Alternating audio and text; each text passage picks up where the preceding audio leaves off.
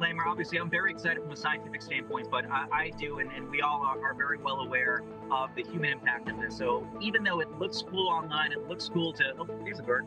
It looks cool to sort of see all this science in action. We do want folks to know that getting to this point was dangerous. The first out of the eye, I mean, look at all the damage just on this little stretch of highway.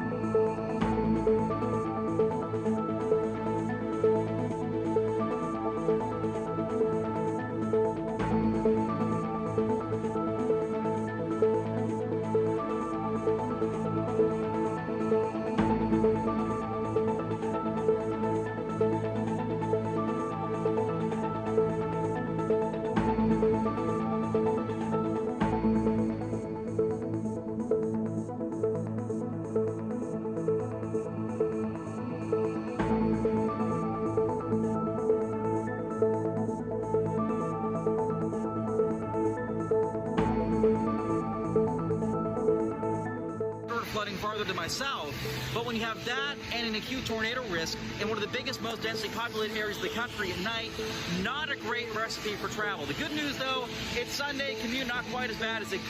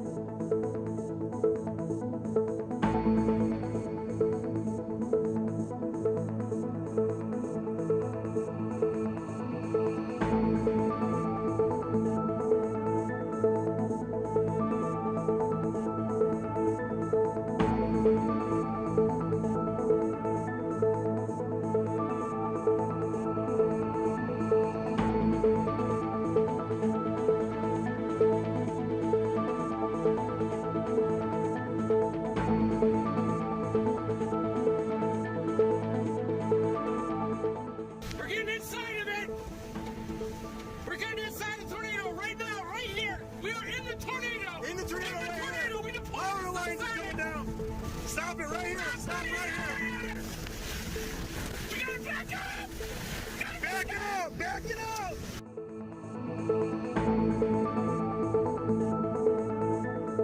Oh! Roof's going! Roof's gone right now! Iowa, Hurricane Idala making landfall right now as a Category 3 storm, high intensity Category 3. The roof of this building was just ripped off right behind me. As you can see, power lines down right now as it makes landfall. Here we go, guys. Here it comes.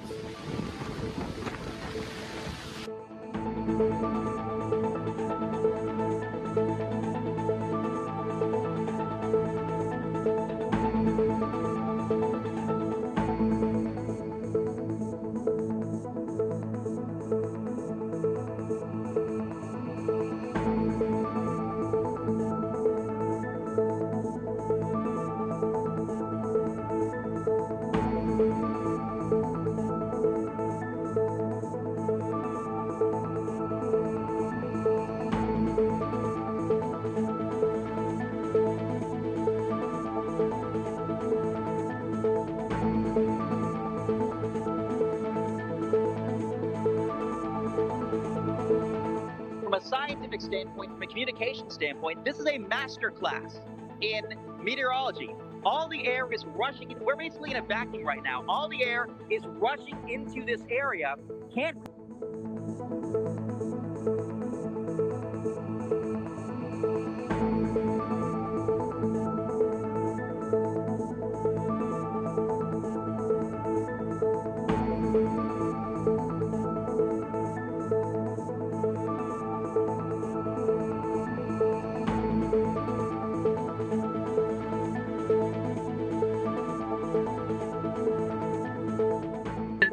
disclaimer. Obviously, I'm very excited from a scientific standpoint, but I do, and we all are very well aware of the human impact of this. So even though it looks cool online, it looks cool to, oh, there's a bird. It looks cool to sort of see all this science in action. We do want folks to know that getting to this point was dangerous. The first out of the eye, I mean, look at all the damage just on this little stretch of highway.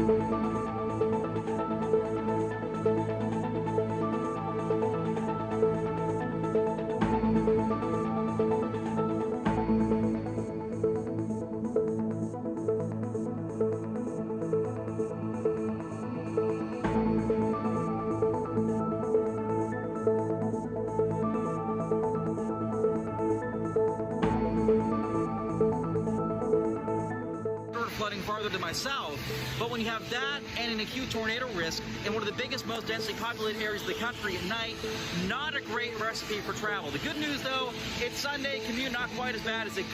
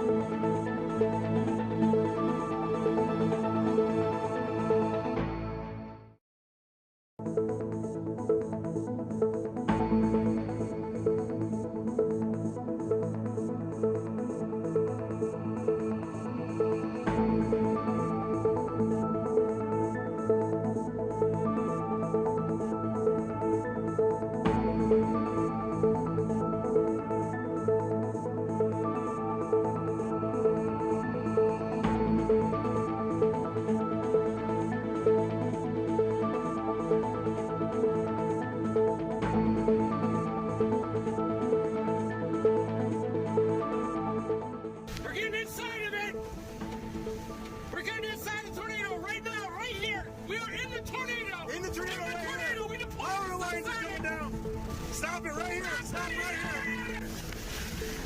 We gotta back up! Back it up! Back it up!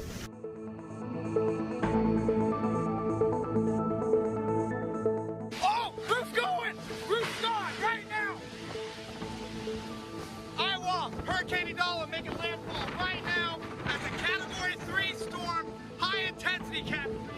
The roof of this building was just ripped off right behind me. As you can see, power lines down right now as it makes landfall. Here we go, guys. Here it comes.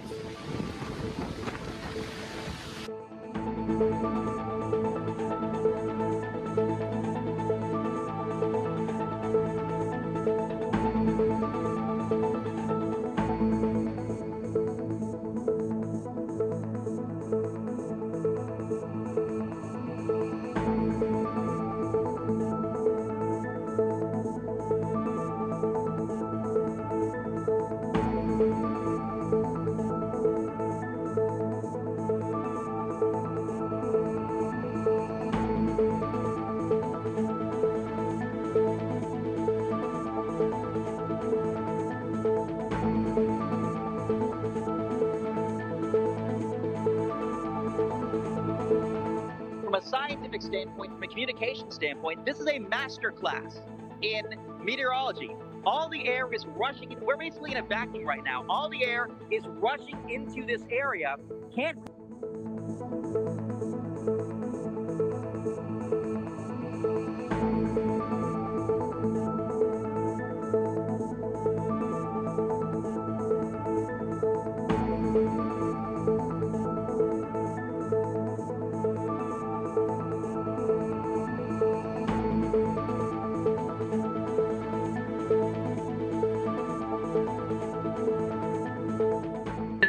disclaimer, obviously I'm very excited from a scientific standpoint, but I do, and we all are very well aware of the human impact of this. So even though it looks cool online, it looks cool to, oh, there's a bird.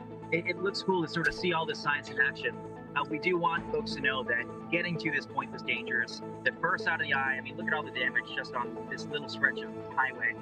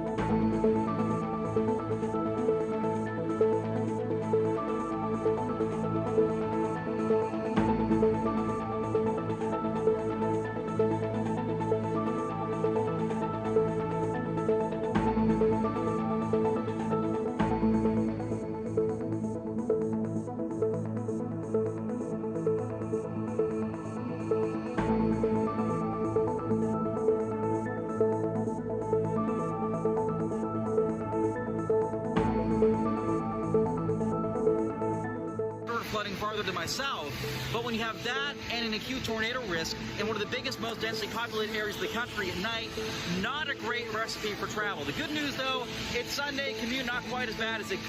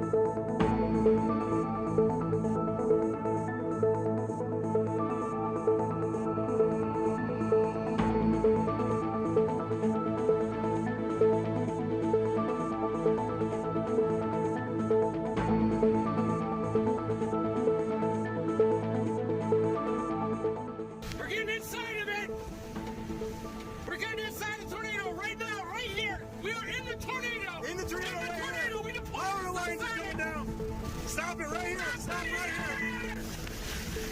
We gotta back up! Back it up! Back it up!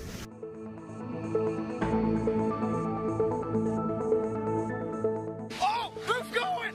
Roof's gone right now! Iowa, Hurricane Idala making landfall right now as a Category 3 storm, high intensity Cat 3. The roof of this building was just ripped off right behind me. You can see power lines down right now as it makes landfall. Here we go, guys. Here it comes.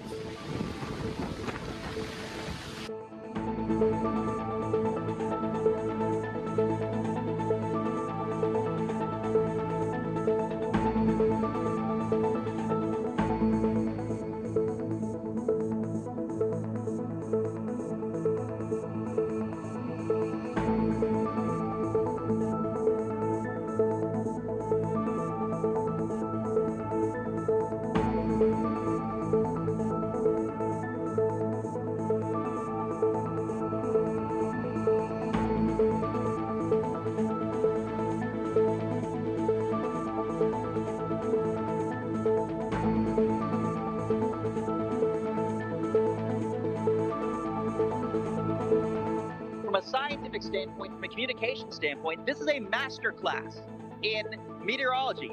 All the air is rushing, we're basically in a vacuum right now. All the air is rushing into this area. Can't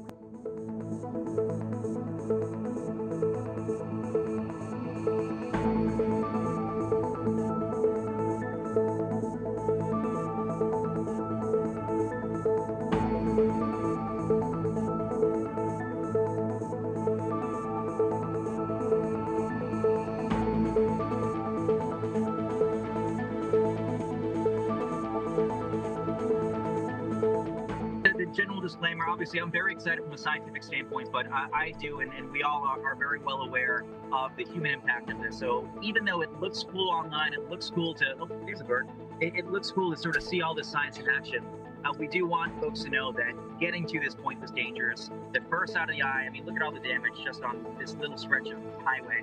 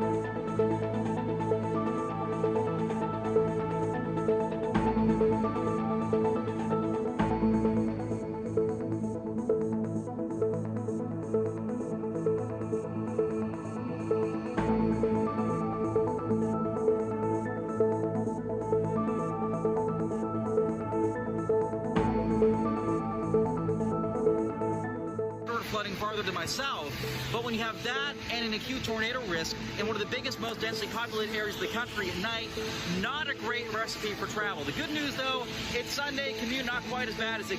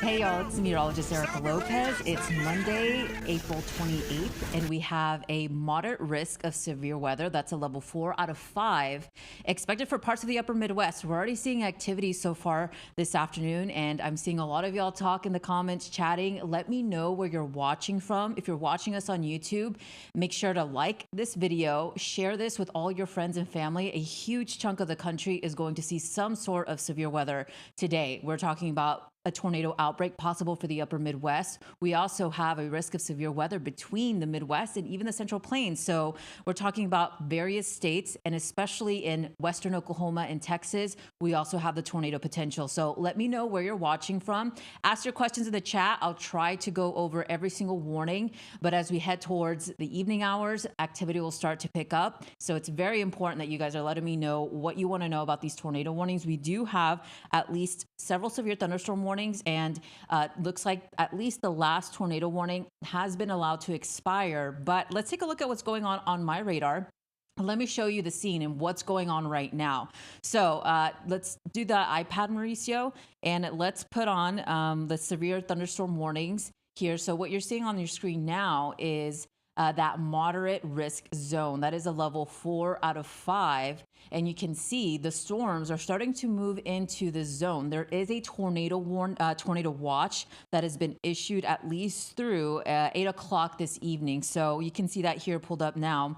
And let me actually put on the a severe weather risk outlook so you have a little bit more of an idea of what we're talking about here. So, a very rare moderate risk. Usually, you don't see this tier and this level of severe weather across the Twin Cities and even across parts of the Midwest, but especially across Minneapolis. So, this is one of those days that you really have to pay close attention to what's going on. It's a very small area that's under this level 4 out of 5. And you can see the storms are starting to enter this zone. Very favorable conditions for a tornado outbreak. But not just that, we also have the risk of seeing very large hail.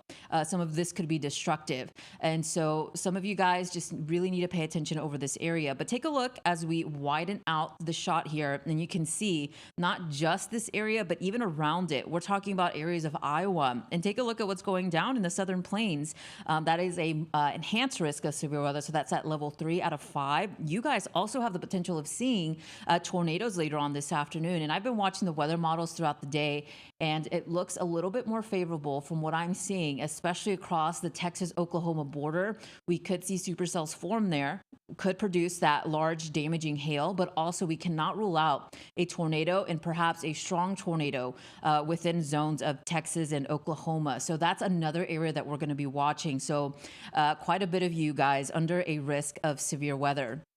And so thank you to all of those who are continuing to watch us here. We're going to go over some of these severe thunderstorm warnings and what I'm thinking, at least in terms of what I'm seeing these storms do. So the storms are starting to pop up pretty quickly here in this early afternoon, and activity will just begin to ramp up here over the next several hours. We also have storm chaser Jordan Hall, who is in the upper Midwest, and Matthew Capucci that we'll bring in later on in the stream. And so they can tell us what is going on in the ground and what we're expecting to see the rest of the evening. So that'll be here down the line here just shortly in about an hour or so. They're going to be joining us and ask your questions. I'd love to go over the forecast here and show you some of the weather models that we're seeing. But so far right now, like I said, we have this tornado watch issued through 8 o'clock. That includes areas from Minnesota all the way down to Iowa. Several severe thunderstorm warnings have been issued, so we can go over those, and then I'll show you the forecast here over the next several hours. So severe thunderstorm warning has been issued for 2-inch hail. So of course, we're already seeing large hail being produced with some of these severe thunderstorm warnings and 60-mile-per-hour wind gusts. So this is primarily for Nobles, Cottonwood, and Murray counties in the state of, let's see, I think this is Minnesota. And you can see down the line here, we have several other severe thunderstorm warnings that are also producing that hail risk and several severe thunderstorm warnings. So what is concerning about these is as they push to the east, you know, some of these severe thunderstorms I've been watching over the last hour or so, especially one storm has been tornado warned several times. So any of these could really ramp up pretty quickly, and we could see tornado warnings pop up pretty quickly with these storms. And as you can see, that southern severe thunderstorm warning as well is starting to pick up some speed there. So what we're concerned about this afternoon is those isolated storms. If we can get any of those isolated storms to form, especially within this area, those are the ones that are going to be the strongest and the ones that will be able to produce that tornado risk.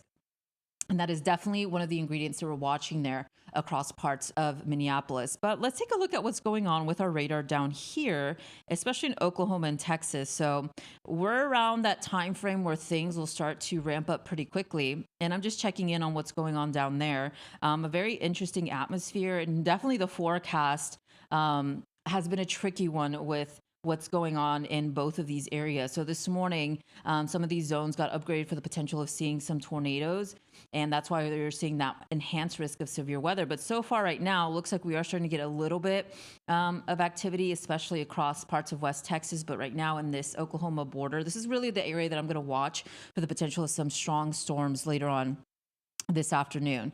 So I'm actually, and I need to do this really quickly before I get more into details. I'm going to go live on TikTok. So if you have a TikTok and you want to join the conversation there, go ahead, share that TikTok with your friends or family that you know that live within these areas. I know you know somebody that lives within these zones. There's such a large chunk of the country under a severe weather risk. So I now am live on TikTok. So we'll wait a little bit, and then I'll kind of talk to our TikTok audience there as we get more of you guys to join our live stream here. So we're streaming on all platforms. I know some of y'all are on YouTube, some of you are on Facebook. We're also on X. So feel free to share our live stream on there as well, and even TikTok. So waiting for you guys in TikTok to join our live stream. I'm hosting this from Orlando, Florida. I live in Jacksonville, but came down to Orlando just to be in studio. Mauricio's in the background,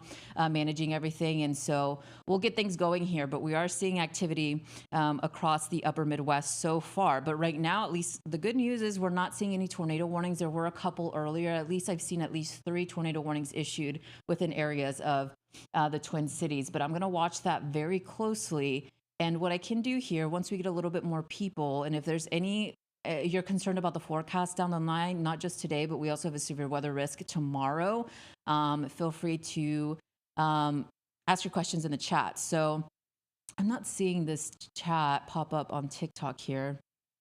I see a lot of you joining us here on TikTok, but I don't see the chat just yet. So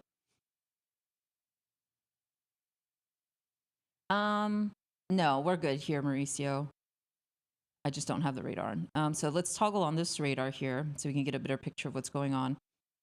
And if you're watching us on TikTok and you maybe found our stream and are wondering what I'm using here below me, this is the MyRadar app, completely free for you to use. If you want to follow along on this live stream with me and track these severe thunderstorm warnings, you can do so with me, all completely free. You'll get these severe thunderstorm warnings, and you'll also get the tornado watches. Any new updates that we get within our app, you'll receive for free as well. So that's something that could be a little bit more interactive for you guys who maybe are interested in what's going on, or maybe live in these areas in the upper Midwest, Twin Cities area. So yeah, really, I'm just watching these 3 severe thunderstorm warnings. The one I'm a little bit more concerned about is the one here to the south, just because it is isolated. And that's one of the concerns as we head into this favorable environment, as these storms tap into those ingredients, especially this isolated storm just to the south. This is definitely one to watch. This is for Osceola County, Dixon County, Clay County, and even O'Brien County in parts of Iowa. So this storm, particularly 60-mile-per-hour wind gusts and quarter-sized hail. But notice how it's isolated. This is one to watch as it moves into that environment. It could ramp up pretty quickly, and this is where we have the potential of seeing large hail, or perhaps maybe even a tornado later down the line. So it's just one of those days really that you're going to have to pay attention. And we're already seeing a severe thunderstorm warning pop up here just ahead of these storms. And let's see if we can get this here to populate. So let's turn on the cross radar here, and let's wait for that to load. So yeah, you can see some of these isolated storms. There's actually 2 of them here, and that's pretty interesting. A little bit concerning. Let's see if I can get a better radar scan of this storm. I think this one is a little closer. So let's populate that, and let's talk about this severe thunderstorm warning. This is another one of those that is in that favorable environment. And regardless if you're not in this red zone, there is areas around it. So even Des Moines and areas to the south, extending all the way into parts of Missouri and Kansas, you're in that enhanced risk zone. So that also means that you guys could see some of those stronger storms and potentially large hail and even tornadoes. That's really the primary risks that we're watching here. Of course, we cannot discount with some of the strongest storms, those wind gusts, those pretty strong wind gusts. So all modes of severe weather are possible within the zone. Really watching the upper Midwest really closely. But you can see those isolated storms really starting to form here. And let's talk about, so this is for southeastern Clark County and central Wisconsin. 75 it's moving at 75 miles per hour. So that's a pretty fast moving storm, already producing 60-mile-per-hour wind gust and quarter-sized hail. But yeah, notice all of the activity on your screen. These severe thunderstorm warnings are popping up pretty quickly here. Yeah, so somebody asking, let's see, anything prepared for near La Crosse? And yeah, so you actually have a severe thunderstorm warning just to the north of your area, but you guys are definitely in that zone where strong storms are possible. You're not in a watch just yet, but I think there will be a watch issued here within the next hour or so for parts of Minneapolis and even parts of Iowa. So that is down the line. And I think that will be extended more so for late into the evening, maybe even into the overnight hours. So things are ramping up here pretty quickly. So you can notice, and let me put on this weather outlook here so you can see what I'm talking about. So here's that red zone. For the person asking in La Crosse, yes, you are under that risk of severe weather later on this afternoon. Doesn't mean everybody's going to see it, but this is really the most favorable area. So if you live in that area, just have a way to receive alerts, and maybe just stay out of the roads if you can here over the next several hours. Rochester, Minnesota as well. So I think pretty much most of the state of Minnesota, with the exception of maybe the northern western tier, you're in a severe weather risk. So does it mean that everyone in Minnesota is going to see severe weather, but the risk is there. And so that's just something to keep in mind over the next several hours here. So you guys are in Central Time. We're in Eastern Time. It's 4:11. So yeah, I think over the next hour or so, conditions will start to ramp up pretty quickly. And so definitely if you live anywhere in Minnesota, even Wisconsin, and I would say really the western part of Wisconsin and northern Iowa, that is really the area that we're watching primarily for the risk of tornadoes. Could be long duration tornadoes and maybe even strong ones. But of course, in and around this area, you are also under risk of severe weather. And so that's what I'm showing y'all here on the screen. You can see that kind of orange zone. The potential of seeing strong storms is within that area as well. And so Iowa City, let's see. So let's zoom in here. So I hope this is helping you guys kind of get a perspective of what I'm talking about with the severe weather outlook. Yeah, Iowa City, you're in that enhanced risk. That's a level 3 out of 5. We are expecting isolated tornadoes in and around this area, Des Moines, and even the hail risk over this region. And let me see if I can pull this up here and show y'all the risk zones. Yeah, so Mauricio, let's pull up the web browser. Yeah, so, and we'll wait for this to load. So this is just the general risk area you can see here. And I wish I could zoom in here. Let's see. I don't know what I did there, but you can see just this northern part of, if you can see my mouse, this is really the risk zone. This is what we're watching, this tornado outlook. So that red zone, it's not something that we see very often issued with weather outlooks. And so when we see these percentages go up for tornado risks, that is alarming. The ingredients are favorable for tornadoes within that red zone. But you can also see, and what we typically monitor with these tornado outlooks, you can see the green, that's like a low end tornado risk. And then the kind of brownish color it's more of a higher risk. But really, when you see these hatched areas, those are the black lines, that is being highlighted for the potential of strong tornadoes, and it could be long duration. So you can see pretty much the entire state of Iowa is within this hatch zone, and even pretty much the entire state of Wisconsin and just the southeastern part of Minnesota as well. So that is concerning. If I just read out your areas, just pay attention to the weather here over the next several hours. Stay with us here on the live stream, and I'll be happy to answer all of the questions and concerns. Of course, you're going to be the first to know if you stay with us, if there's a tornado warning near you or what's going to happen down the line. But we also have the hail risk, and this is moving my mouse here so you can guys see what I'm talking about. But this is also a hatch zone. But notice it also extends all the way down. We're talking about Kansas, Missouri, Oklahoma, and even Texas. So the hail risk extends in that hatch zone. That means large and possibly destructive hail is possible from the upper Midwest all the way down to the Central Plains. So that's a huge chunk of you guys at work will see possibly some of these isolated storms capable of producing that large hail. And so that's really what I talk about when we're talking about the tornado risk areas, the wind risk, and even the hail risk here.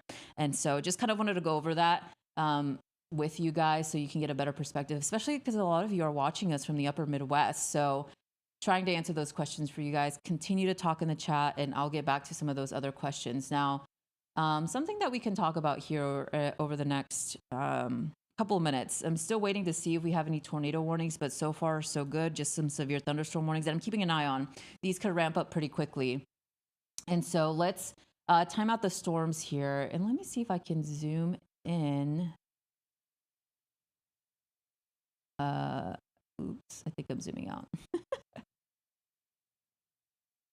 Marisa is trying to tell me how to zoom in here, but I don't think it's working. Okay, so what we can do, and what I love about using this website is we can go region by region, and let's do the upper Midwest. So you can kind of see Minnesota, Iowa, Wisconsin over here. Some of the strongest storms. We're already seeing some strong storms to the east. This is looking at about the next hour or so for you guys in the upper Midwest. So you can see some strong storms forming just to the east, I think within the next hour or so. These could be a little bit more, and I think what we're seeing is some of these storms are a little bit more south than what I'm seeing in this future radar. So that's interesting. But over the next hour or so, this is just giving us a general picture of what it could look like. It's not always exact, but it gives us an idea of what the storms could be doing here over the next hour or so, and even over the next several hours. So some of the strongest storms could be moving over the Twin Cities here. I would say it's, let's see, 3 o'clock, 4 o'clock, 5 o'clock Central Time for you guys in Iowa as well. One of the things that we're noticing as well is, those isolated storms, those are the ones that we'll really have to pay attention to. So, and you can see, I think in Wisconsin, so if we can get some of those isolated storms, and we're already seeing that just from the radar, they're already starting to form ahead of where these other storms are. So way ahead.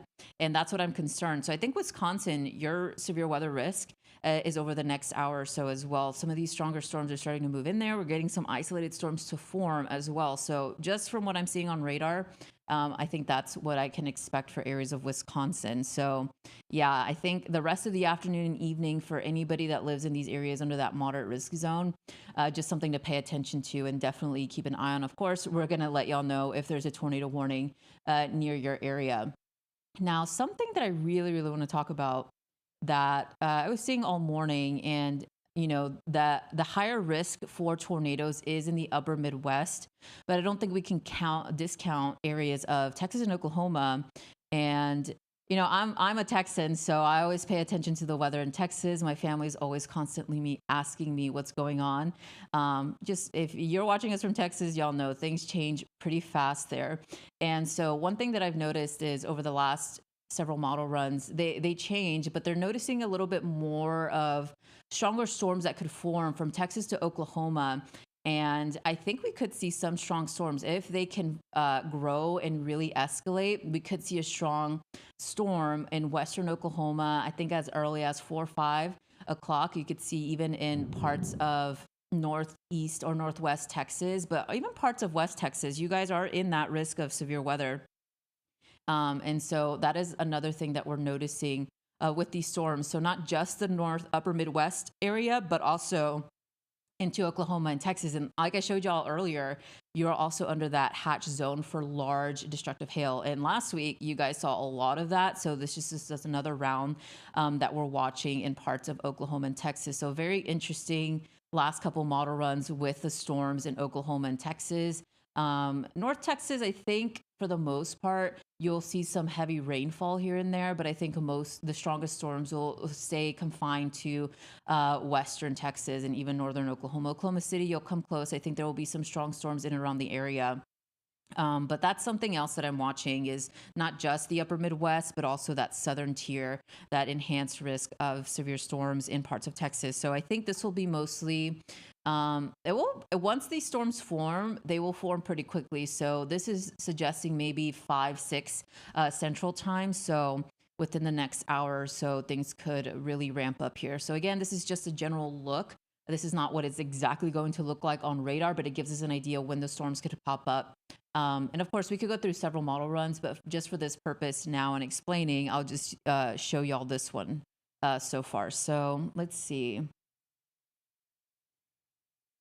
And yeah, so I hope for whoever was asking about Wisconsin, that answers your question.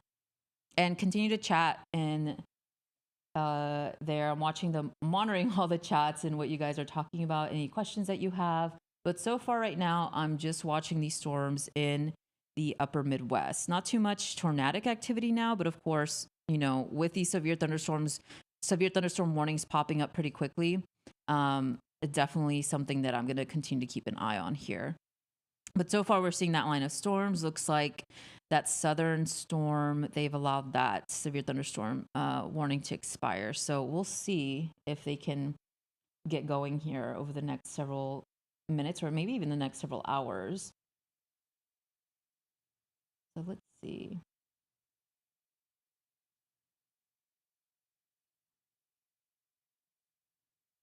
And let me check on this. I wasn't seeing the chat earlier from here on TikTok, so I might just have to pull it up on my phone. So I can't see your question. So I'll actually, let's see, I'll do this. I'll have TikTok on my phone here. That way I can kind of monitor the chat. And I'll pull it up here. I actually have my own TikTok account, so it's really helpful to watch all the questions come in when I am joining our MyRadar stream here. So, and let me go back. So I'm reading all of these questions. So, hi from Minnesota. Yeah. Yeah, so I can actually show y'all that too. So the Storm Prediction Center issues these mesoscale discussions, and let's put up the web browser, Mauricio. Yeah, and you can see here. So it kind of gives us a, it's a way for the Storm Prediction Center to communicate on what their thinking is for the next several hours. So they're thinking the greatest tornado potential is within that zone that we were showing y'all. So it looks like just on the Twin Cities and just northern Iowa.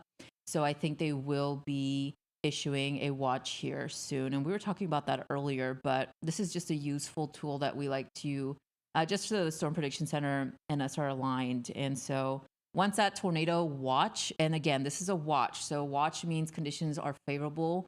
And it's a tornado watch for the potential of seeing tornadoes. Now, tornado warning means a tornado is imminent or is on the ground and you need to seek shelter immediately. So tornado watch, if you are under that watch, just means pay attention to the weather and stay glued to whatever weather information that you like to watch, because things could change pretty quickly.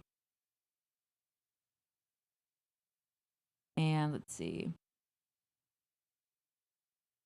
Yeah, a lot of you guys asking about Missouri. And yeah, Missouri, you're under a risk of severe weather here. And let me show y'all. And, it's a huge chunk of you guys. So you can see here, this is mostly for, let's see, northwestern Missouri. And I think that tornado risk, a little bit more isolated, but I just wouldn't rule it out. I think another concern for really far north western Missouri is the hail risk. And so, that's something that you really need to watch for here.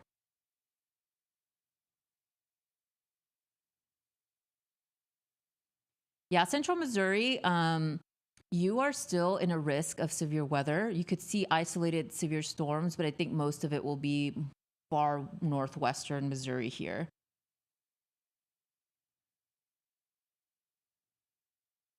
Yeah, I'm following all of you guys on TikTok here.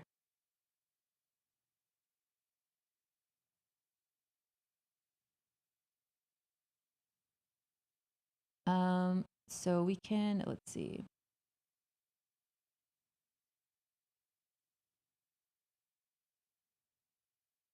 Yeah, let's go back to the iPad, Mauricio, and show that on the screen here. Yeah, so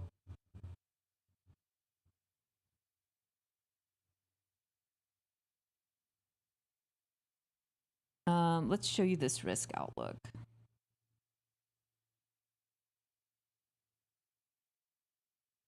And we were talking about Missouri here. Just, and you could access this too as well with the MyRadar app. It's a free download. So if you don't have it, you're watching us on TikTok, found our live stream, or maybe you're on YouTube and just found our live stream, you can download this for free.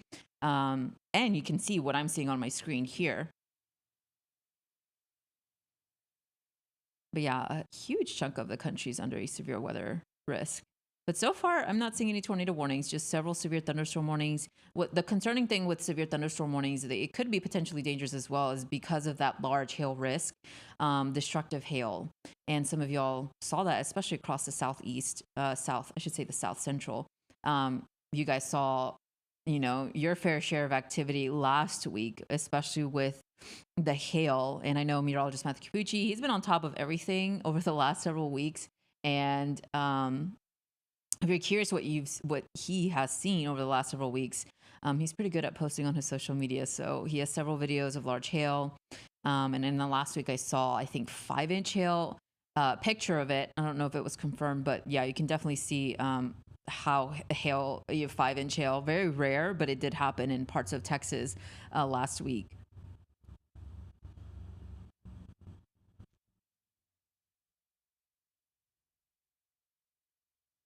Yeah, but so far, for anybody asking if there's any tornadoes right now, there's severe thunderstorm warnings, but I'm not seeing any tornado warnings being issued. I'm also monitoring the National Weather Service in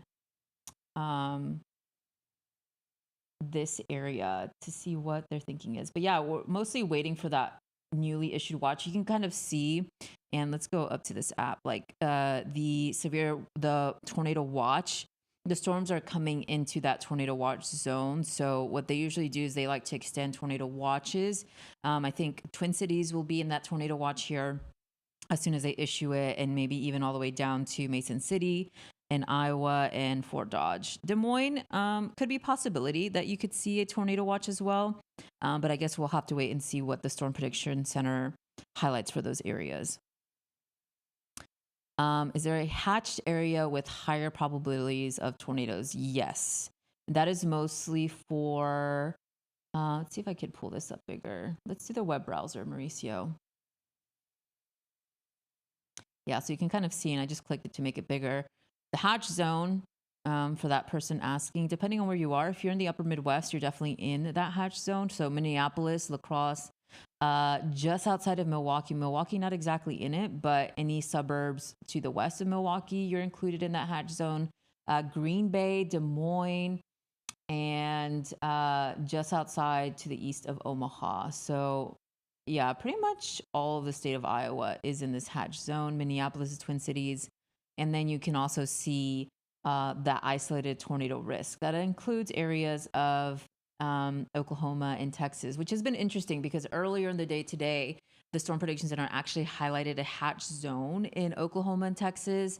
So we'll see if they re-add that zone for the next update, which should come out here, I think, shortly. It's been a very interesting thing to watch throughout the day. But I do think the strongest storms and some strong storms are very favorable for Western Oklahoma. So that's another area that I'm going to have to keep an eye on. There's just several areas it's just a huge area that is under risk of severe weather. So it'll be one of those days where we'll try to hit every tornado warning. But of course, if there's one that we should particularly pay attention to, maybe affecting a large populated area, we'll probably focus on that.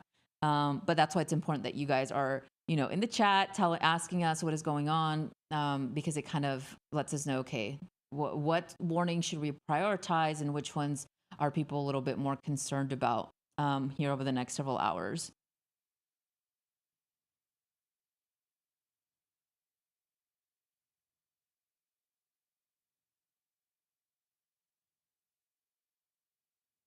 Yeah, I'm reading all your.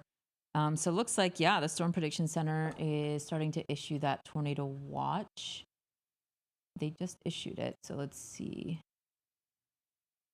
So yeah, I think this is going to include Minneapolis, St. Cloud,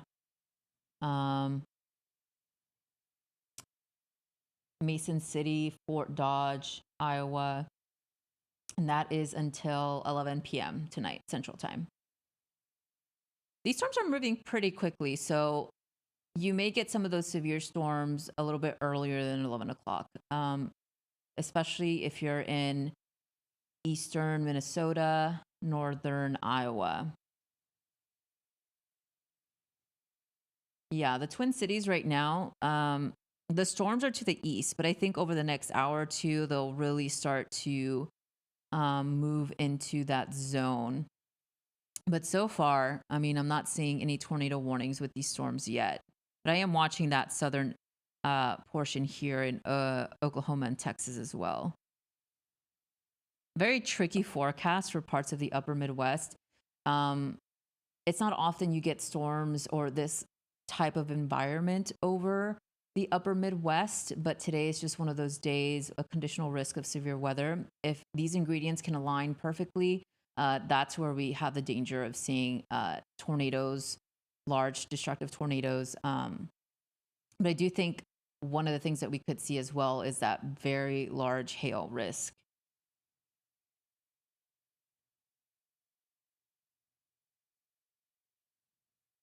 Yeah, I think eastern Wisconsin, you are still in that enhanced risk of severe weather. I think mostly for evening into possibly into overnight. But I think these storms, just from what I'm seeing on radar, they are moving pretty quickly. So um, you may see them within the next 3 or 4 hours. It's just depending on where you live in Wisconsin.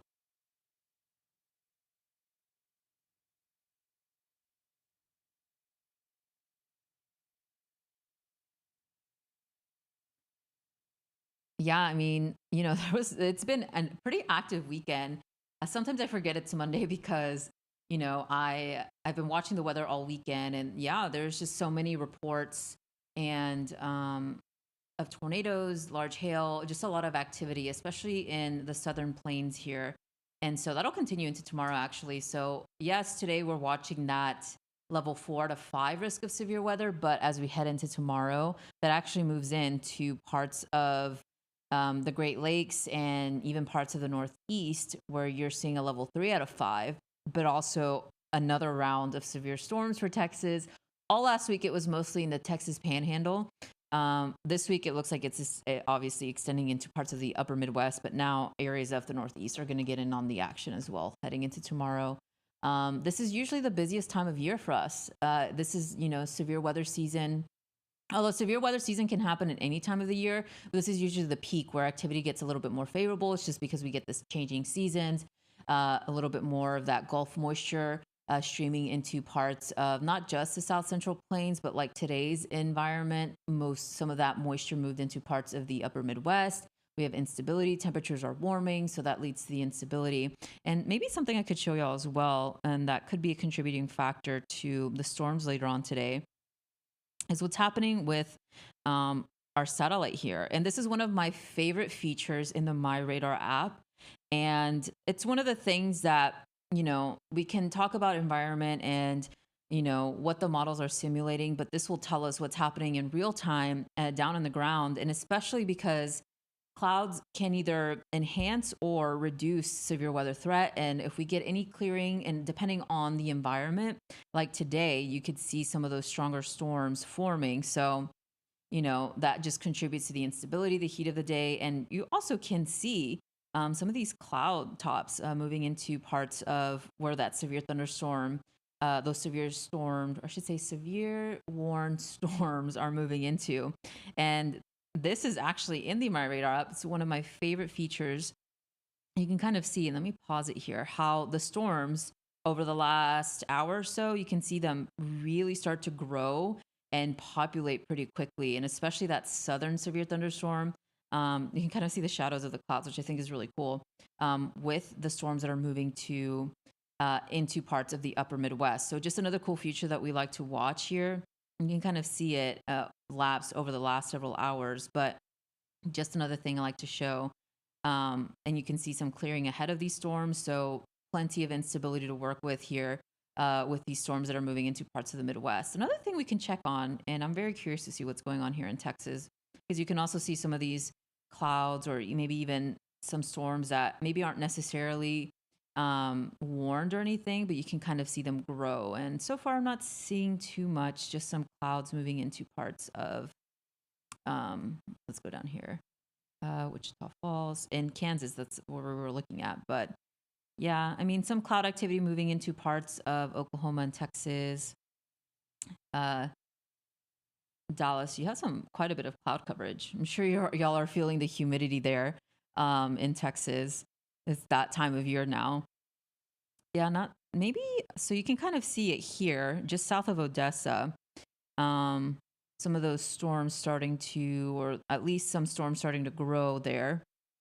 So maybe something to watch here over the next hour or so. But so far, and let's see if the radar is picking up on that.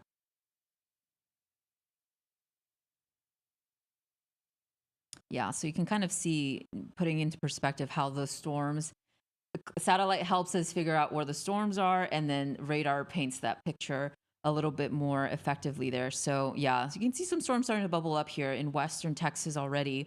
But so far, I'm not noticing anything from that Oklahoma-Texas border. And so satellite's just another great feature to use to kind of track storms as well.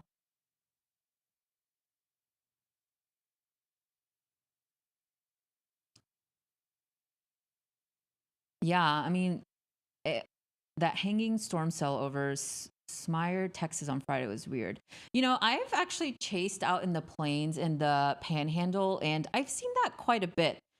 It's rare, but every time I've storm chased in the Texas Panhandle, some of the storms like to not move. So, very interesting.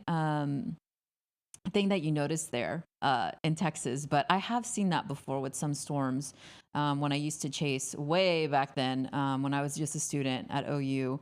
But yeah, these storms have been pretty interesting here over the last several days. It's just nonstop, really. But you know, it's that time of year. Usually at the end of April into early May, and really May, I think, is one of the most active months for us because we are constantly, you know, I've been here for about 4 years, and every time from April to May, it's just this time of year where things just ramp up, and it's pretty much nonstop until we get to the summer months. But yeah, some pretty interesting storms here over the last several days. Large hail, some tornado producing storms. Um, and I think Matthew Capucci was in the Central Plains. So we're kind of waiting on them to join our live stream as well, just so we can show y'all what they are seeing out in the fields. But right now they're positioning and for these storms. I know Jordan Hall is in the upper Midwest. And Maurice, I'm not sure if we have any of his live feed as well coming in, but okay. So actually, let's go back to the app because these storms are now warned. This is what we were talking about with the satellite here, how the storms just grew, and you could pick that up on satellite. So it looks like now we do have a severe thunderstorm warning in Texas. And so this is for, let's see, Midland County, Reagan County, and this is for those severe thunderstorms. So I actually wouldn't be surprised if we started to get more activity here in western Texas as well. You can see those isolated storms as they grow quickly. Those could be the hail producers that we could see here. So yeah, look at satellite. Those storms really started to grow pretty quickly. And so yeah, we're going to keep an eye on these storms in West Texas. They're, I think, also in a very conducive environment. But of course, the more favorable environment for strong tornadoes is in the upper Midwest. Doesn't mean we cannot rule that out across parts of West Texas and even perhaps the Texas Panhandle again. You guys in West Texas have seen several rounds of severe storms here over the last several days.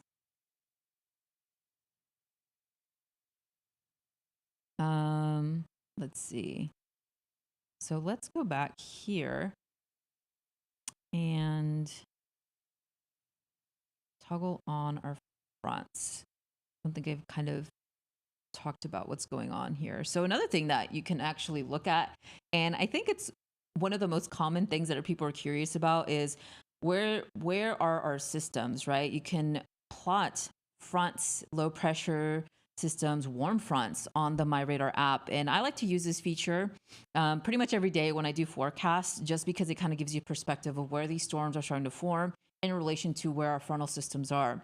Now, not every time do we get storms to form off some frontal systems, but for the most part, and especially around this time of year, you can see it here, a dry line, or even with parts of the upper Midwest, this cold front that's just right behind these storms.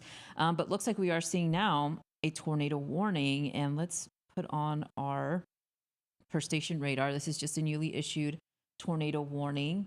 and parts of Minnesota. And let me get some of the latest updates here from this tornado warning. So this is just south of St. Cloud. And I'm waiting for this radar to load. Let's see.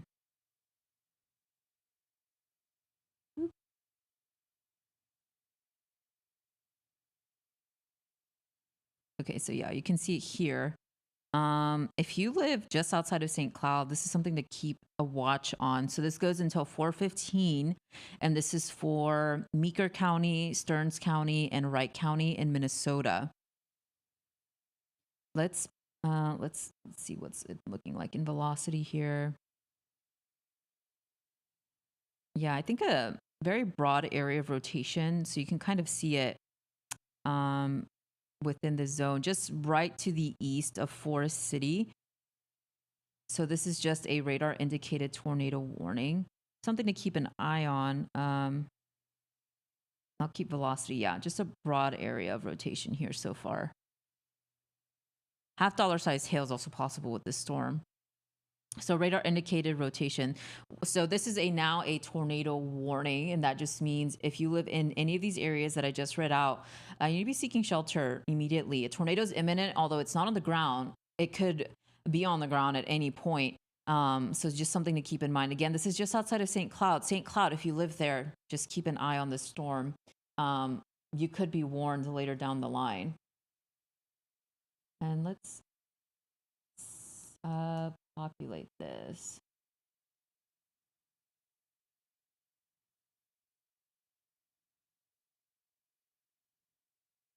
Yeah, so it's including cities like Litchfield, Minnesota, St. Augusta, and Clearwater, Minnesota until 4:15. So about 23,000 of y'all are under this tornado warning.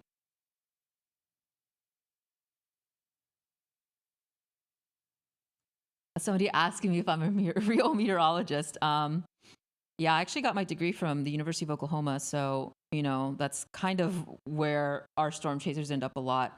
But yes, I've been out in the field before as well with these storms.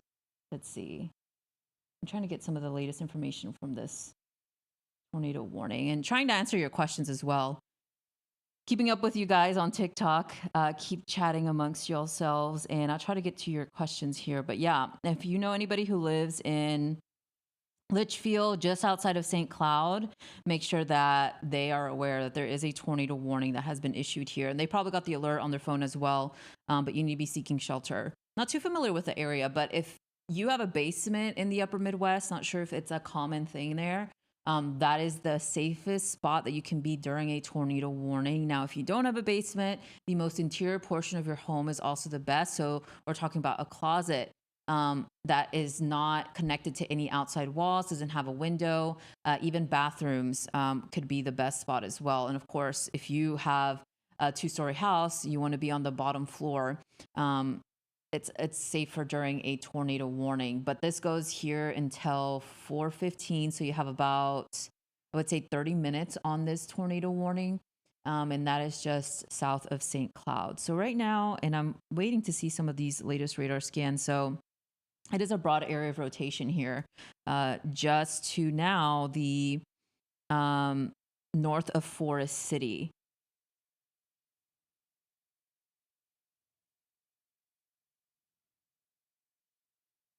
Yeah, so somebody telling me it is common to have basements out in the upper Midwest. So good to know. Thank you all for answering those questions. I'm not too familiar. Actually, I don't think I've ever visited this region. So, if you notice, maybe you know how to say these city names as well. We'd really appreciate that. I really appreciate that.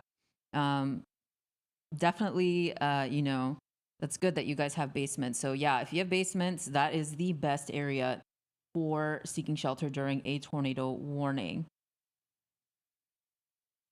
The worst place to be during a tornado warning is if you live in a mobile home. Those are some of the most unsafe structures for that. And actually, I just remembered this website that I think I should have up here. It talks about tornado shelters. It just shows you where tornado shelters are located. This is mostly focused in, I think, on parts of the southeast, but there is, and I am seeing, let's see if we can pull up that web browser, Mauricio. There is some shelters plotted here in and around Minneapolis, to the east of that. I'm not seeing anything near St. Cloud, but if you're in Minneapolis and you're concerned, maybe you don't live in a safe structure or you just want to be safe during a tornado warning, looks like there is a tornado shelter. And this is a public one that is located beneath City Hall, entirely underground. And then to the east of that's downtown, I think, Minneapolis. And then to the east of that, River Falls, Wisconsin, tornado shelter. I'm not sure. There's not much information on here, but Hoffman Estates. And so if you want to access this website, it is findyourtornadoshelter.com. And if you know of a public tornado shelter, you can actually add it to this map. A very useful tool, I think, especially during these types of days. Maybe you're just, don't feel safe in your own home. These are some good options. Of course, if you're close by, but something down the line, especially if you're, just to the east or west of Minneapolis. Okay, so I hope that's some useful information there.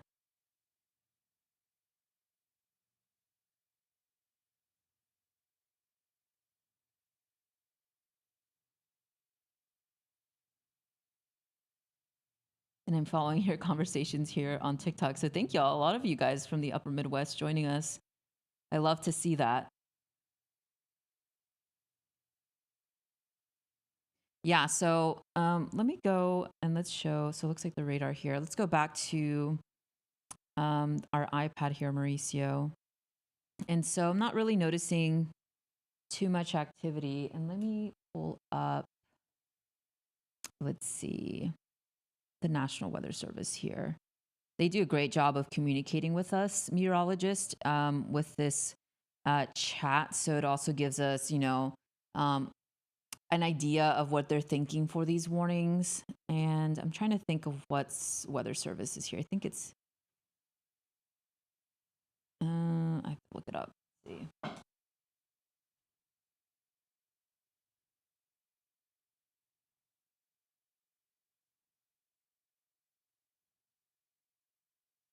Yeah, so Minneapolis.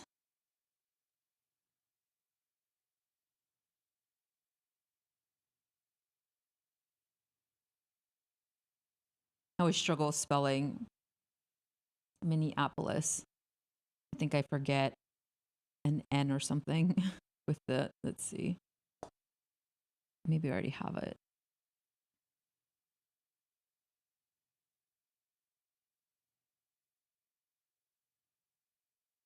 Yeah, so let's go here.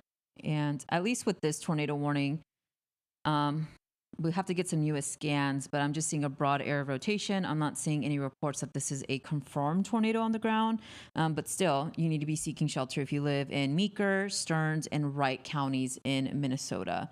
But so far, that is the only tornado warning I am seeing on the map, beside some severe thunderstorm warnings in just south of that region. So those could really ramp up here pretty quickly.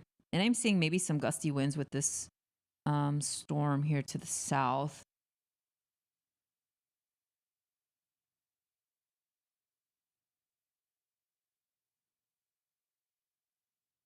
Yeah, so just so far, at least just south of St. Cloud, we're seeing that tornado warning.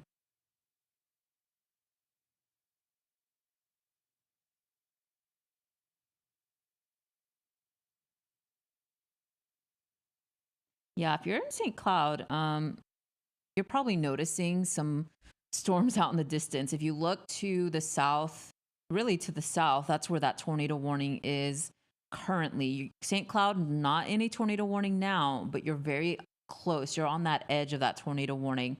So just pay attention here. And looks like the storm does have a lot of lightning with it. So you're probably hearing rumbles of thunder if you do live in St. Cloud.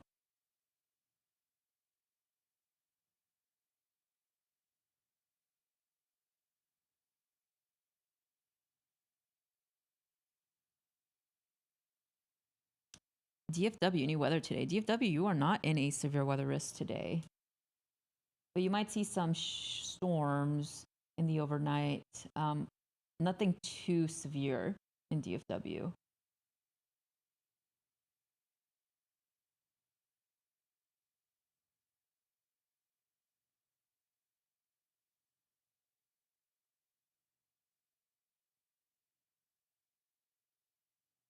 Yeah, if you see our storm chasers out in the field, I know Matthew loves to talk to anyone in the field, and very knowledgeable on what he does, especially when you're out storm chasing, and as well as Jordan Hall. They're pretty much everywhere.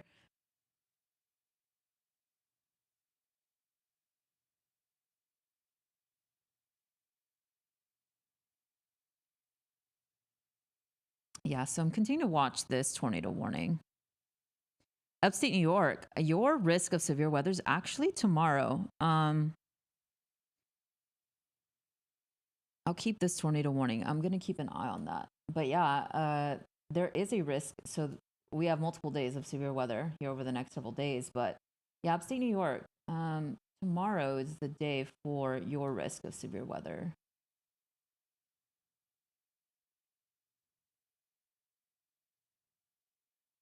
Yeah, if you want, if it's not too, I can see it in front of me, Mauricio. Yeah, but if you see anything that I miss, feel free to chime in.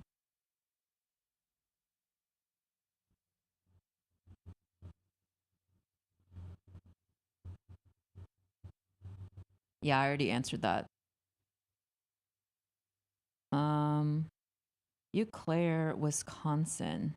Yeah, you guys will see it mostly in the late afternoon into the evening if you're in Wisconsin. But there was a severe thunderstorm earlier there, and it looks like it is popping up, bubbling up here. So just something to keep in mind. You're not under tornado watch just yet, but now Eau Claire is.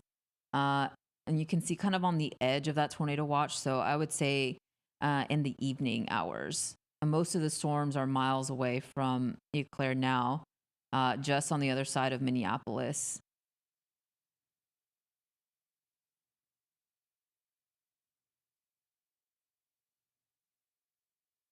So I'm continuing to track. So it looks like it has tightened up a little bit here.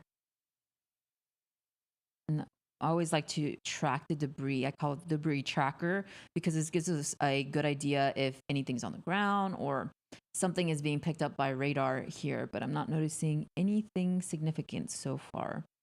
But yes, the velocity here is tightening up a little bit, and this is moving close to Kimball, Lake Marie. This is, I think, Road 15 there.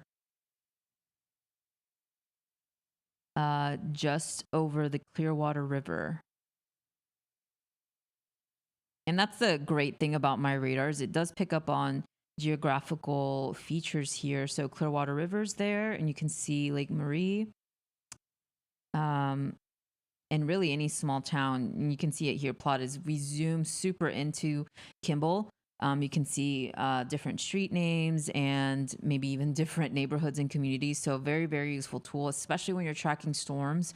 It gives us a better idea of where this potential rotation. So this is just a broad area of rotation where this rotation could be, but it does look like it wants to hook here. So the latest, let's see what the latest radar scan is showing here.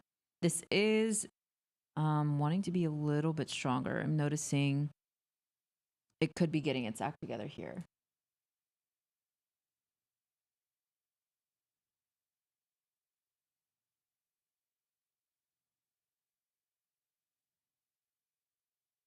Okay, so let's do this.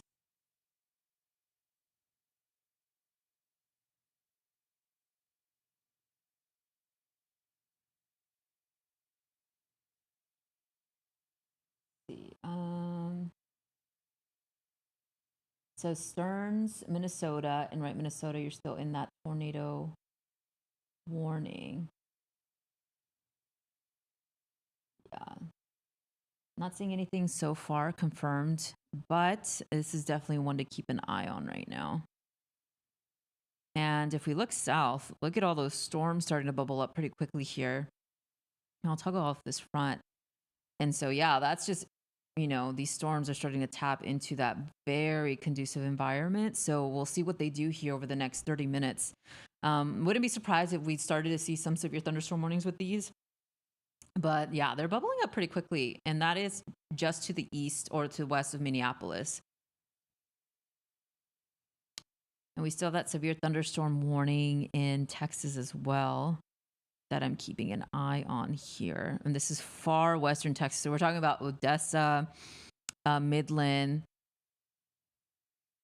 I think most of these will be hail producers, but of course we cannot rule out an isolated tornado.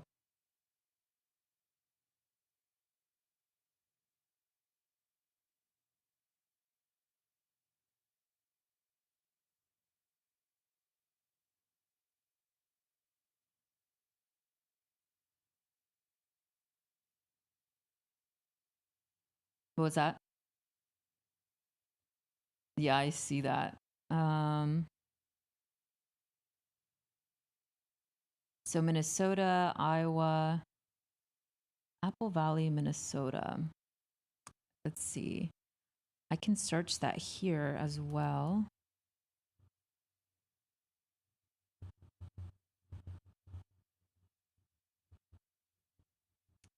So yeah, you're just on the south side of Minneapolis. I mean, you are in a tornado watch. So that just means atmospheric conditions are conducive for tornadoes later on this afternoon, evening and afternoon, through 11. So right now the storms are not over you, but over the next hour or so, you could see storms moving into your area. So just have your phone with you, have our live stream up.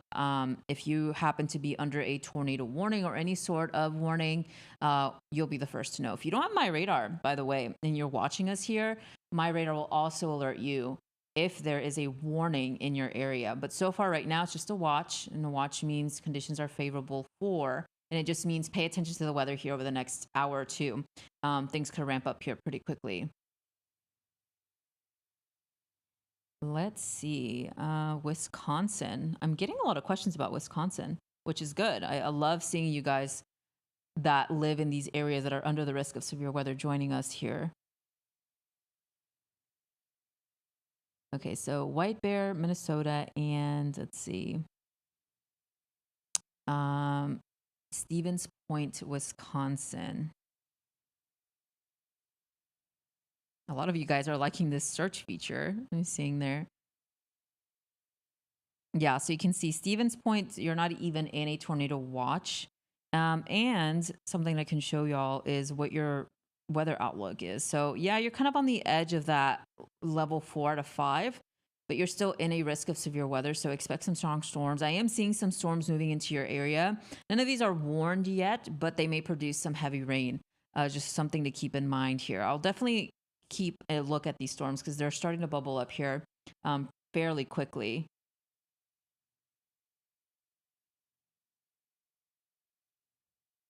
I don't know how to do that.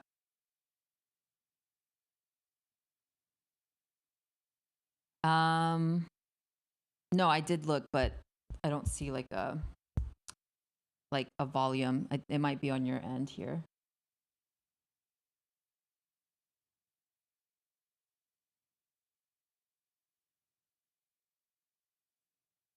Yeah, let's see.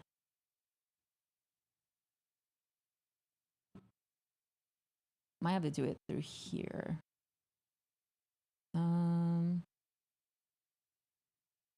Let's see, settings.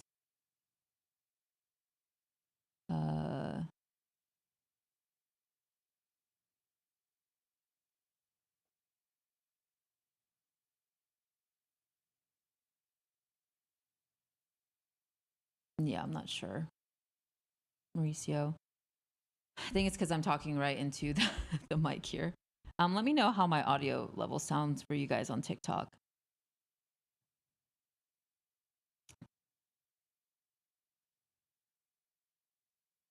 Yeah, you can if you want. Let's see. Annandale, Minnesota, and Fort Dodge, Iowa. Okay, everyone's telling me the audio is good, so thank y'all for letting me know. Let's actually go to Iowa. I am seeing a lot of questions about Iowa here.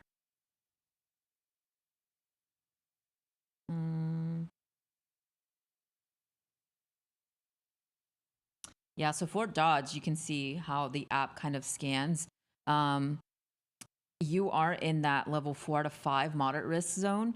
So, the storms are just to the northwest of you guys. So I think over the next hour or so, really have something with you or your phone, keep the live stream up. Storms will really start to fire off here over the next hour or so. And you're also under a tornado watch. Just means conditions are favorable. Pay attention to the weather. If you are in a tornado warning, we'll let you guys know. But so far, I'm just continuing to watch this tornado warning just south of St. Cloud. Getting some updates here from the National Weather Service. Let's see. I'm not saying anything confirmed yet, but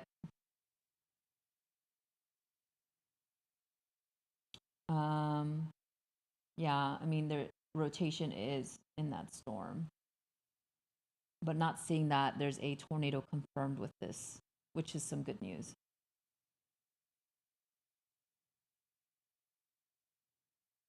Yeah, thank you for downloading the MyRadar app. Very useful tool, especially on days like today where it really matters the most.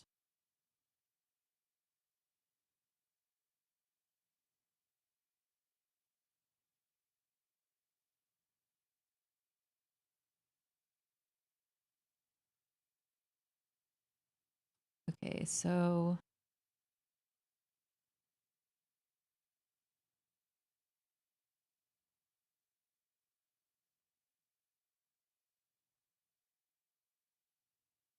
yeah, you're south of St. Cloud. I mean, there is a tornado warning. I'm checking to see in the National Weather Service if they will extend this down the line. So far,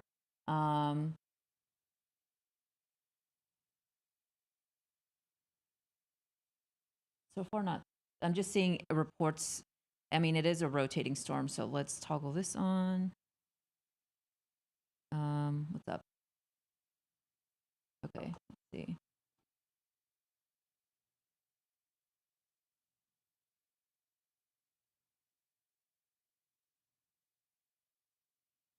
I did this. Let's just, I don't know what that means. This. Okay. Ooh, why is it doing that? There it goes. We put it lower. What is it doing? Okay.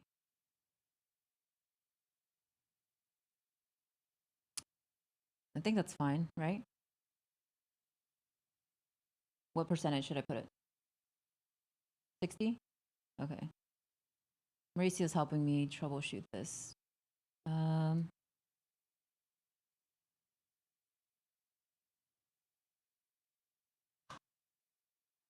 Yeah, for that person saying it's very dark out. Yeah, so we're talking about, what state is this? Yeah, this tornado warning is in Minnesota, just south of St. Cloud. Looks like they have allowed the southern end of that tornado warning to expire. And yeah, so the rotation's still very broad. I'm not seeing any reports that this is a confirmed tornado. Now, actually, let's get an update here. So, anybody from Oklahoma and Texas watching us, let us know in the chat, because we just got an update that I want to talk about here in parts of Oklahoma and Texas. So, I'm going to keep an eye on that tornado warning, but let me show y'all this newly issued tornado watch that does include, and we're talking about all the way down from San Angelo, Abilene, Wichita Falls, Oklahoma City. You're included in this tornado watch. This is through 11 o'clock this evening. So we were talking about this earlier. Environmental conditions are conducive for the possibility of tornadoes. So that is something that we're going to keep watching here.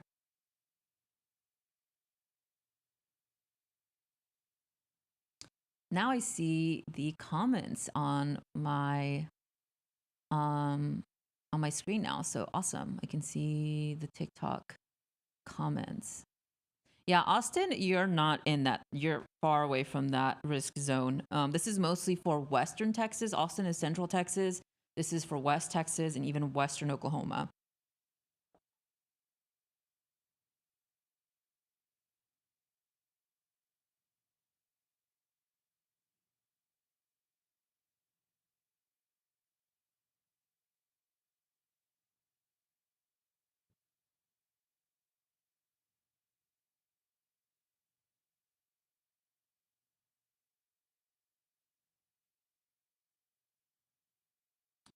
Okay, so that is the latest update from the Storm Prediction Center, that newly issued tornado watch for now parts of the plain. So you guys are in this enhanced risk of severe weather. So that's at level 3 out of 5. Let's go back up here and track this tornado warning.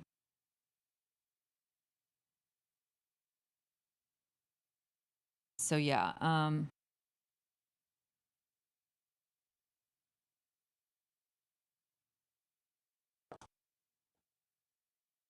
okay, let's see.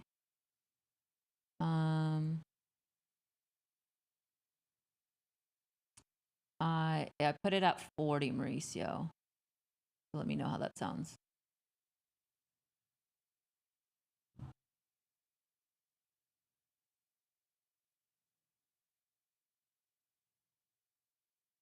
Madison, Wisconsin, you are, I think, in a, let's see. Yeah, so Madison, I mean, you're in a risk zone, but there is no watch issued for your area just yet, which is some good news there. And let me actually, let's see.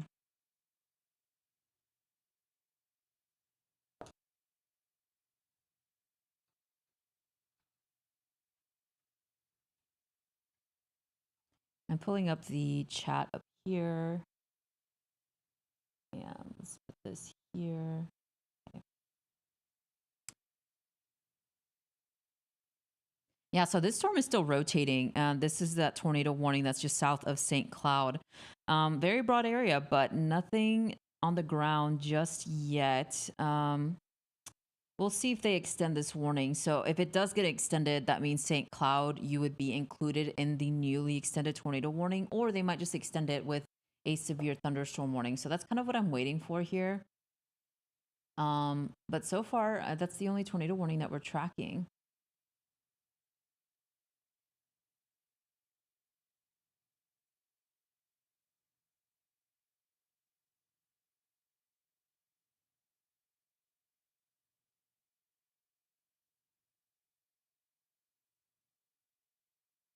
Yeah, and then that broad area of that watch there.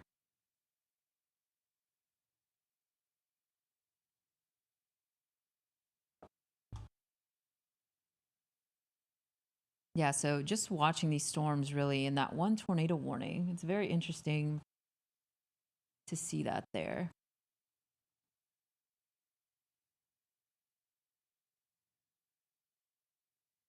So a lot of you guys in the upper Midwest, and I'll try to keep track of it, but I am seeing now activity down here in Texas. So Mauricio, can you actually pull up maybe the Mac Mini? Yeah.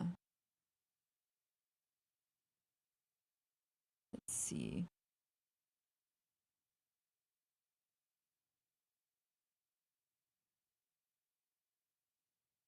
Yeah. I don't think that's, I don't know what this one is here in front of me. Yeah, I'm the one I'm moving. Yeah, that one. Okay, so what you're seeing on your screen is that tornado watch zone, and then you can see the severe thunderstorm in Odessa. So I think what I'm gonna do is just keep this one for the southern storms, and then the one in front of me I'll do for the upper Midwest. There's just so many areas that will see severe weather today, so I want to make sure that I'm getting to all the questions that you're asking. A very, very active evening we're expecting here. but we are seeing several severe thunderstorm warnings now issued.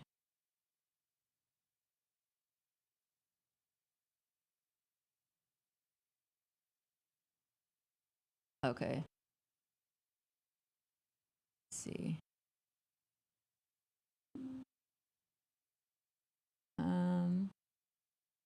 Okay, it's at 30 now, Mauricio.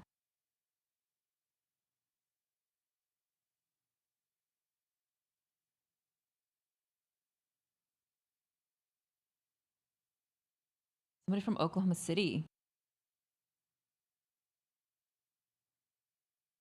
Yeah, you guys have been pretty much in this moisture over the last several days. Let's see. So we do have, let's see if they did, let's see. Yeah, so we still have that ongoing tornado warning. Looks like 1/2-inch hail reported in St. Augusta. So there is hail with that tornado warning as well. Let's see. Yeah, oh yeah, definitely. So this is one of the products that we can use as well to kind of pinpoint where the hail is occurring, especially large hail. So that is one of the other threats that we're seeing with within this tornado warned storm. So that is just to the south of Luxembourg, to the west of Clearwater, Minnesota. And so I am seeing reports of 1/2-inch hail in this area, St. Augusta.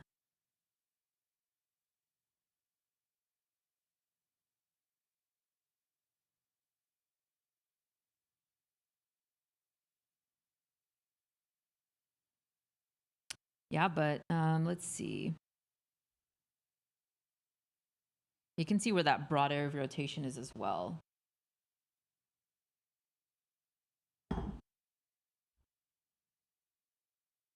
What was that, Mauricio?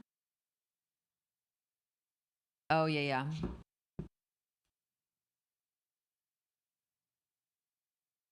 Yeah, let's pull that up. Let's pull that iPad up.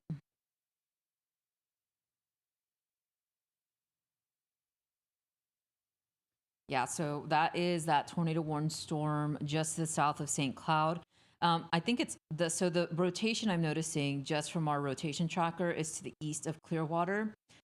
So if this does get extended down the line, I think really the path could be Clear Lake, just south of the St. Cloud Regional Airport, Glen Dorado there as well in Minnesota. So watching the storm very closely, it's still a very broad area of rotation, but it is producing hail.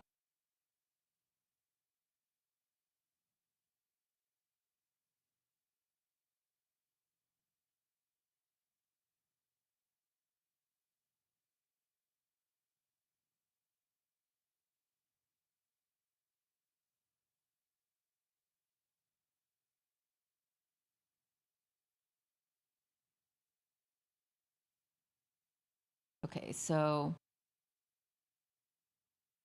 yeah, let's see what the National Weather Service does with this storm, and then we'll give you a quick update. But yeah, we're using our per station feature here in the MyRadar app.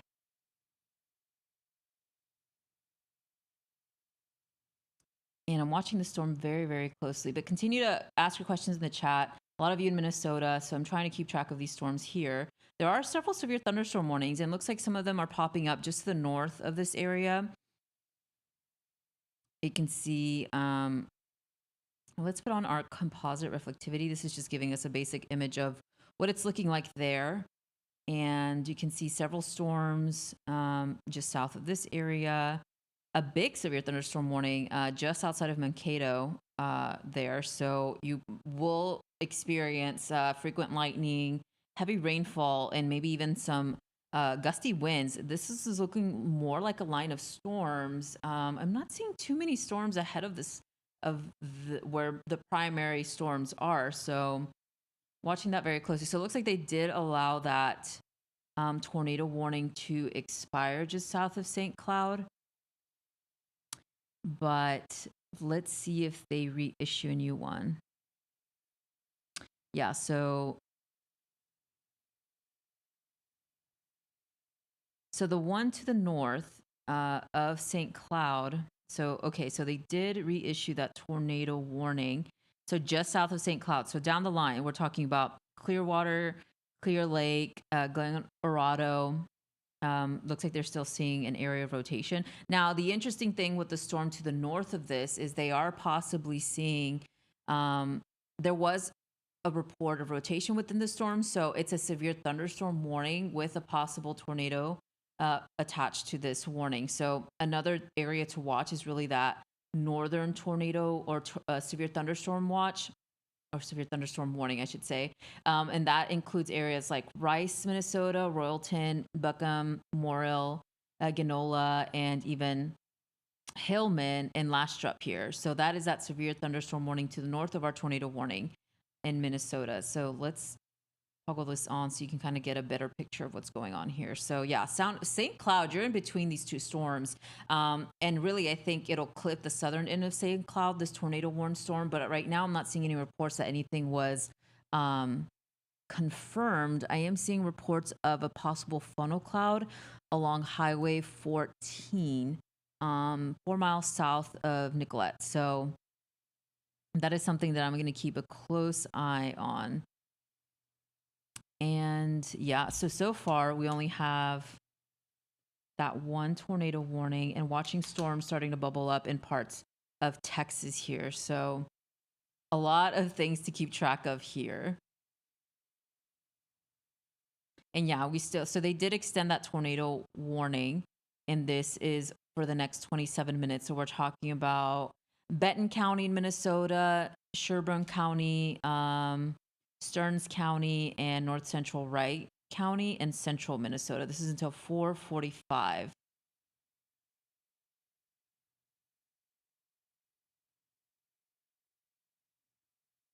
So yeah, that tornado warning is still issued. That's really our only one that we're tracking so far this evening. Yeah, so there's still rotation within the storm, and that's why they've extended that tornado warning. Yeah, you can definitely see it here on your screen. So this is just a rotation tracker.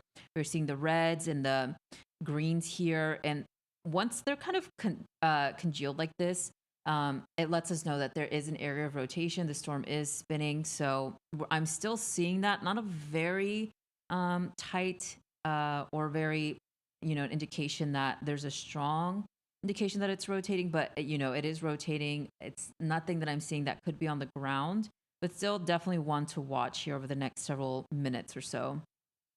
And one of the other ways that we can tell if the storm is on the ground is using a debris tracker, correlation coefficient.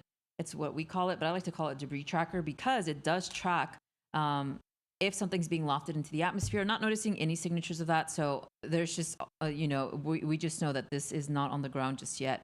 But it could be. That's why they issue tornado warnings. If there's rotation within the storm, a tornado could form at any moment. And that's why it's important that if you are under a tornado warning, that you need to seek shelter. Some of y'all were telling me that you guys do have basements in Wisconsin and Minnesota. So that is the best area to seek shelter. And it's not very common you get, this environment all the way up into the upper Midwest. So definitely a day that you need to be paying attention to what's going on with the weather here. And yeah, I'm still keeping an eye on that. But so far, that is the only tornado warning that I'm seeing here.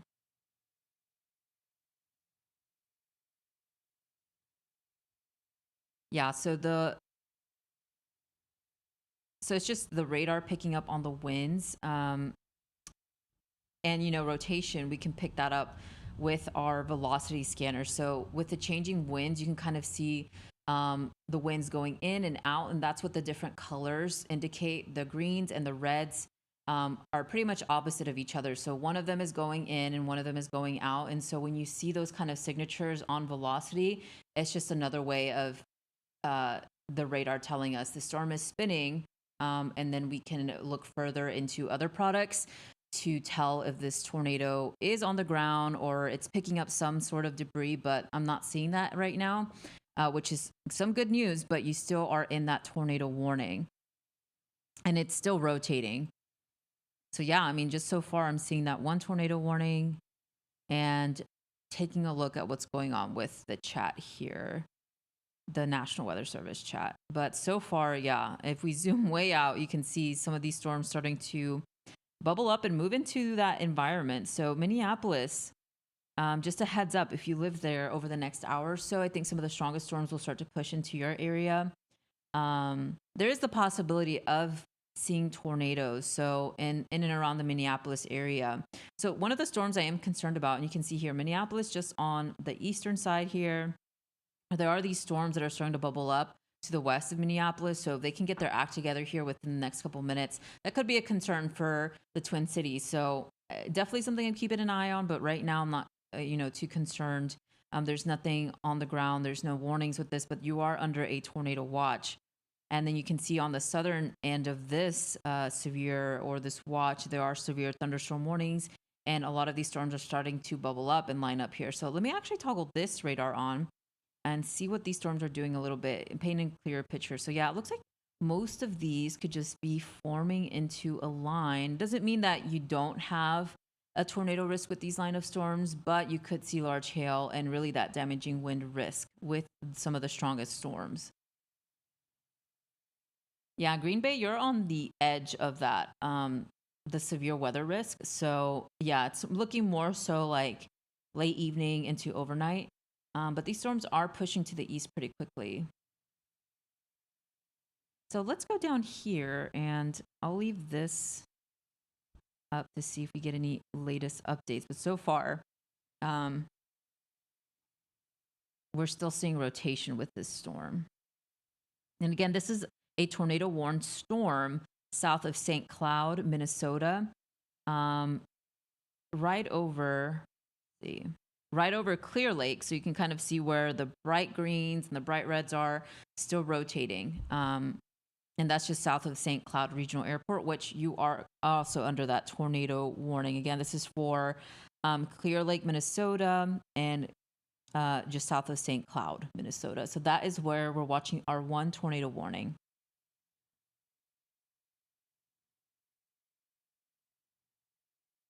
Let's see.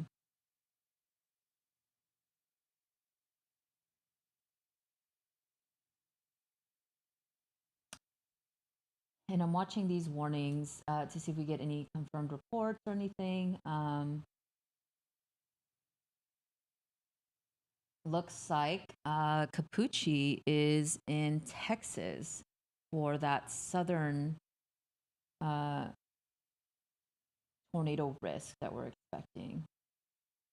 Yeah, so right now I'm not seeing any confirmed reports of a tornado from the National Weather Service in that area. But looks like the storm to the north might be rotating.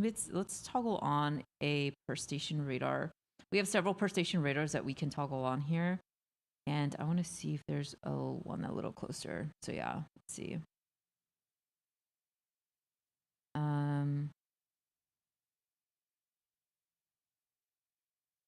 The velocity here.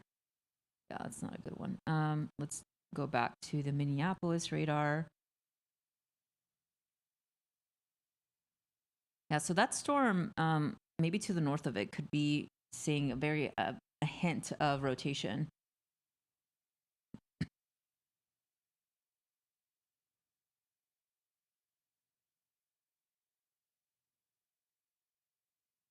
Sioux City,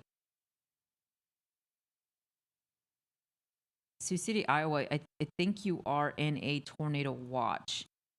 And most of the storms are actually to the east of you. So, there's that new tornado warning there. So let's track this one. So this is now a newly issued tornado warning. So there's one of these is actually, let's see. Yeah, so this is a new tornado warning with a confirmed tornado on the ground. This is a confirmed tornado in Fairmont. And I think this is still Minnesota here.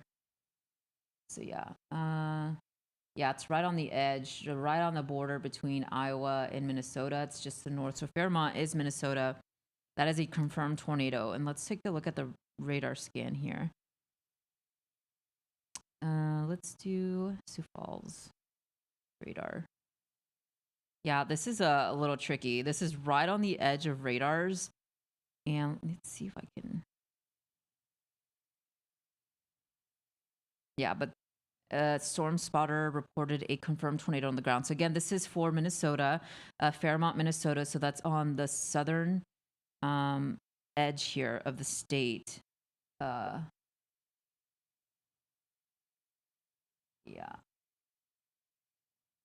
And this is a confirmed tornado. This is for, let's see, Blue Earth County, Faribault County, and Martin County. Yeah, confirmed tornado near Clayton, 8 miles southwest of Fairmont, moving northeast at 60 miles per hour. So yeah, confirmed tornado and quarter-sized hail. I'm just reading some of the updates here. So let's go back to our composite reflectivity. Yeah, so a confirmed tornado with that storm.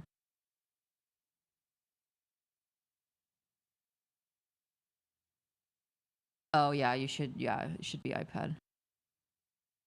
I was just looking at that for something else.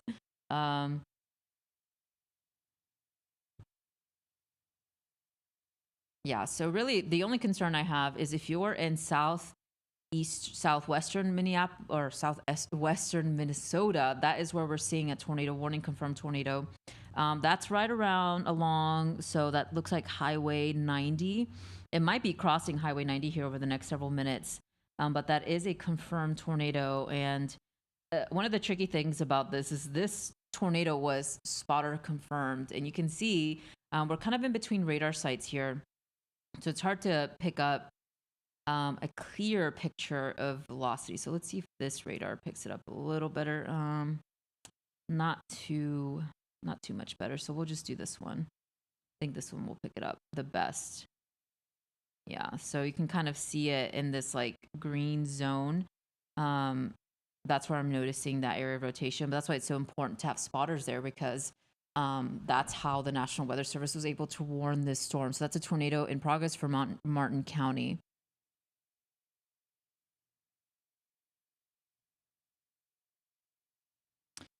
Let's see.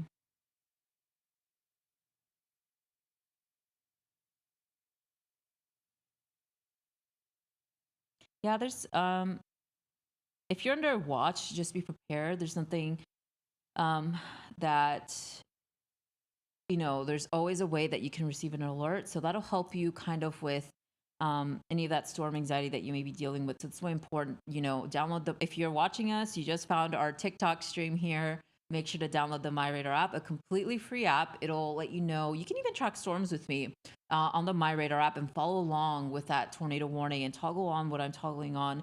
If you're curious about what's going on, maybe it'll help you ease your mind with these storms. And of course, if you don't know what to do during a tornado warning, which we're seeing here, a lot of you guys are telling me that basements are a thing in the upper Midwest, and that is really the best place to seek shelter. When you're seeking shelter, it's also important that you keep our live stream up as well. We'll let you know when the danger has passed. We get several reports of what's going on the ground. We also have storm chasers that are out live chasing these storms. So we'll be able to give you live updates on what's going on. So that's why it's important to not only have the MyRadar app, have a way to receive alerts on your phone. And when you are in shelter, so we're talking about basement, the most interior portion of your home, that you're still keeping track of what's going on with these storms. Yeah, and if you don't have a basement, really the most interior portion on the lowest level of your home is the best area. So we're talking about closets, bathrooms that aren't connected to the outside walls and don't have windows. Those are your safest rooms in your home. And so just something to keep in mind when you are under a tornado warning. And of course, keep the MyRadar stream up, have a way to receive alerts. And we'll let you know when the danger has passed here. But yeah, so far right now, we are seeing that confirmed tornado in southwestern Minnesota. And that's really the concern that I have now. We're not seeing a very good radar picture here. So this was confirmed by storm spotters, and that's how we know that there is a tornado on the ground. So I'll wait to see if we get any more reports. But so far, yeah, this is a confirmed tornado, and you need to be in your safe portion of your home, whether that's a basement or the most interior portion of your home.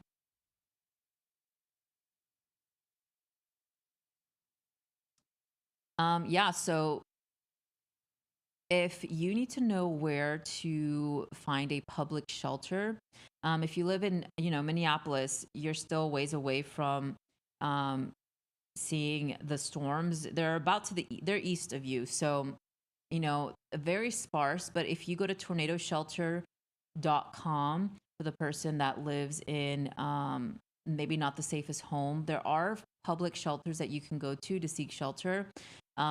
There's some in Minneapolis, so you still have time to kind of look at where these are, and if you need to drive there now, you still have time. The storms are far to the east now.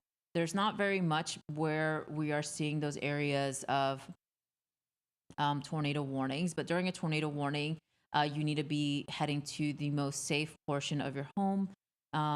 So if you need to know where there are public tornado shelters, I recommend this website. Again, findyourtornadoshelter.com, and that'll help you know where you can go during these types of events. Even if it's not today, maybe something to keep in mind for future events. This is a very active period of severe weather. Okay, so let's go down here, and I'm kind of seeing if we have any new reports, if this is still on the ground.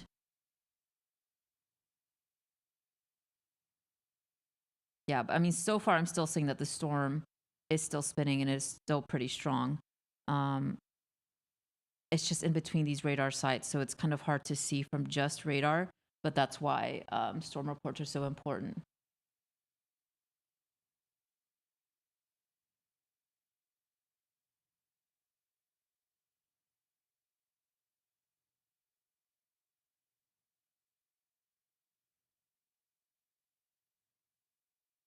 Yeah, so yes. So yes, I meant west of Minneapolis, so you still have time. Um, let's see. So I'm really, if you're in Wisconsin, and I am seeing so many comments about Wisconsin, most of these storms are to the west of you. I was seeing some severe thunderstorm warnings earlier, and there are some isolated storms. But if you're anywhere, let's say, let's see, there's La Crosse, you're not in the tornado watch. Really, if you're in a tornado watch and you haven't received that alert, you're not in a watch just yet. But Wisconsin, your threat will be late this evening into possibly the overnight. So you still have time to kind of prepare ahead of these storms. Now, the environment's a little bit more conducive for that Minneapolis, Twin City, northern Iowa area, and maybe far western Wisconsin. But definitely, if you are concerned about Wisconsin, download the MyRadar app, and you'll get alerts. It'll tell you there's a severe weather risk. It'll tell you that you're under a tornado watch. And if you don't know what that means, you can actually press the text and read it there, and it'll let you know, okay, conditions are favorable for this. And then when there's a tornado warning, not only will you get it on the MyRadar app, but make sure you also have alerts, safe alerts turned on your phone as well.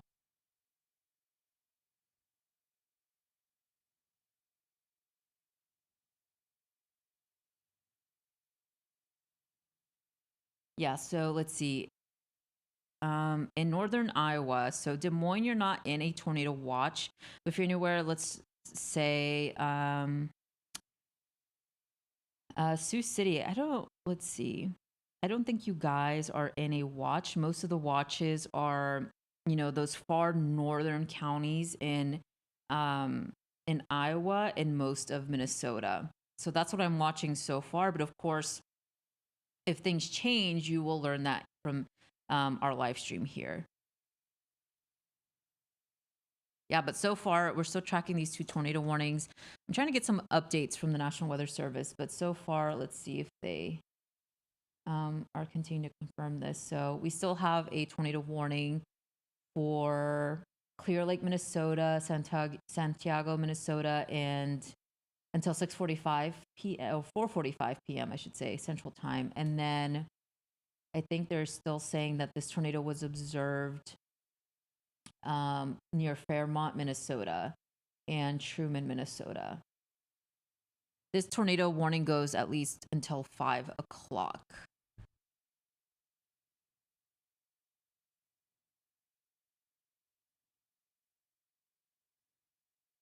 And you can kind of see, so let's show you kind of our general radar here as it loads. So most of the storms are all in that Minnesota, just north of Iowa area.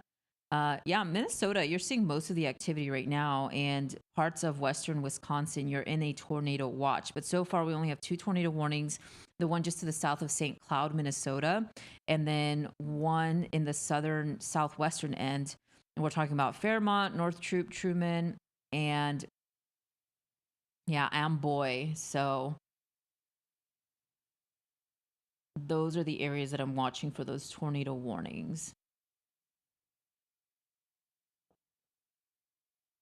What was that?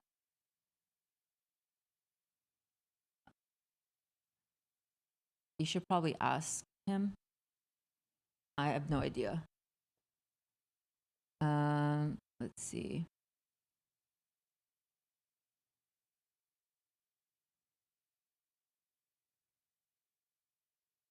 Yeah, but so far I'm just seeing reports of hail with that tornado warned storm that I have on the screen there. Again, that is in Minnesota.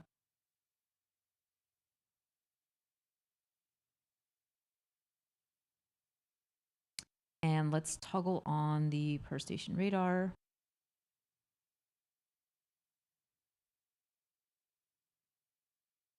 Yeah, so I'm still kind of noticing very faint. I think it's still rotating. It might be moving over Highway 90 now, maybe coming close to Road 15. But reports of hail are coming in from these storms.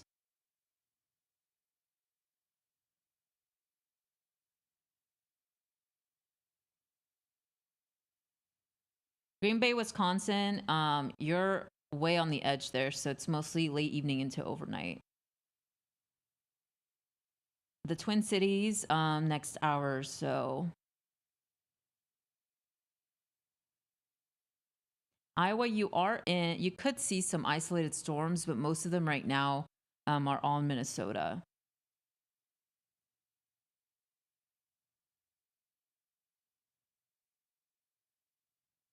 Yeah, Nebraska, you are in a, let's see. There is I think most of the activity is to your east. So, and really the only zone in Nebraska that could see some severe weather is we're talking about the Omaha region. Most of it is really focused in on Iowa, northwestern Missouri, and then we're also watching severe storms possible in from Oklahoma City all the way down to San Angelo, Texas. I'm seeing one storm down there so far, but um, I'm really keeping a close eye on this one. I'll keep this one up, Mauricio, just to see.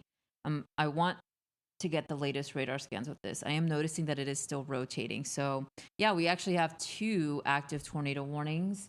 And earlier there was a report that one of these, and the one that's on your screen now, this is for Minnesota. So we're talking about Fairmont, North Trop. There was a confirmed tornado earlier. Not sure if it's still on the ground, but I am noticing an area of rotation with the storm, a very broad area. It's in between radars, so it's hard to see it, but I can still see it with this radar that's a little bit closer to it. But we'll wait and see if it continues. But Amboy, you're just on the edge of that tornado warning, and that is one of the confirmed tornadoes that we were tracking. There is still one to the north, just on the southeastern side of St. Cloud. And let me check this radar. So it's still rotating, and that's what you're seeing on your screen, those reds and greens, indicating winds going towards the radar and away from the radar. And so that tells us that the storm is spinning. And I am still seeing that with that tornado warned storm. This is near Glen Dorado there. If you zoom in super tight, that's now far east of St. Cloud Regional Airport. And so that's another tornado warning that we're watching. Now, there have been no confirmed reports that this was ever on the ground.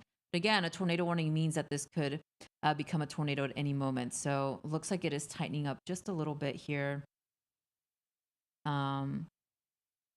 from what I'm seeing on radar. So our debris tracker not really picking up on anything that's on the ground here. So I'll keep an eye on this tornado warn storm. So, but so far that is 2, and they're both in Minnesota.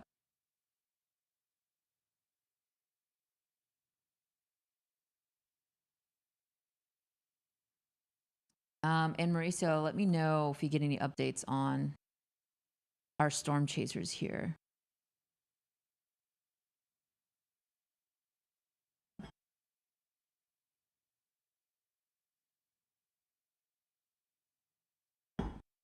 Okay, so we also have our storm chasers. I think Jordan Hall's on in the upper Midwest, and we have Matthew Capucci in parts of Oklahoma and Texas. So we'll work on getting them into the stream once they have something here over the next hour or so. But there's a lot of you guys joining us on TikTok. Some of y'all joining us on our other platforms. So I'll reintroduce myself. I'm meteorologist Erica Lopez.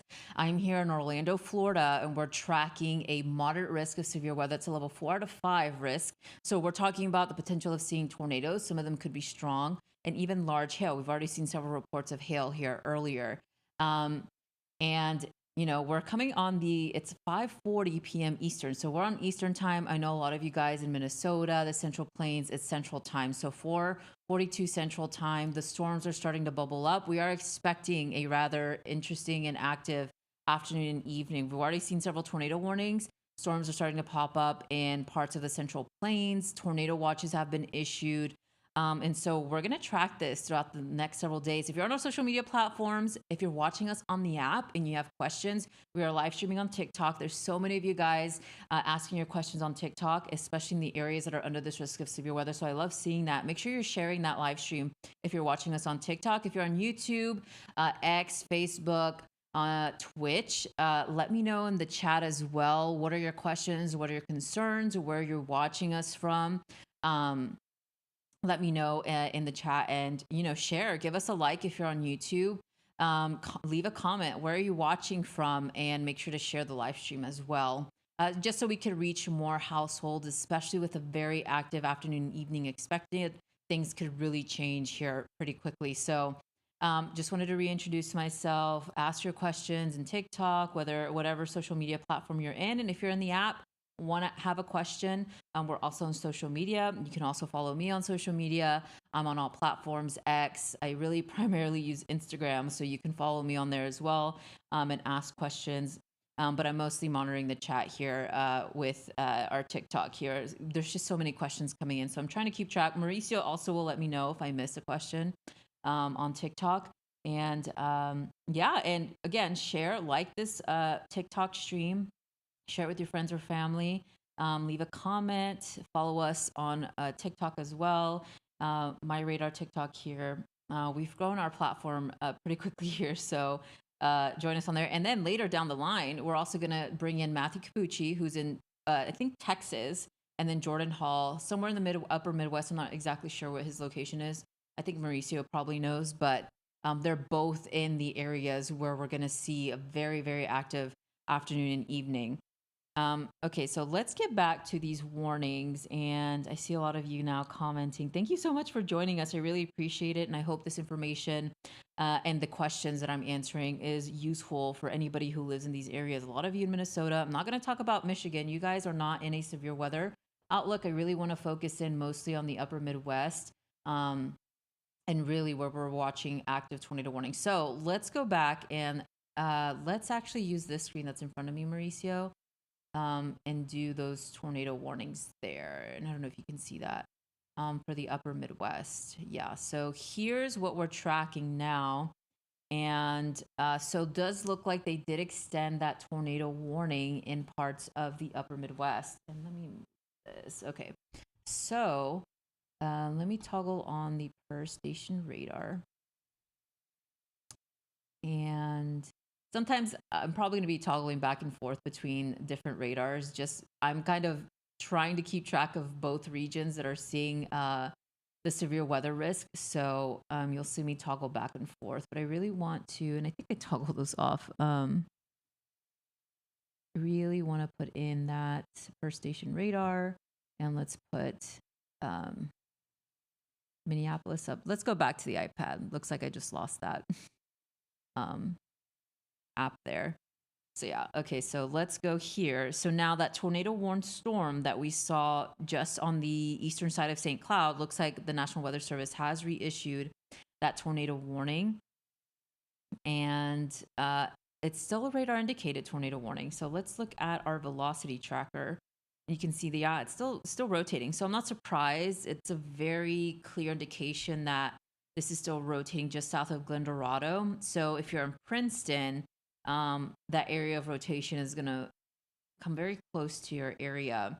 Correlation coefficient, not noticing anything being picked up by our radar. So I don't think it's on the ground, but it's still spinning. And it has been spinning over the last hour or so. So that's a very concerning tornado warning. Again, if you're in that newly issued tornado warning, you need to be seeking shelter, whether it's the most interior portion of your home or your basement. Now let's go to the southern tornado warning here. This is one that had a confirmed tornado earlier. Let's see. Yeah, so looks like they are keeping it as a regular tornado warning. I think that tornado that was on the ground earlier lifted. So that's some good news. But yeah, okay. So now that we're coming in closer to the Minneapolis radar, I am noticing a little bit more of that, area of rotation. So we're seeing that little area of red in that kind of dark green zone. That's just telling us winds are going in and away from the radar. So it's still rotating. And I'm still seeing that. So that is now to the east of North Trop, Minnesota. So again, this is Minnesota. That's really where we're only seeing tornado warnings so far. Both of them just in the state of Minnesota. And yeah, that's where I'm seeing that area of rotation. So this is definitely one to watch, especially because it did produce a tornado already earlier. I'm going to keep an eye on that tornado warning. And Mauricio, if you can, if you're keeping a track of the chat here, just let me know. I'm trying to hit all of you guys, but I'm constantly getting questions about Minnesota, so you guys are in that tornado watch zone. But so far, yeah, that tornado warning is just to the east of North Trop, Minnesota, and to far east of St. Cloud. So St. Cloud, that tornado warning storm is now far to the east, coming in close to Princeton, Minnesota, along, I think that's Route 169.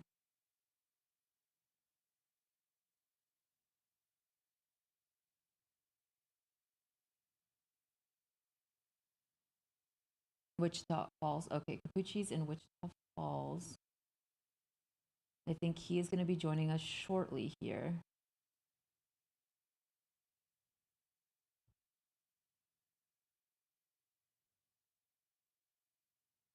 Yeah.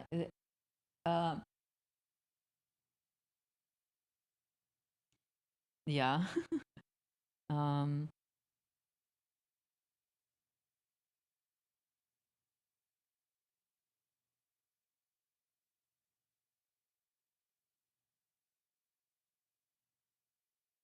yeah, some of them are like not so I can't really do that every time.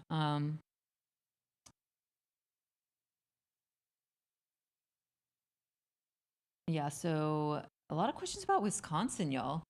Let's see if I can we'll keep the iPad still on the screen. Let me try to reboot this, Mauricio.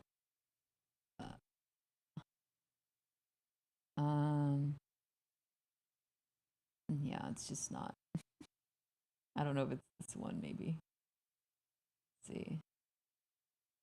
Yeah, I don't think this is the one. But oh, I know what I have to do.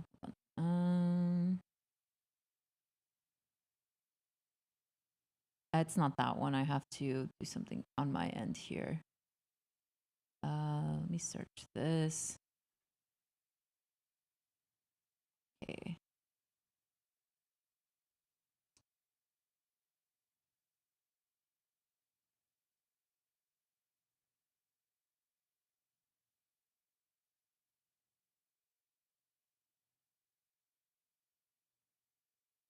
Okay. Let's see. See if I can pull it up here. Reload this. Nah.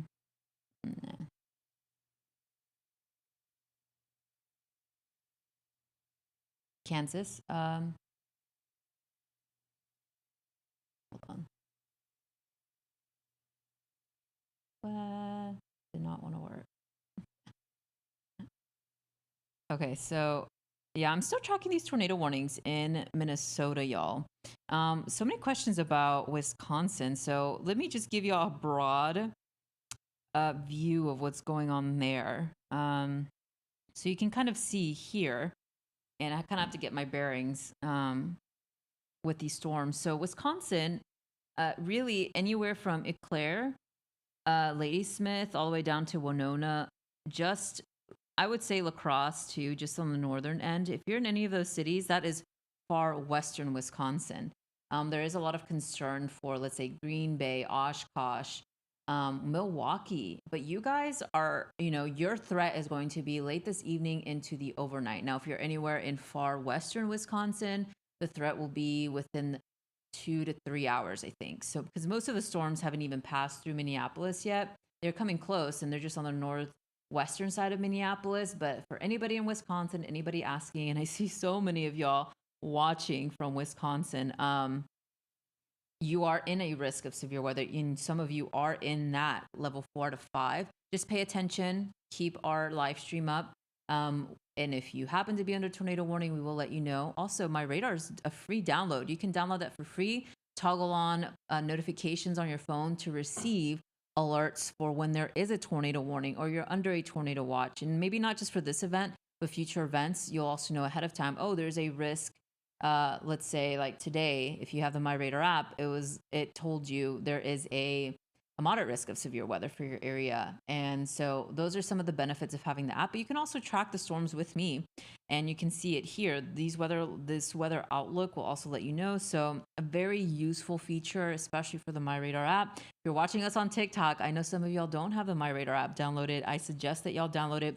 Again, completely free, whether you have Android or an iOS device. It'll definitely help you navigate these storms here over the next several hours. So I know a lot of concern across the upper Midwest. This is not a usual pattern that we see with areas in, especially the Twin Cities, and even that moderate risk, it's a very rare risk area. And so we're already starting to see activity really start to ramp up here. So I hope that answers your questions for those of y'all in Wisconsin, but you can kind of see where that red zone is. And that's really what we're watching and why you're seeing so much red on your screen right now. I'm wearing red. There's red lights behind me. That red zone is highlighted behind me too. So just to get your attention on what's going on, especially from Minneapolis into parts of northern Iowa. And there's also tornado watches issued and then 2 tornado warnings. So I hope that answers your questions. And for those asking about the Central Plains, so we're talking about Kansas. Your risk level is nowhere near what we're going to see in the upper Midwest, but you could see some isolated storms. I think the main risks, especially across Kansas and Oklahoma, is that large hail risk. There is a hatch zone that does extend for a large portion of Kansas. And you can see even here, there's already severe thunderstorm warnings that are starting to populate over that area and even across parts of Oklahoma and Texas. So if you're in Kansas, even Missouri, more isolated risks. So not all of you will see it, but just pay attention to the weather here over the next several hours. It's just a huge chunk of the country. We're talking about the upper Midwest, all the way down to the Central Plains, extending all the way down as far south as the Texas-Mexico border here. So a huge chunk of the country. Millions of you guys will see a risk of severe weather, and we're already starting to see ongoing tornado warnings. So keeping track of these 2, but so far these are the only 2 that I'm seeing so far this evening. So I actually want to toggle this off, and let's put on that radar and get some updates with these tornado warnings. Yeah, so it looks like none of these warnings are confirmed tornadoes on the ground, but they're still rotating. So just an area of concern there with those.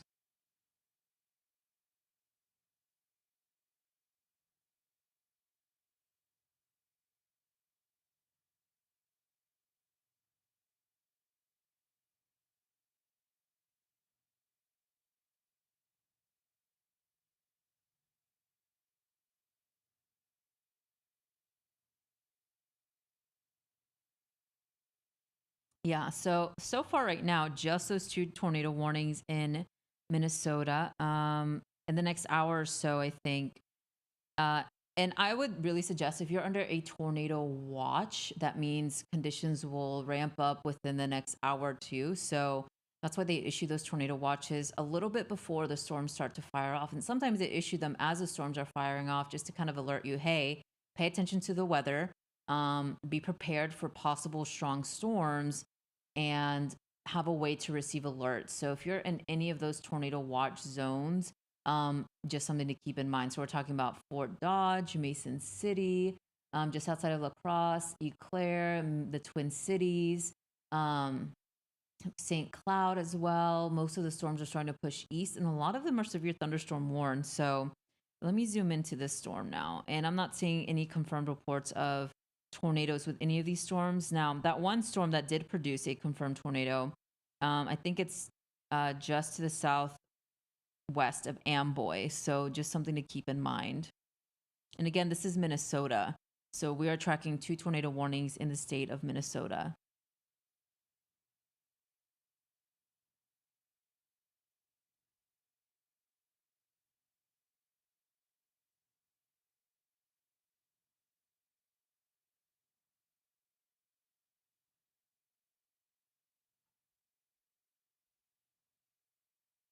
Altus, Oklahoma, your severe risk is within the next hour or two. Actually, meteorologist Matthew Capucci is very close to your area. He's in Wichita Falls, Texas, which I think is a couple miles to the um, east of you.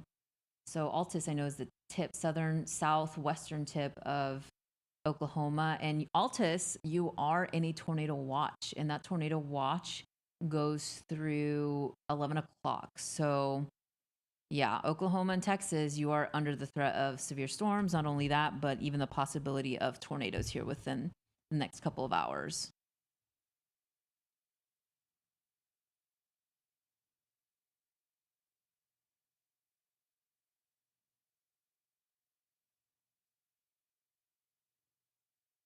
What was that? Let's see. Yeah, if you have guys, if you have cities that you want me to look up, make sure to include the state. Um, I don't know what state Owatonna is in. See if this populates. Minnesota. So you are in that tornado watch. And the storms are actually, so let's put on our yeah, so actually severe thunderstorm warning is very close to your area. You're not in a severe thunderstorm warning, but just something to keep in mind. These storms will be pretty strong when they move into your zone. I would give it maybe 30 minutes to an hour here.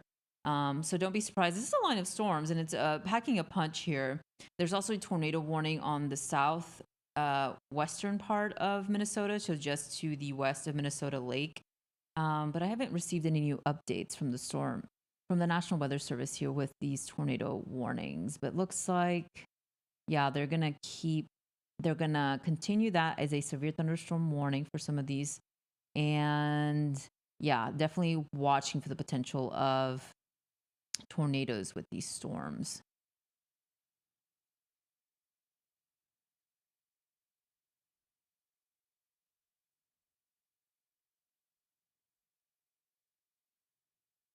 Let's see. So Wisconsin, Sparta, you're not in a watch, but that could change here over the next several hours. So right now, most of the storms are way to the west of you. So far right now, nothing to be super worried about, but definitely pay attention. I think you are included in that level 4 out of 5, but the tornado watch is mostly to the east of y'all. Your threat, I think, will be close to sunset or right after sunset in Sparta, Wisconsin.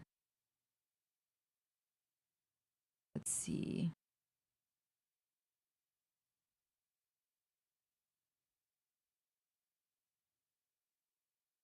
Yeah, so Waterloo, Iowa, you're actually not in a tornado watch either.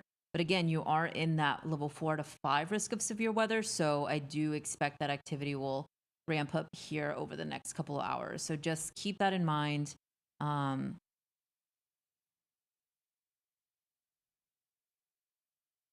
I love it, y'all. I'm seeing all these comments. I'm really trying to keep track uh, on the cities to look up here. So, um, yeah, great question. Abilene, Texas. So I actually haven't touched too much on the southern end here. There hasn't been any tornado warnings. I've been mostly focusing on where the tornado warnings are. But in just a couple of minutes, I'll toggle what's going on down there. So far, at least in Abilene, I can say that there's a watch, but nothing imminent right now. But there are some severe thunderstorms just on the eastern side of Odessa. Just pay attention to the weather. Storms will start to bubble up here within the next hour or so. But yeah, mostly watching these storms in the upper Midwest. We still have 2 tornado warnings. One of them was a confirmed tornado, but so far I think this has lifted, and we're only watching the 2 on the northern and northwestern end of Minneapolis and on the south part of Minnesota. That's where most of the activity is actually right now. And this was about the time frame that we were expecting storms to start to bubble up and become strong. And I'm trying to keep track of what our reports are as well from the National Weather Service here. But yeah, and there are severe storms as well in Kansas. I'm seeing a severe thunderstorm just to the east of Salina in Kansas. I don't know if the person was asking about Abilene, Kansas, because there's also an Abilene, Kansas. There is a severe thunderstorm right over your neck of the woods here. And let's read this text. And you can kind of see how fast that storm formed. It was pretty much nothing and then kind of blew up and was warned almost immediately. So ping pong ball size hail and 60-mile-per-hour winds. That's one of the concerns with those kind of central states. You're in between those 2 risk areas. You are in a risk, but the potential of seeing large hail is also possible. So looks like the Storm Prediction Center actually extended these tornado watches all the way down into parts of Kansas. And I think that's a new update because that just populated in the app. So let me get a quick update on that. Tornado watch conditions are favorable for the potential of tornadoes. So yeah, so now this includes Des Moines. This goes through midnight Central Time, and that also includes areas of Kansas. So just how you saw this storm right here in Abilene, Kansas kind of blow up, the environmental conditions are conducive for some tornadoes. So watching that very closely. I'll try to keep track. But your comments are really helping me kind of pinpoint some of the areas I should pay attention to. There's just so many areas to keep track of. We're talking about the upper Midwest, Central Plains, and even Texas and Oklahoma as the storms really start to fire off here quickly. But so far, at least for now, we only have these 2 tornado warnings just the north and south of Minneapolis.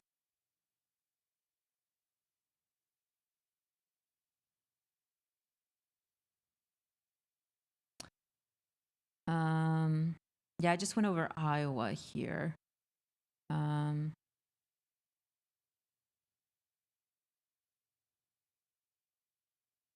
Yeah, if you're anywhere, so let's put in this weather outlook here. See if this populates.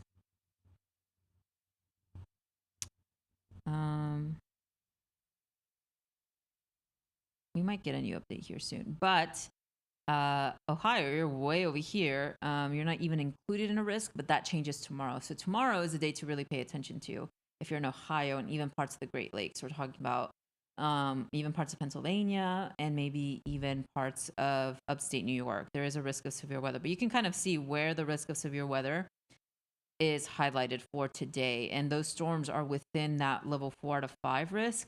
Tornado watches have been issued all the way down into parts of Kansas. So that is also a concern. Topeka, Kansas is included. St. Joseph, Missouri. We're talking about Des Moines, Iowa. You're under a tornado watch. And Mason City, Fort Dodge, and then those areas in and around the Twin Cities area that are seeing that newly issued tornado watch. And yes, Oklahoma, you're also in a tornado watch. But right now, and actually, let's go back to satellite because this is how I was tracking some of the storms earlier. And again, this is a feature that you have access to in the MyRadar app, and it's one of my favorite features. I always love to look at satellite as well when tracking storms because this gives you an early indication. Okay, the storm is starting to grow.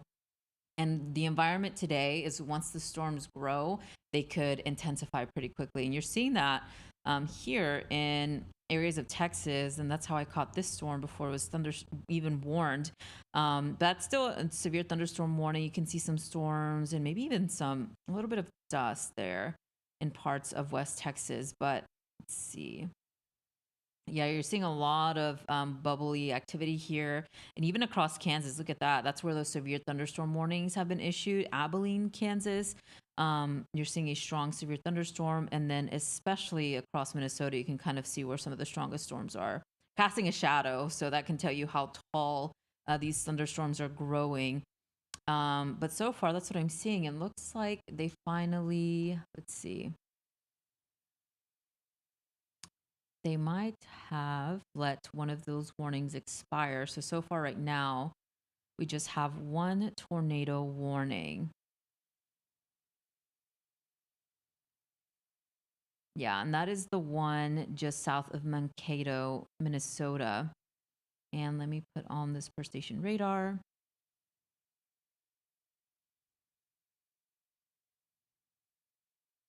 And let's turn on our rotation tracker. That's what I like to call it. It's just velocity here.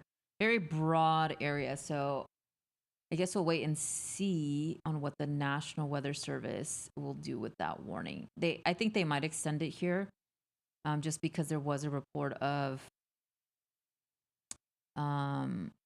tornadoes earlier with that. Okay, Blue Earth. Let's see. I am seeing reports maybe of a tornado in parts of Minnesota here. But let's see. Yeah. We'll see what they do with this warning.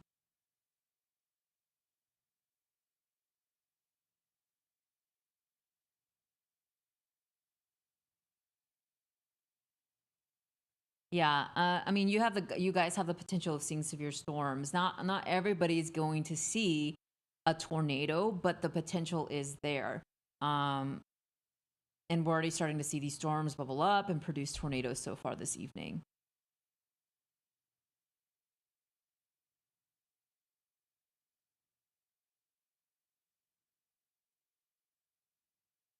Yeah, but so far so good in parts of Texas and Oklahoma. I think this will be mostly in maybe the next hour or so. I'd say 6, 7 o'clock over those areas.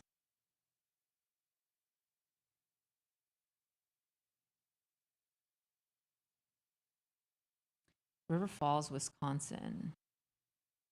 Let's see.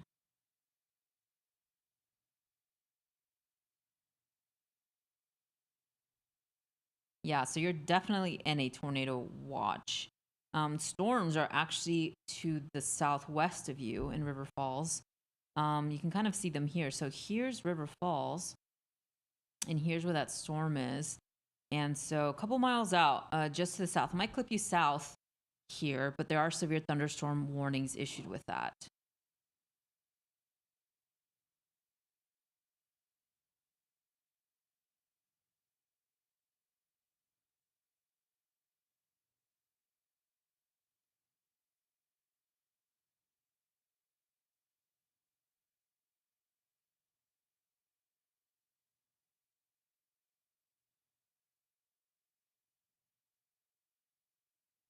Yeah. Yeah, so Mankato, you have a severe thunderstorm warning over you. So you're experiencing probably heavy rainfall and lots of lightning. But just to the south of Mankato, and Mankato, you're not included in this, but there is a tornado warning just south of you guys. So this is, let's see, along, I think that's Highway 14. Highway 14, you're on the edge of the tornado warning polygon. But I'm not seeing a clear indication that I think it's a broad area of rotation, but it's so far away from the radar. But yeah, for the person asking about Mankato, yeah, you're getting a severe thunderstorm warning with lots of heavy lightning. I should say heavy rain and frequent lightning there.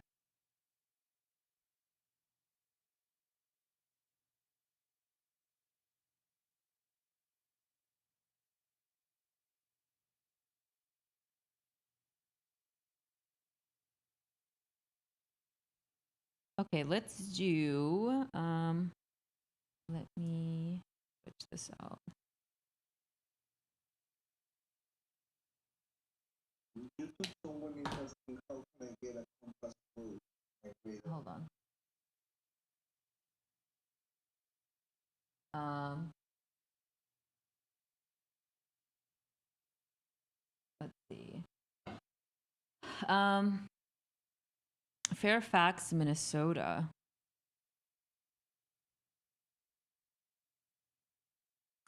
Let's see. So actually, I think you guys are in the western edge of this. And most of the storms are now to the east.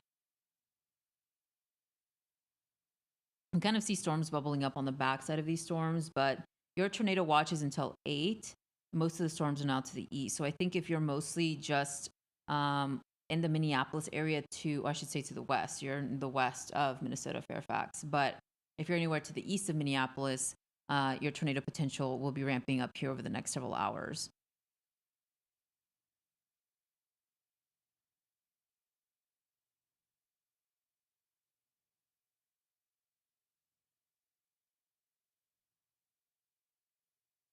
Yeah, I'm also seeing comments on X there.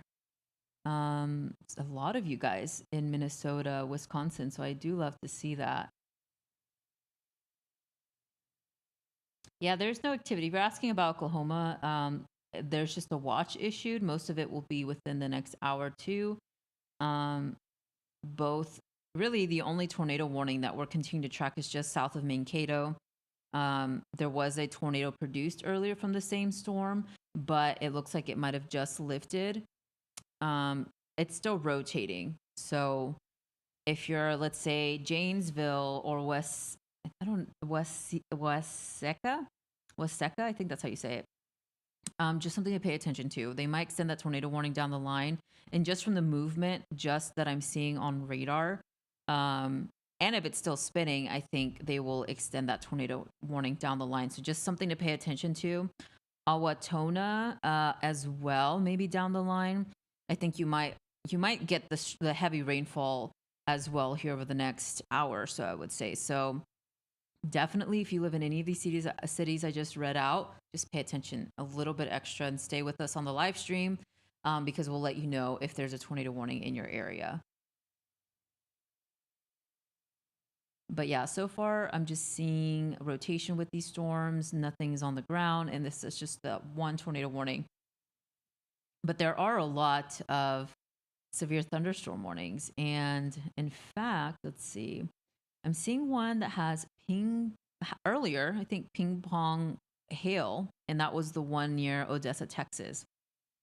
That's what I'm seeing in the latest reports. But okay, so it looks like they are saying that this is a, let's see, weather spotters have reported a funnel cloud with this storm. So this one tornado warning that's in Minnesota, a funnel cloud was reported. So definitely one to watch here over the next several minutes. Yeah, it's just in between radar, so it's really hard to get a clear picture of what the storm is doing.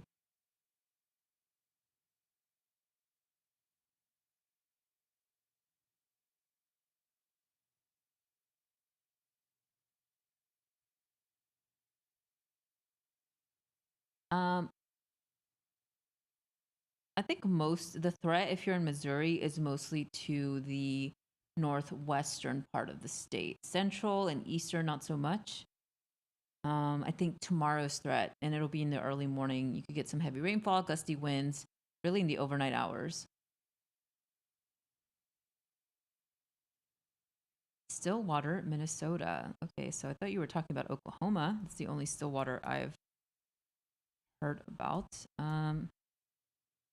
Let's see. There it is. Yeah, Stillwater, you're in that tornado watch. The storms are about an hour to the west of you. So just pay close attention to the storms that are in your vicinity here very soon. The activity is starting to pick up here. So yeah, most of the storms are to the southwest of you, and it's this line of storms here. So I'll keep an eye on it. If there's a tornado warning, you will know first here. But so far, just that one tornado warning. And then I am seeing a lot of reports of hail. So I'll also keep track of that.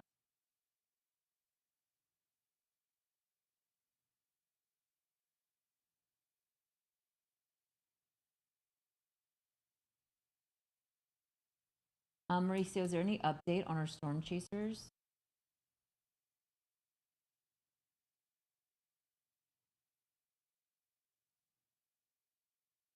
Okay.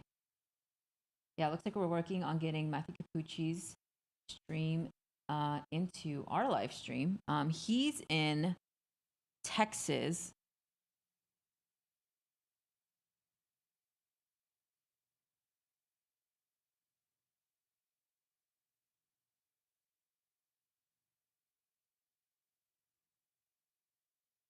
Let's see. Yeah, we can talk about Iowa here.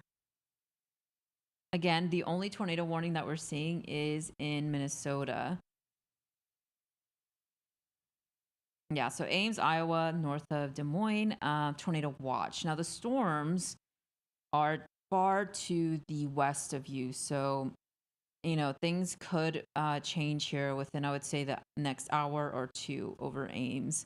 I'll definitely keep an eye. The storms are starting to bubble up mostly in Minnesota, but I think Ames, you are in that risk zone. Yeah, so you're in that level 3 out of 5. Isolated tornado chance, large hail. A lot of you guys are going to see large hail and gusty winds in excess of 60 miles per hour.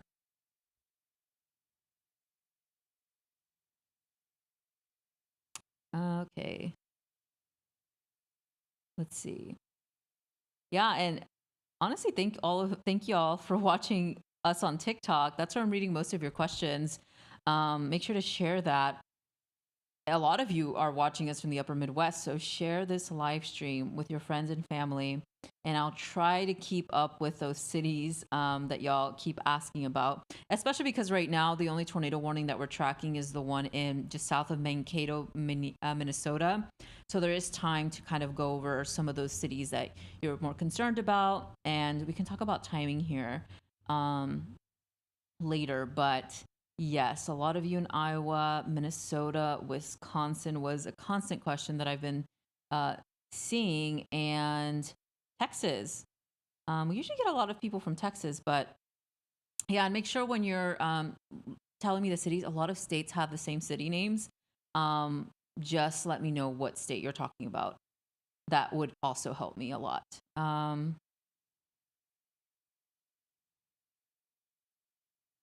Yeah, and if you're watching us on YouTube, please like our live stream. It helps get a little bit more eyes. And don't forget to subscribe to our YouTube channel. We post frequent updates on there, and also in the MyRadar app. So you can look us up on there and get the latest information on what's going on with the storms. It's a very, very busy time for us meteorologists here at MyRadar. And it's important that you guys are getting the latest weather information. But a lot of you guys joining us on TikTok. So I love to see that, and especially in these states that are under the threat of severe weather. So we can kind of go over some of the warnings that are issued now, because not only are we seeing the tornado warnings, but it's also important to note the severe thunderstorm warnings, because another risk that we're watching is large and destructive hail.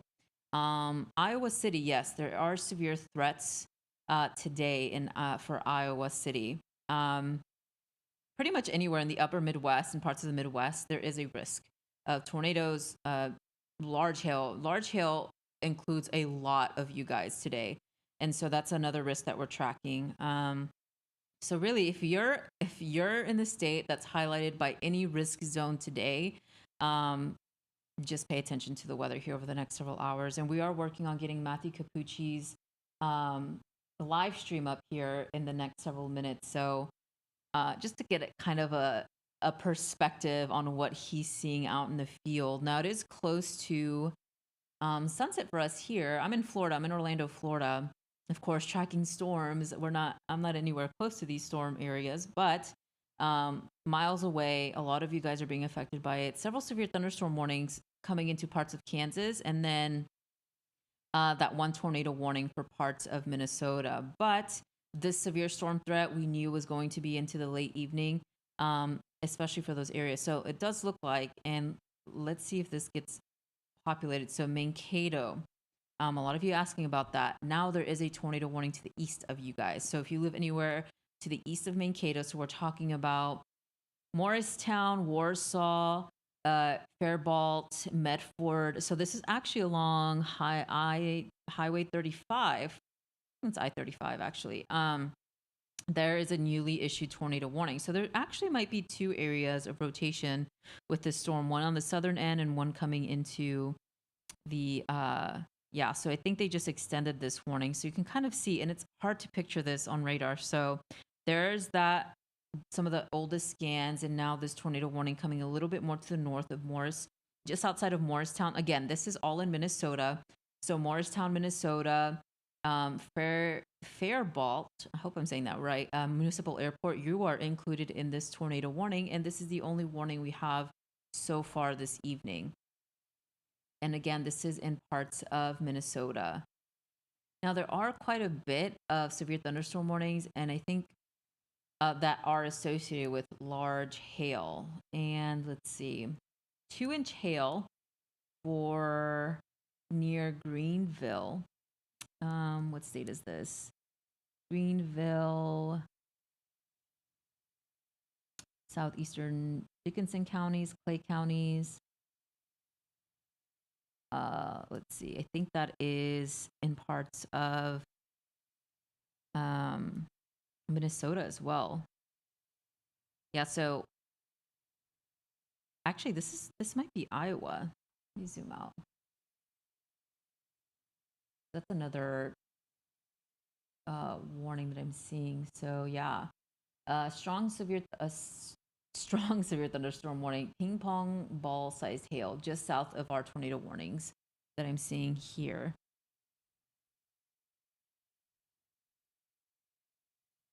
Yeah, so this is in Spencer. I think that's where I'm seeing the very large hail warning here. So ping balls, that's pretty large hail. That could create some damage. Again, that is for, let's see, Spencer, and that is Iowa, coming into Wallingford and Armstrong, Iowa. So that is a very concerning severe thunderstorm warning because of the large hail potential.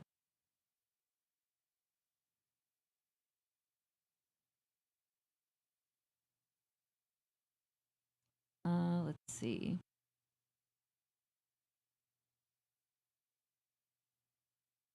Yeah, so most of the activity, and let's go back to this tornado warning. I think it's some latest updates from the Weather Service here.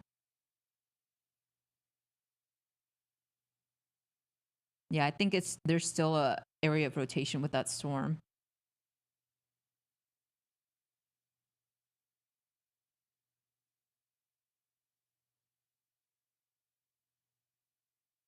Yeah, so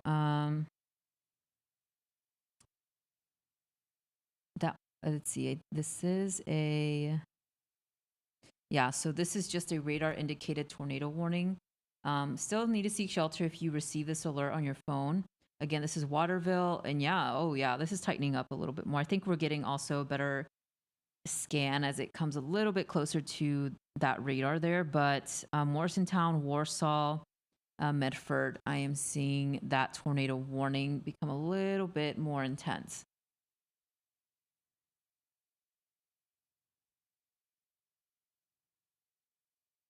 Mauricio, what's our latest update on Mathakuchi there?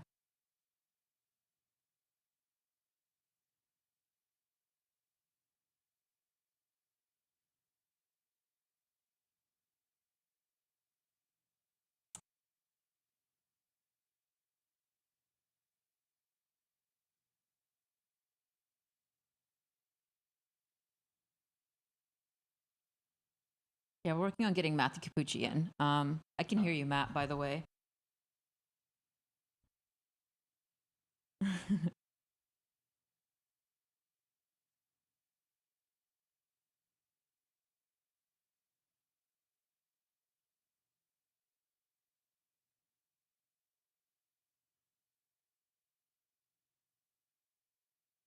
Capucci, where are you located? Juana, Texas. Is that like near Oklahoma? Okay, cool. We're working on getting Matthew Capucci in our live stream. Uh, we'll have him here shortly. He is going to be chasing, and you'll hear him hopefully shortly here. Great to hear from Matthew Capucci, who's been doing an incredible job over the last several weeks, it seems. Yes, you do. I'll see you soon. That's true.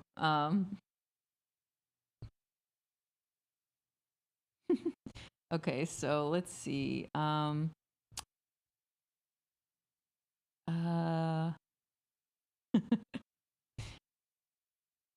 wish they could hear you. It's just like, oh, I am talking to Capucci, but we can't hear him. And I do want to get your thoughts on what you think is going to happen in Oklahoma, because I was looking at the models all day today and it was very interesting. And then the Storm Prediction Center had a hatch zone, and then I don't know if they brought it back. Very interesting forecast for Oklahoma.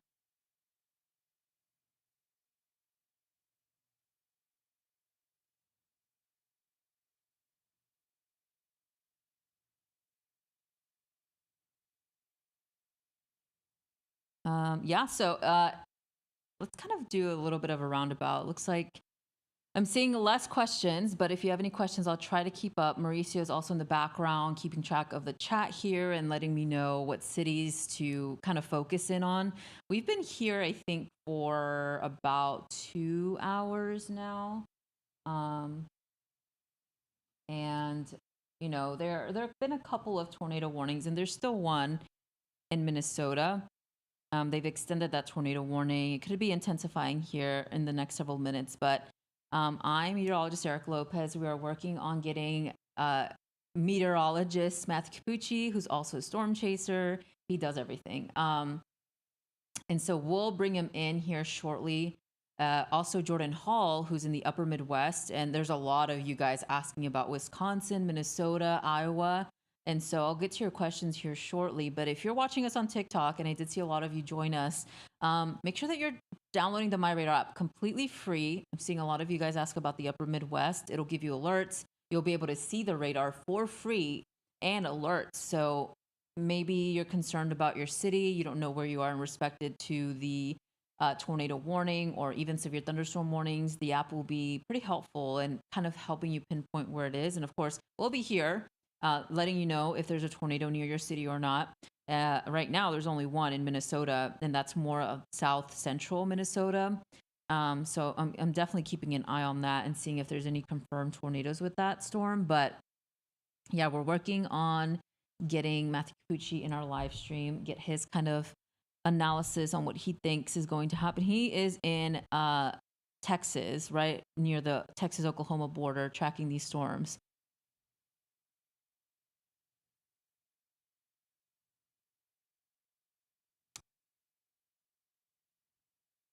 Okay, let's see.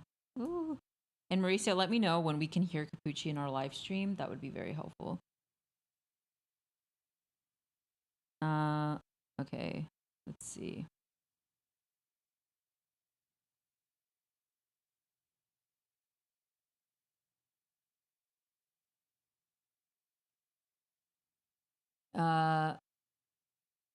Yeah, let's see. So yeah, so Capucci's kind of in the zone down here, what I'm showing y'all in the MyRadar app. So we're working on getting his live view in, or live view of what he's doing in Oklahoma. And also, Marisa, let me know if we get Jordan Hall's stream up as well. I know he's in the upper Midwest and there's a lot of activity there now.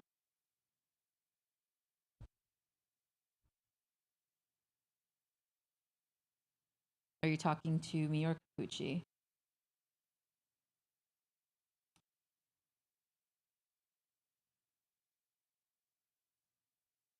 Oh, okay.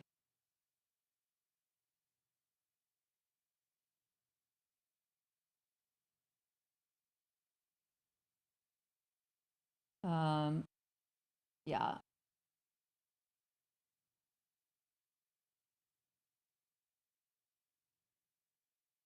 Yeah, maybe, let's do that. So your feed is up in the Storm Chasers layer, right? So let's pull that up. Let's see. I'm gonna zoom out. Good idea. Okay, so I see your stream here. Chris Hall, Matt Capucci. Here you are. I see you on the app now. Oh, okay. Well, I mean, Jordan's already streaming, so either Jordan's, we can take the shot or we can't. So it looks like he's getting going. I don't know if I want to show that on TikTok, but yeah. So another cool feature from the MyRadar app is you can actually view the image that Capucci. You can go storm chasing with these guys, and Capucci's already live in the MyRadar app. You can kind of see where he is in location. Oh, so let me. I think he was outside. He's cleaning his windshield there, wearing his Waffle House shirt. Okay, so I see your stream. Okay. Chris Hall, Matt Capucci. Not yes, I am using my phone for something else, but let's see. Maybe we could do, yeah, I can answer actually on my laptop. Yeah, so I don't know if we'll be able to hear you, but Mauricio, let me know. Yeah, so another cool feature and if you figure it out, MyRadar app is you can actually view the image that Capucci. You can go storm chasing with these guys. And Capucci's already live in the MyRadar app. You can kind of see where he is in location. Oh, so let me. I think he was outside. Okay, so I see Matthew Capucci's on the move. Actually, let's check in on Jordan Hall here. Let's see if I can find his stream. There's so many storm chasers here, and I kind of want to show y'all what's going on. So some of them are on this tornado warm storm. Let's see. Corey Hartman looks like it's very rainy. Lightning strikes here. Again, this is from Live Severe Studios. This is where we're getting this feed from. And you can actually access this, again, downloading the MyRadar app. If you're in these areas, you're concerned on what it looks like. Maybe you're, let's see, in Alberta Lee, and you want to know what's going on with that tornado warning just to the east or north of you. This is another good way to kind of get your own cameras on this storm. And Tim Purrington is driving towards that storm, that newly issued or extended tornado warning there. So that's what we're watching.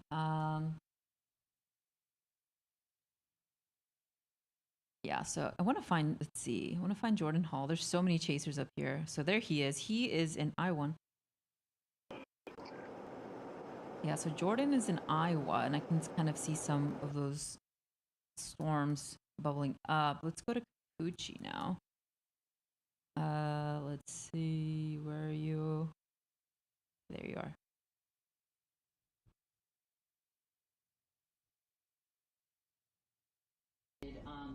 Yeah, so I see you driving on there. So that's what we're watching.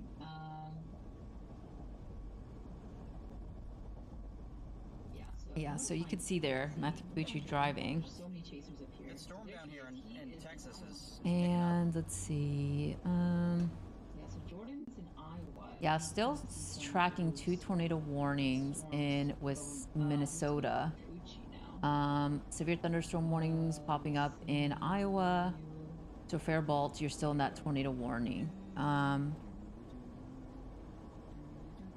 So Mauricio, let's put the iPad on top of me, and then let's do this other screen with the warnings. I think that would look a little better. Yeah. So you can see there. While you figure out the live view. And let's see. Yeah, still tracking Yeah, so that storm, a little bit more concerning there in Faribault. You can kind of see it there. In Iowa, so Faribault, you're still in that tornado warning. So Mauricio, let's put the iPad on top of me, and then Let's do velocity here. And so, yeah, you can kind of see this storm just south, rotating just south of, I think that's Morristown, just south of the Faribault Municipal Airport.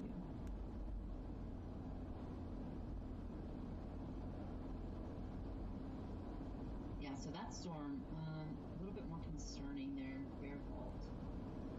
Yeah, so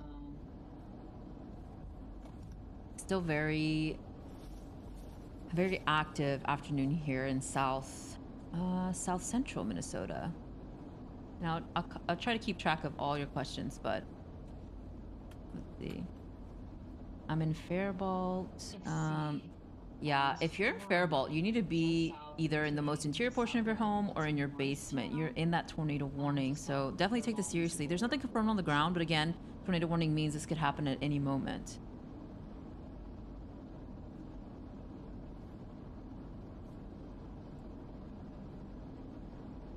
And let's see. Yeah, continue to ask, interact with us here in the chat. Anything near St. Paul? I think Minneapolis, you're kind of in between storms. So most of the activity now just to the east of you guys. There's a strong storm just far north Minnesota, but most of the activity I think right now is to the south of Minneapolis, to the east of Mankato, Faribault, you're in a tornado warning. There's also a tornado warning for Waldrop, Minnesota Lake, and let's put on the rotation tracker here. Yeah, so you can kind of see that there. So really those are the two tornado warnings. And I think Minneapolis, you're kind of in between storms. So most of the activity now just to the east of you guys. Get some update. There's a strong storm just far north of Radar Minnesota. Most of the activity I think right now is to the south of Minneapolis. So none of these are confirmed right now from what I'm seeing. There's also a tornado warning for Waldrop, Minnesota Lake. Which is some good news, but again, tornado warning means you need to be in your safe zone, safe area, I think is what I'm trying to say. Safe area, safe zone. You guys get what I'm saying. Safe space. There you go.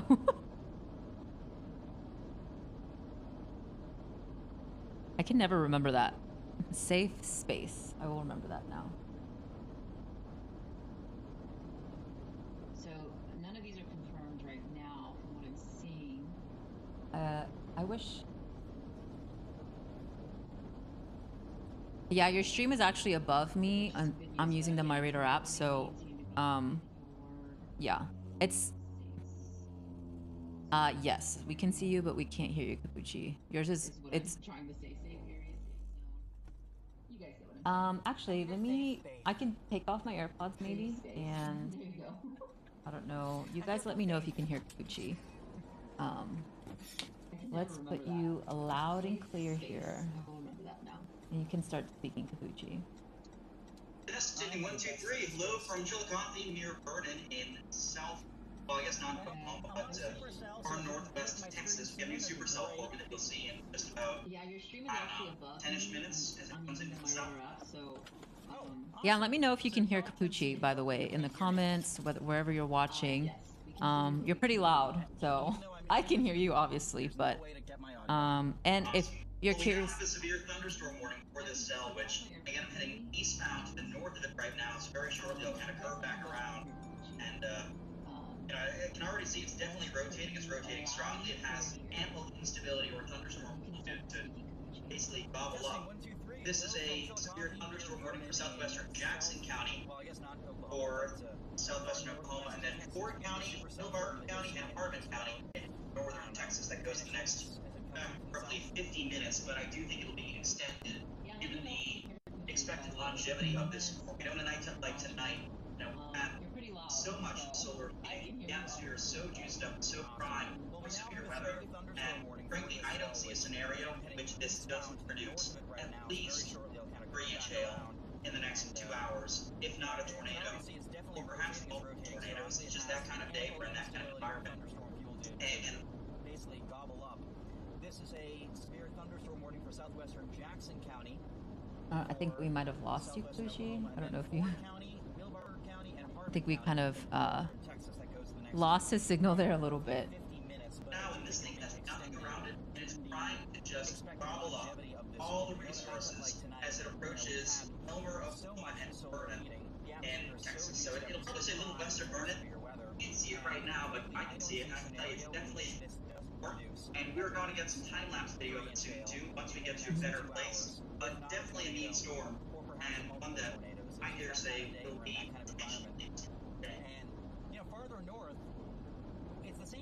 Great. I have the app up. You can kind of see Matthew Capucci's live stream from the MyRadar app above my head, and where he is in position. I have it here on radar. So just to kind of get a perspective of where Capucci is.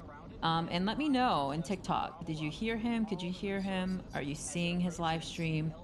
I'm watching the chat, so y'all been a little bit quiet. So let's get more of y'all asking questions here.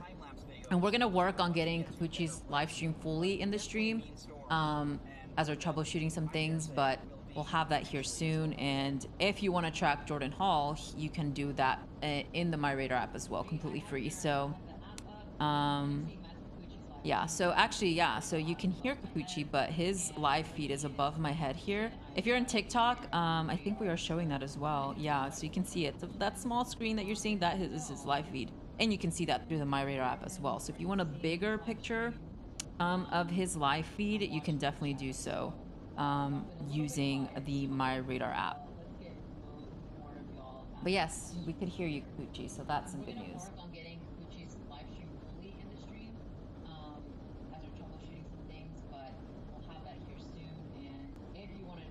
Yeah, so let's go back and I'll leave his live stream above my head and we can go. I accidentally put my AirPods in. Let's track this tornado warning up here in Minnesota. A lot of questions coming in about this. And so it looks like they just did issue a tornado warning for Owatonna. A lot of you were asking about that city. So yeah, now you guys are in that tornado warning. And let's toggle on velocity here. So yeah, definitely rotating. There might be two areas of rotation, one to the north and one to the south here, just to the east of Warsaw, on the southern edge here for Watona. And let's read this text here. So nothing confirmed, but the tornado potential is there, and there are two overlapping tornado warnings. So take both of these very seriously. And we're still in a very favorable environment for tornadoes. There is still this tornado warning on the southern end for Waldorf, Minnesota, and that's about now 3 tornado warnings.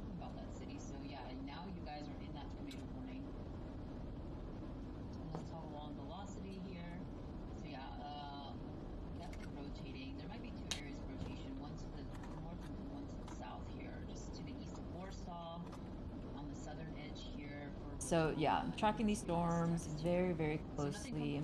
I'm working on getting some of the latest updates from the National Weather Service as well here. But Capucci's out chasing. You can see his live feed above my head. And again, we're working on getting his full feed in our stream here. But continue to ask your questions in the chat. We can do a little bit of a roundabout on where the current storms are. But you can kind of see on your screen what we're tracking. 3 tornado warnings, all in Minnesota.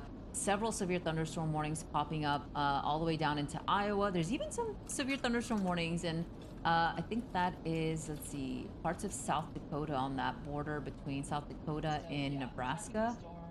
So there's some severe thunderstorms down there. There's also several across areas of Kansas. Most of these will produce hail. So that's what I'm more concerned about with these severe thunderstorms. And of course, the one that Capucci's on, just on the border of Texas and Oklahoma, he is chasing that, and that is what the image that you're seeing above my head. And that one is intensifying and pretty quickly here. There's also severe thunderstorm warnings on in western Texas, just on the southwestern side of Abilene. Severe thunderstorm warnings, and I think that is, let's see, parts of South Dakota on that border between South Dakota. So will tornadoes head towards Janesville, Wisconsin? There's also several. Let's try to search that here. So that's what I'm more concerned about with these severe thunderstorms, and of course Wisconsin. the one that just on the border of Texas and Oklahoma. Yeah, so y'all are way over there on Wisconsin. Your tornado threat is mostly for the late evening into possibly overnight. You are in that enhanced risk of severe weather, so you still got a little bit of ways to go until these storms arrive over your area. But again, just be mindful of what's going on here over the next several hours. Most of the activity is in south central Minnesota.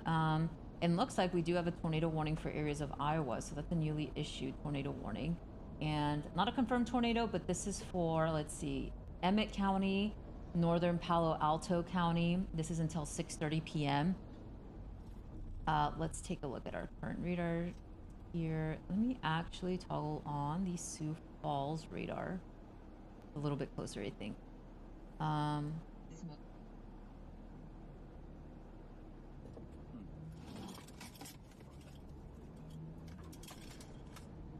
Arrive over your area, but again, just be mindful of what's going on here over the next several hours. Most of the activity is in south central Minnesota. Yeah, I think Gucci, they're working on getting your stream in, at least video wise. I have it up above my head, so. But this is for, let's see, Emmett County, northern Palo Alto County. This is until 6:30 p.m. And if you want, let me know and I can put you back on my laptop. I have my headphones in. Okay. It's a little bit closer, I think. And Mauricio, if you could give me an update as to Okay. when folks will be able to hear me, that would be great, just so I know for planning purposes, because I can't stick around forever. Very soon I'm going to be in chase mode. I'm going to need my phone and won't be able to multitask, so I need to be able to do my hits real soon. Yeah, I think he's, I can hear him on the phone, so. Working on getting your Reese's stream working in, on getting your at least stream in here. video-wise. I have it up above my head, so. But at least we can see it above me, so I do have it up using the MyRadar app. Alright. And if you want, let me know and I can Okay. put you back on my laptop. Asking about Arkansas. Let's In see. about 10-ish minutes, we're going to get a really good Arkansas, view of this storm coming in. and I have just to wanna make get sure my that you're bearings able to here. see it properly. I know it's not you, it's Not really in a severe weather risk, but you are going to be tomorrow. so Mauricio, We're really more concerned about Minnesota, Iowa, far western Wisconsin, all the way down into parts of Iowa, and even parts of Oklahoma and Texas. That's where we're going to see most of the activity. So any other state, you're fine, at least for today. nice. Yeah, we'll get a much better view in only 10 minutes. Now I'm seeing a really good view of that storm that you're on, Gucci, from your live stream. Arkansas, and I have to get my bearings here. Not really any severe weather risk, but you are going to be So let's see. Yeah, so concerned about I'm checking to see if we got any reports of a confirmed tornado with any of these. There's about 3 tornado warnings. 2 of them are in Minnesota. There is one in Iowa. Tornado warnings, nothing confirmed, but something definitely to keep in mind. Bearbolt, let's go back to that tornado warned storm. Yeah, so that is now, rotation I think is now to the west of you. So you need to be in your safe zone. Again, that is a basement, which I think some of y'all do have, or the most interior portion of your home, away from exterior walls or windows. We're talking about a closet, could be a closet, could be closet or bathroom. There is one in Iowa. Tornado warnings, nothing confirmed, but And yeah, so that's what I'm seeing so far. 1 tornado warning just to the east of Spencer, Iowa, and then south central Minneapolis. rotation I think is now to the west of you. So you need to be in your safe zone. Again, that is a basement, which I think some of y'all do have, the interior portion of your home, away from exterior walls Yeah, so continue to ask. Yeah, so where is this happening at? This is all in Minnesota and Iowa so far. We do have Matthew Capucci, meteorologist Matthew Capucci, in far western Oklahoma and in that Texas-Oklahoma border. So that is the video I have up above me. It's Matthew Capucci's video. And so he's out there tracking the storms, and we're working on bringing him in so he can talk about what he's seeing out in Texas, Oklahoma. And no, Arkansas, you're fine today, I think, for tonight, but tomorrow, your severe weather risk. You'll see a severe weather risk heading into tomorrow. Yeah, it looks like really the tornado potential for tomorrow is not really over Arkansas. It's more focused in on parts of Oklahoma, Texas again, and parts of the Great Lakes region. But that video that you're seeing, it's just a severe warned storm above me. It's not a tornado. But there are tornado warnings in Minnesota. And no, Arkansas, you're fine today, I think, for tonight, but tomorrow, you're severe weather risk. You won't see the severe weather risk. Yeah, so in Arkansas, no tornado. We are tracking storms in Oklahoma and Texas. And Capucci is out there, and if we see a tornado with that storm, you will be the first to see it on the stream.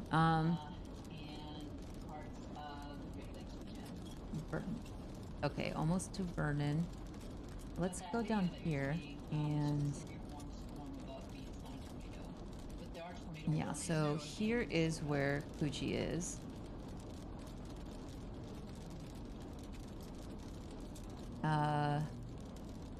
Vernon is right here, so he's kind of on the edge of the severe thunderstorm warning. And he's trying to get ahead of the storm. Ooh. That velocity scan. Oh, not velocity, reflectivity.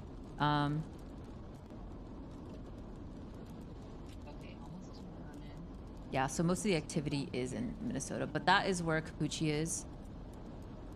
And we are working on getting his full screen live update and getting his audio into our stream. But if I zoom out, you can kind of see where all the activity is. So severe thunderstorm warnings in West Texas, in the Oklahoma, Texas border, Kansas, even seeing one in South Dakota, one in far northern Wisconsin, 3 tornado warnings, 2 of them in Minnesota at Faribault, and then 1 in Iowa. So quite a bit of activity already this evening. This is around the time frame we knew that these storms were going to start to pop up. And so a very long evening anticipated for those in the upper Midwest. Conditions are still favorable for tornadoes. Still seeing quite a bit of tornado warnings in those areas. So let me know where you're watching from. Make sure to continue to comment on here. If you have questions for meteorologist Matthew Capucci, I can relay them to him and he can answer them. And we can put them on his audio here so you can hear him loud and clear. And yeah, let me know where you're watching from. What are you concerned about? What states do y'all live in? We are in Orlando, Florida, live streaming this severe weather outbreak potential, and we'll be here until we need to be here. So until the threat pretty much is over for your areas. But yeah, continue to chat amongst yourselves. Share the TikTok. A lot of you guys have been asking questions all evening long on TikTok. So continue to share the stream if you know friends or family that live in the upper Midwest. Could be anywhere, honestly, from the upper Midwest all the way down to Texas and Oklahoma. This is where they can get some of that weather information. And I'm here, I'm joined by Matthew Capucci, who's out in the field, and you're seeing his live feed above my head here. And so I'll try to keep that up for you guys. So for those that are curious about where he is. And of course, if you're joining us on TikTok and you don't have the MyRadar weather app, you can download it completely free. It'll send you notifications. You can also watch storm chasers track these storms live within our app. You can also toggle on weather alerts. There's so many things that are useful and they're all free in the MyRadar app. So highly recommend it for those asking about Wisconsin. I think I get a Wisconsin question every minute here And so I'm really trying to keep up with you guys. But most of the activity right now is in Minnesota. 3 tornado warnings, and it looks like they did just extend that tornado warning in Iowa, so you saw that in real time. Our app does a very good job in updating those warnings fairly quickly.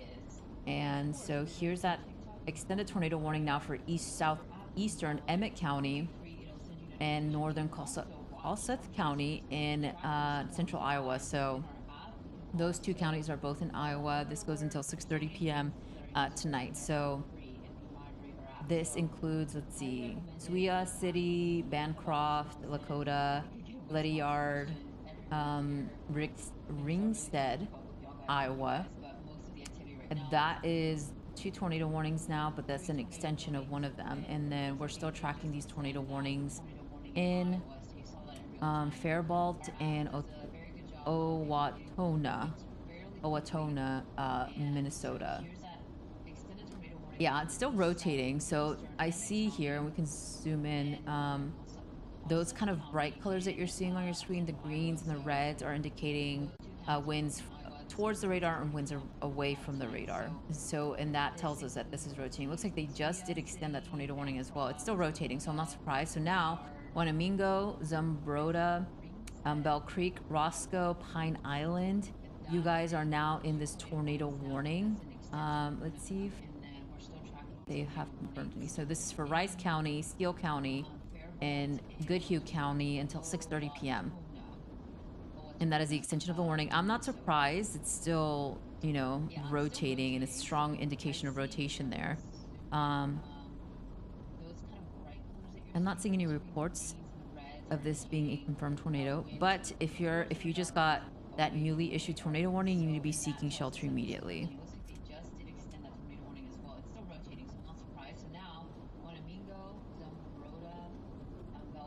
Okay, we can see it above my head here.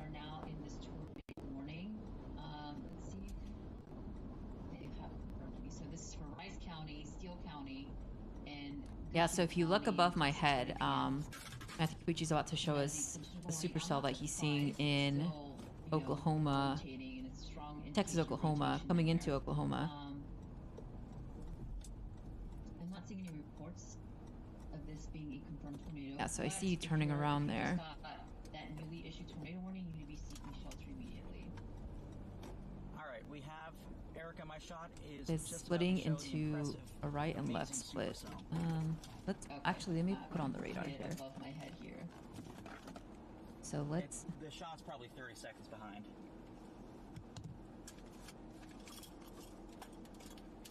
Yeah, so if you look above my head, I'm not sure if you can Capucci's about to show us the supercell that he's hear us. Let me put you loud on my laptop, Capucci. Texas, Oklahoma, coming into Oklahoma. Let's see. Yeah, so I see you turning around there. Oh yeah, I think we can hear you now. Very soon. The supercell's actually splitting now into a right split and a left split. All right, so Mauricio, there's no way to jump in, even if I send a YouTube link or something? Actually, let me put on the radar here. Or what if on the radar won't show yet, but big visually computer I we can tell folks. pull up the MyRadar Is there any way stream we can take my shot full screen? sooner? Or pull my stream and the MyRadar app. Yeah, let's see. I'm not sure if you can. I'm working on putting your full screen video on let me put you loud. the iPad here, so give me a couple moments. Sure. And then I'll figure this out. Okay. Yeah, I don't see that.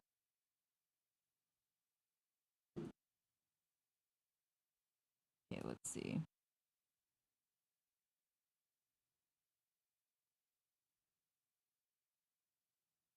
And even if I send a YouTube link or something? Oh wait, I think I have to press this. Computer pull up the MyRadar stream.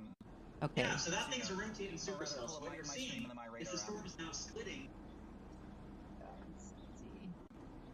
I'm working on putting your full screen video on the iPad here, so give me a couple moments. Sure. And then I'll figure this out. Okay.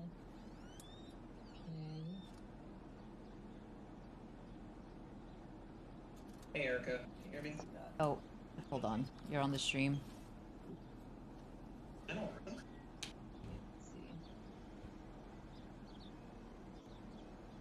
I didn't have my AirPod in, so we can hear Capucci. Wait, I think I have to press this. Is that gonna turn into something crazy? Yeah, so that thing's a rotating supercell. So what you're seeing is the storm is now splitting into a... Oh, it's because the other app, like, I couldn't toggle it back on, but let's see. Okay, there it is. Okay, there we go.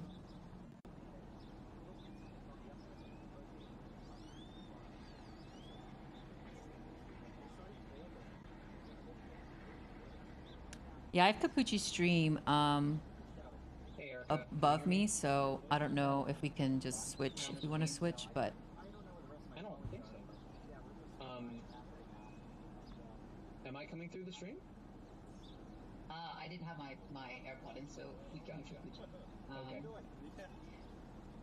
We're working on yes, we can get. We're working on getting his picture even bigger, but yeah, he has eyes on that supercell in almost Oklahoma. This is like far north Texas there. And yeah, it's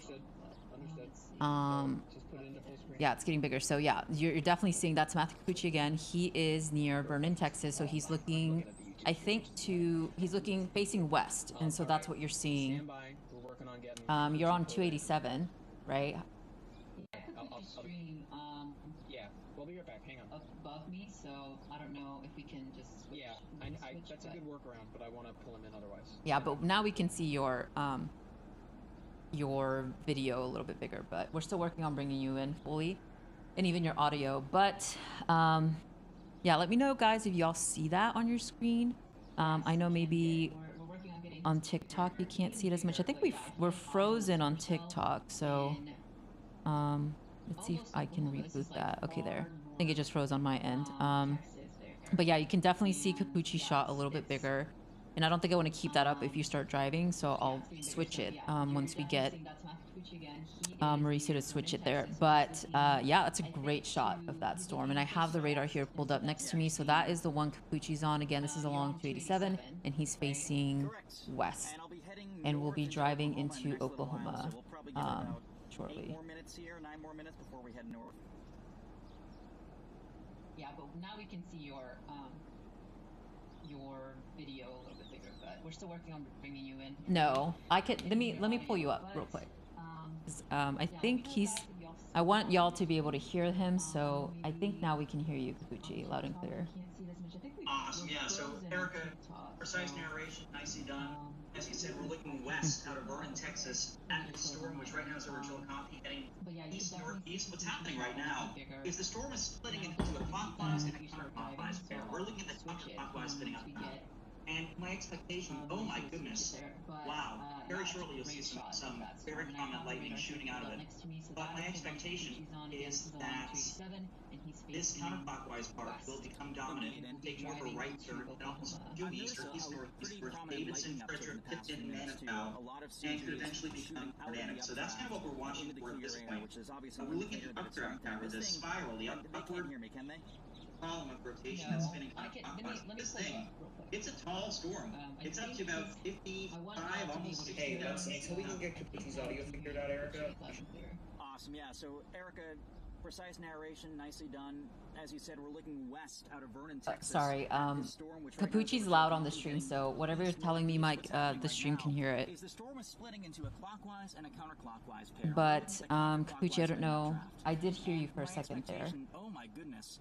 Wow. Very shortly you'll see some very prominent lightning. Yeah, so we're still working on getting Capucci's be there. I think you heard it. More of a right turn, head almost due east or east-northeast towards Davidson, Frederick, Tipton, Manitow, and could eventually become tornadic. So that's kind of what we're watching for at this point. Yeah, so Capucci, I can't hear you anymore. I don't know if you can hear me. Okay. Yeah, they were just communicating some things with me about your stream, but now you can talk. Let me put you now on speaker, and let me know if you guys in the chat and anywhere that if you can hear Capucci. What you're seeing is his imagery, and he is in far north Texas there. So let me know on TikTok if you can hear him, and we'll do this again, Capucci. I think you're doing a great job explaining on what you're seeing there, and it looks, I mean, yeah, this thing is getting its act together here. But now we can hear you again, I think, and Please look in Slack. let's do that. Yeah, so Erica, precisely right, this thing is getting its act together. It is a rotating supercell, a spinning column of counterclockwise rotation. But it looks to me like it's splitting into two supercells. And what happens when that's the case is the left split tends to become a clockwise spinner and head to the north. There's a lesser tornado risk. But the southern split tends to spin counterclockwise. Sometimes takes more of a right turn and becomes tornadic. And I'm worried that's what's happening right now. So, Capucci, let me. So I'm sorry to interrupt you, but I think the audio is not working so well. So we'll try to figure out another workaround. And I have your audio coming in through my laptop, so that might be why it sounds weird. But yeah. So we'll work on getting his full audio in. At least you can see the shot above me. That is his shot, and he is again in far north Texas, almost to the Oklahoma border, facing west on this storm that continues to intensify here. And so, Capucci, we'll check in with you here shortly as we work to get your audio in the stream. But yeah, it's not working out with the audio that we are using now. So sorry about that, Capucci, but we're gonna work on getting you back in the stream. Sorry to banish you. We're not banishing you, but yeah, I can communicate what you want to say as well. So, but I'll keep his shot up, and we'll track the other tornado warnings because there's still. And I am not saying they extended that severe thunderstorm warning on that storm that you're on, Capucci. But let's go to Minnesota. There's still some active weather here, and we still have several tornado warnings that are issued. And I know a lot of you guys in the comments, and especially on TikTok, are concerned for Minnesota. So let's ask your questions there. So right now, this tornado warning close to Kenyon in Minnesota. Let me check if we have anything confirmed. I don't think so. But, you know, things can change quickly here. So it's just a radar indicated tornado warning. This is near Sioux City, and it's moving at 50 miles per hour. So that is one of the tornado warnings. Look at that extension of that polygon there. Zumbrota, Bells Creek, Goodhue, those are the areas that are under those tornado warnings. Highway 52, and then let's go down and talk about this tornado warning in Iowa as well. So I think that's what we were talking about. Sioux City, that's that tornado warning in Iowa. Let's put on, and one of the trickiest things with this is this city is a little bit further away from a radar. So I'm going to try to toggle on some closer radars. Let's see if we can get any radar scans that show that it's rotating. So let's pause the radar here, and let's do that, and you can see. Yeah, so Sioux City in between radars, so this is going to be a little difficult to see. So yeah, just toggling on these different radars, you can kind of see those bright colors. That is telling me that it's still rotating, although it's still far from the radar. We're still seeing rotation with that tornado warning in Sioux City, Iowa. And just to the north of this area, so we're talking about that tornado warning in Kenyon, Goodhue, Bell Creek, and Hay Creek, that tornado warning. Area of rotation, let's toggle on our rotation tracker. I like to call it rotation tracker. It's also called velocity. It's one of our products. You're seeing the greens and the bright greens and the bright reds. One going away from the radar, one going towards the radar. It lets us know that this storm is continuing to rotate. It has been for quite a bit of time. We've been tracking it since it first formed about an hour and a half ago, and continues to still rotate. I think this is the same storm that did produce a funnel cloud and even a tornado way earlier in the day. So this is definitely one to keep watching. It's kind of moving northeast. So I think areas like Goodhue, if this gets extended, which does have the possibility of getting extended, it'll be extended into Hay Creek, Red Wing, crossing possibly I think that's Highway 63, 61, just outside of Lake City. Again, this is all in Minnesota, if you're just wondering. So this is the tornado warning that we're talking about here in Minnesota. Bright greens and the bright reds, one going away from the radar, one going towards the radar. And let's go down to, let's see, keeping an eye on what Capuchi's seeing here. And now Altus, and there was somebody earlier who was asking me about Altus, Oklahoma. So that storm, yeah, you can see kind of the bright, like purple colors on the radar. Just tells us that the storm is intensifying. I actually want to read, it might actually be producing, let's see, golf ball size hail. So yeah, actually we can track hail using our vertically integrated liquid product. So those bright colors you're seeing on your screen just kind of tells us where the hail core is. And of course hail forms in the highest levels of the atmosphere. So as we were seeing some of the coldest layers as well. And so we're definitely noticing that with these two areas within these thunderstorms. So Capuchi not in the middle of the storm, but if he was, he'd probably be seeing hail with this storm. But really getting its act together. So that's one that we're watching, and that's the image that you're seeing above my head is this storm in far southern Oklahoma now coming into Altus. Like purple colors on the radar just tells us that the storm is intensifying. I actually want to read. Hi from Scotland. I see you. Yes. Track hail. And continue to talk to me in the chat, y'all.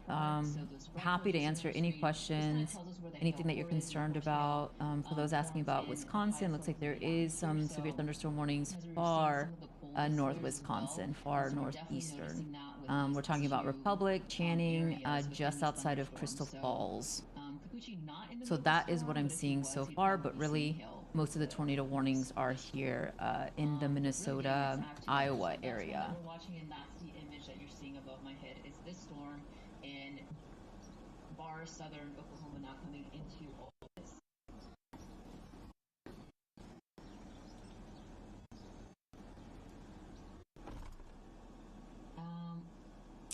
Okay, so Quad Cities, Iowa. Let's check in on those, on that city. And we can actually search here. Answer any questions, anything that you're concerned about. For those asking about Wisconsin, looks like there is some severe thunderstorm warnings far north Quad Wisconsin, Cities, Iowa. Oh, I don't think this is going to populate. Just see. outside of Crystal Falls. Let's go down here, actually. So that is what I'm seeing so far, but really The Des Moines, are here, in the you are Minnesota, in a Iowa area. tornado watch through, let's see, there's different times with these, but this is mostly for the evening. So midnight, some of these are through 11, midnight. You can kind of see the text here. Talks about a few tornadoes, a couple of intense tornadoes are possible. 3-inch, very large hail up to 3 inches, and wind gusts in excess of 75 miles per hour. So that is what that tornado watch indicates, mostly for the potential of seeing tornadoes. But definitely watching these storms in Texas. These are blowing up pretty quickly here. And the one Capuchi's on, you can see above me, there's some sunlight coming through, peeking through the clouds on his live stream. Let's go down here, actually. So Des Moines. Wisconsin, yeah. So your tornado potential is mostly this late evening into late evening, possibly into overnight. But not, you know, if you are in a tornado warning, you need to seek shelter. Just pay attention to what's going on. Most of the activity right now is in Minnesota. 3-inch, very large hail up to 3 inches, and wind gusts in excess of 75 miles per hour. So that is what that tornado watch indicates, mostly for Let's do this. So let me get some updates here. Let's see what the National Weather Service is reporting. So I am seeing reports of hail. There's some sunlight coming through, peeking through the clouds on his live stream. Maybe that is, let's see, golf ball sized hail. I think that's what that is. So reports of golf ball sized hail, penny sized hail in Faribault. So whoever was asking about Faribault, yeah, let me. Some areas Faribault got penny-sized hail. Just pay attention to what's going on. So,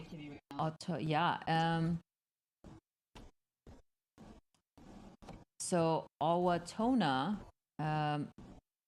possibly, thankfully that storm looks like it's just to the east. You're getting in on heavy rain now over that area, but the tornado potential now over Wanamingo, Minnesota, it is still a pretty tight area of rotation. So I wouldn't be surprised if this storm gets extended down to, let's say, Goodhue, Bell Creek. Goodhue and Bell Creek. Definitely pay attention. Wanamingo, you're like on the south end of the area of rotation.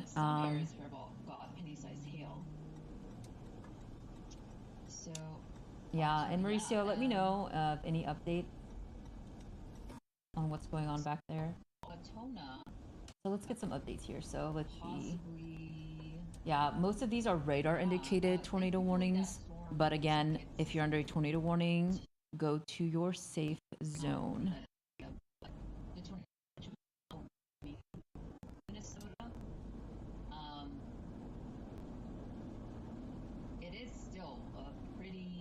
And we're still working on getting Matthew Capucci shot in, so I can hear you, Mauricio.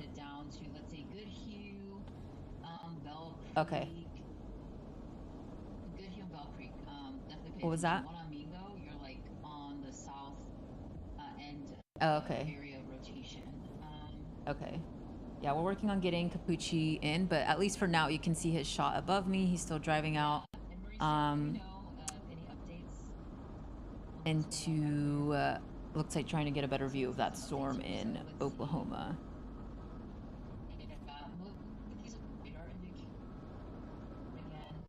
So St. Germain, Wisconsin. I did see somebody ask about that.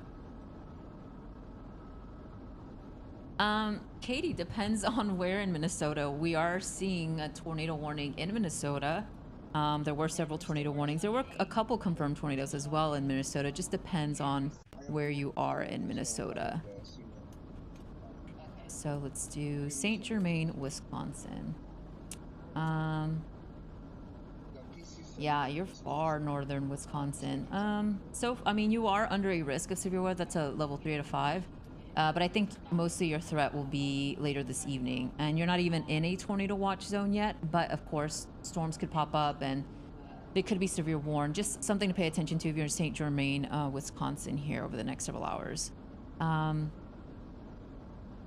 But yes, the only tornado warning, I think, now, and I think they have allowed the one in Iowa to expire, so looks like that tornado warning was allowed to expire in Iowa. Albert Lee is in a severe thunderstorm warning. So really the only tornado warning, it is still pretty concerning. It's a tight area of rotation over just south of Bell Creek here. So yeah.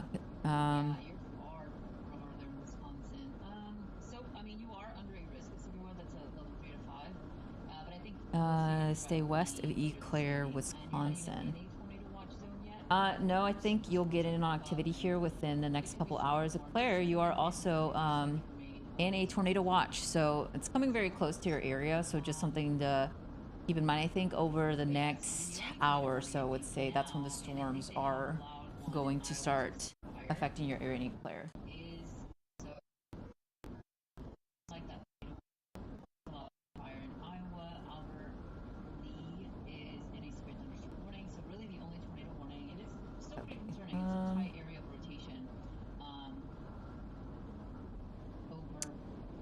And I'm watching Capucci's stream here.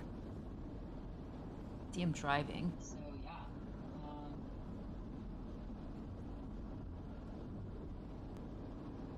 And Mauricio, I don't know if we can switch the TikTok stream and put in the radar instead. No, I think you'll get in on activity here within the next couple hours. Claire, you are also I don't know if you heard me, Mauricio, but if we can do that. Okay, thank you. It's a little delayed.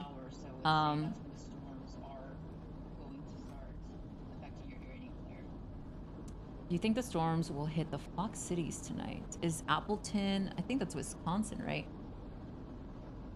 Man, so many of y'all in Wisconsin. I get the concern. Appleton, you are in that enhanced risk as well. So it'll be mostly late evening tonight. So yes, you could get some pretty stormy weather there.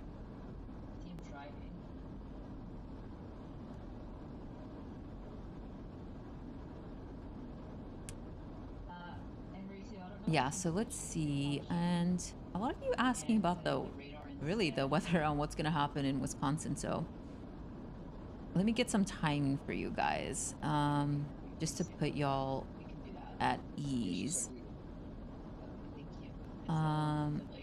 Yeah, so Wisconsin, I think about after 8 or 9, the activity will start to ramp up, and really 11 o'clock for like, I would say 10 actually, for like Green Bay.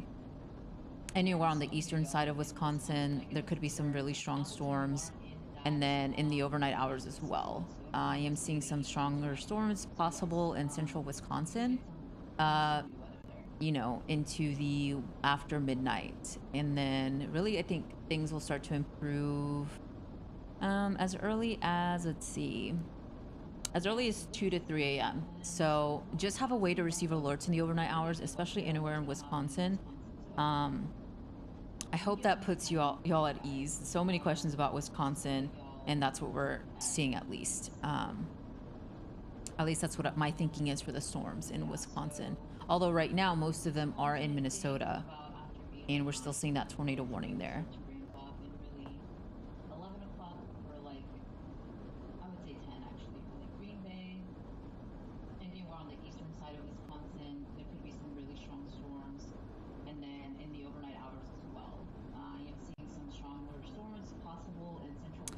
Okay, so yeah, let's go down to Altus. So actually, if you're in Altus, the image that you're seeing above my head is near and around Altus. You guys are in a severe thunderstorm warning, but definitely want to watch. Capucci, meteorologist Matthew Capucci, is on this storm, and so his live feed is facing the storm. But you can kind of see it there. Severe thunderstorm warning, mostly for large hail. And damaging winds. Golf ball sized hail was reported with that storm and 60-mile-per-hour winds. So Altus, that storm is directly south of you. We'll be heading towards your area here over the next several minutes.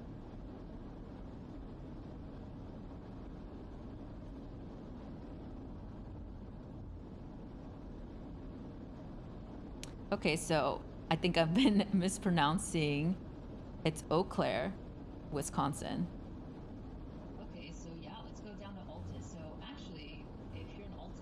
Thank you for that, for the person who I think lives in Wisconsin.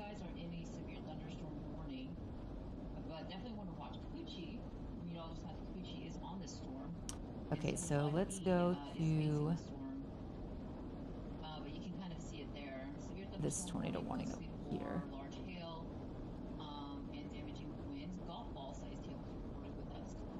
Yes, I'll keep this up. I don't think there's anything on the ground here. We have a debris tracker that we can toggle on here in the MyRadar app. Yeah, and this usually tells us if there's anything being lofted into the atmosphere. Just a very general way of talking about this debris tracker, so I'm not seeing that, but I am seeing a still very tight indication that's still rotating with those greens and reds, one going away from the radar, one going towards the radar. That tells us that the storm, it continues to rotate. So it might be extended down the line, I think. For Hay Creek, let's see, Red Wing, Bay City, Trenton. This is all Minnesota again. So that is where we're seeing our one tornado warning so far.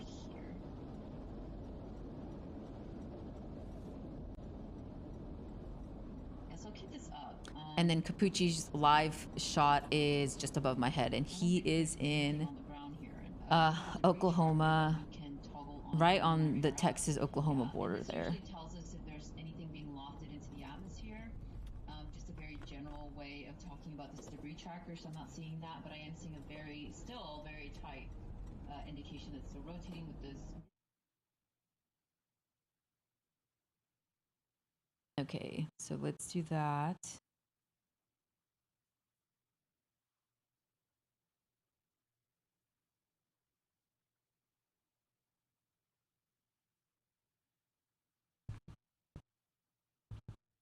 Okay, so I think you did briefly hear Matthew Capucci's feed if you're watching us on YouTube, Facebook.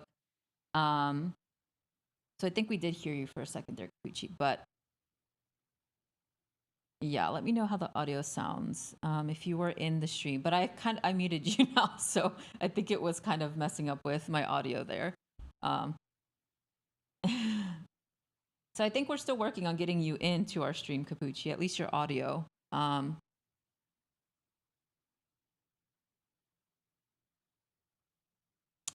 Yeah. Okay, I think now you can hear me, but if you were on TikTok, I think you could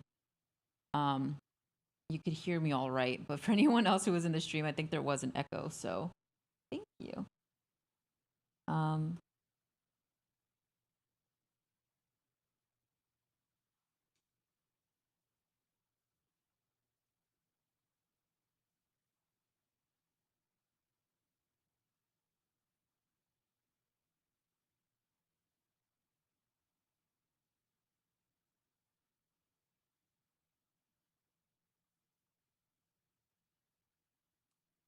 Okay, guys. So let's talk about. So it looks like we do have another tornado warning just to the south. In I think that is. Let's see. That is Iowa. Just to I think it's Minnesota. So Albert Lee, tornado warning, recently issued tornado warning. So nothing confirmed. Tornado and $50 sized hail.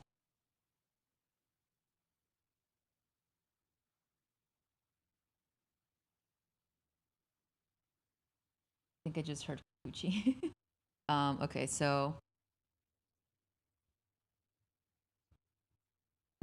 yeah, so that is that newly issued tornado warning to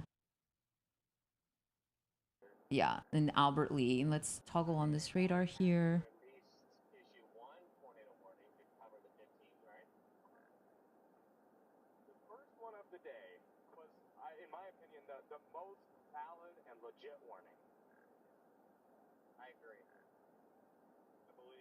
Are you talking about Capucci stream, Mauricio?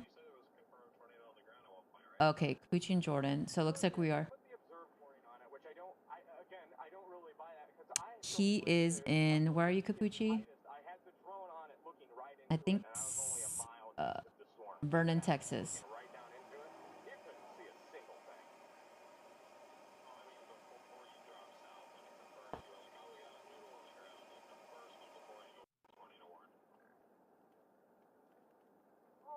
So it looks like we do have Capucci.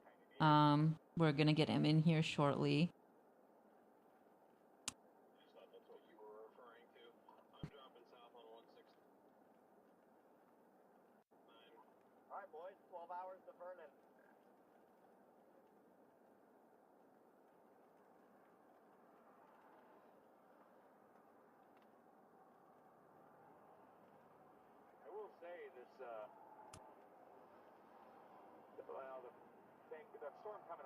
Yeah, so here's that newly issued tornado warning that is in I think this is Albert Lee. I'm not seeing any reports that this is confirmed, but again, this is a radar indicated tornado warning. So if you're in that area, you need to be seeking shelter. That's right on the border of Minnesota and Iowa. So that's what we're watching very closely. But you can also see some severe thunderstorm warnings now being issued. And the one just south of Sheldon has a pretty interesting velocity signature. So I call it our rotation tracker here.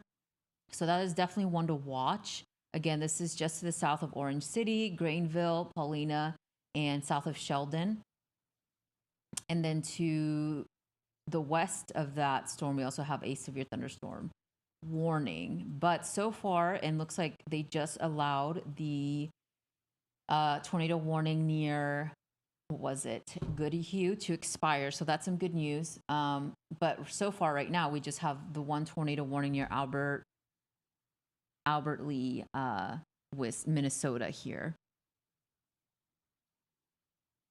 So radar indicated tornado warning. Most of these are just severe thunderstorm warnings, and I don't want to discount those because those could also be pretty dangerous. Those could produce very large and damaging hail, and that's another concern that we're watching with these storms later on today.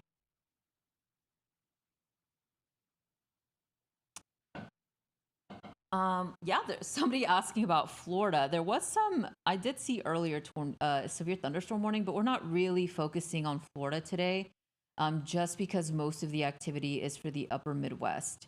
But Mauricio, let me know when you get Capucci into the stream, and then we can go from there.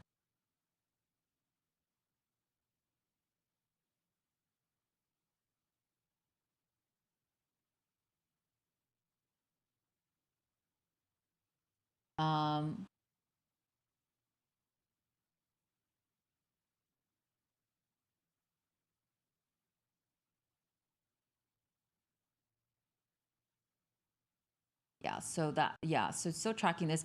And this is just a very difficult, it's just in such a difficult spot. It's in the middle of radar zone, so I'm trying to see which one's the best radar that we can show for rotation here. Yeah, let's try this one. So again, Albert Lee in the tornado warning. And nothing confirmed, but really that's our only tornado warning right now. Of course, things to get going pretty fast here.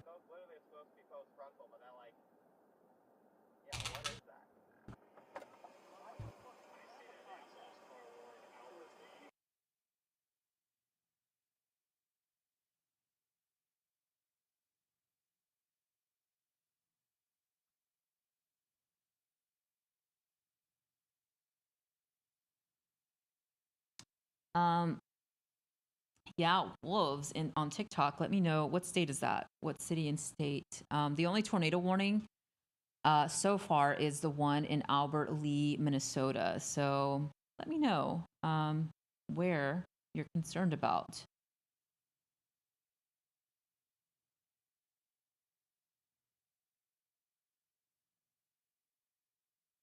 Yeah, so there is a tornado warning. So I hope you're in your safe zone. That is either your basement or the most interior portion of your home. Oh, and I hear myself there, Mauricio.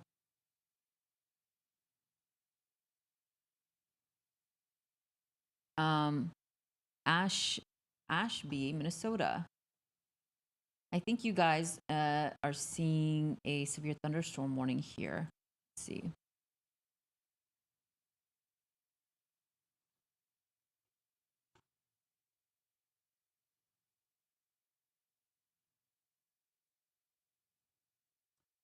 So that is way to the north, northwest. So I think you are fine, Katie, in Ashby. Really, I'm concerned about Albert Lee. There is a tornado warning. Very broad area of rotation, but still there. Another area that I'm noticing here could be this severe thunderstorm warning north of Lake City. Could be producing some large hail as well. Yeah, so 60-mile-per-hour wind gusts, some hail reported with that one. But Albert Lee, if you're in that zone, definitely be seeking shelter. And let's see. So, a good chunk of you guys live here. So that's about almost 25,000 of you in this tornado warning.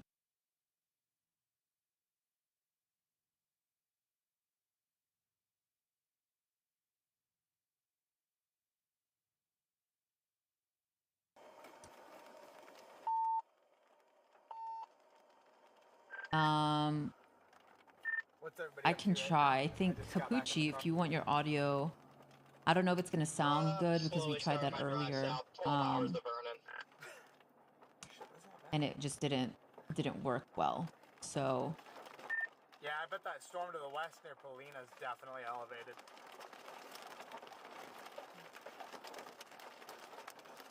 if it's not, it would totally be on par for today. Yeah. I would say Capucci's video. I don't know where Jordan Hall is, so I'm gonna barrel into this rain I wall. think he's in the upper Midwest. What was that? I don't understand what you're saying. Can you repeat?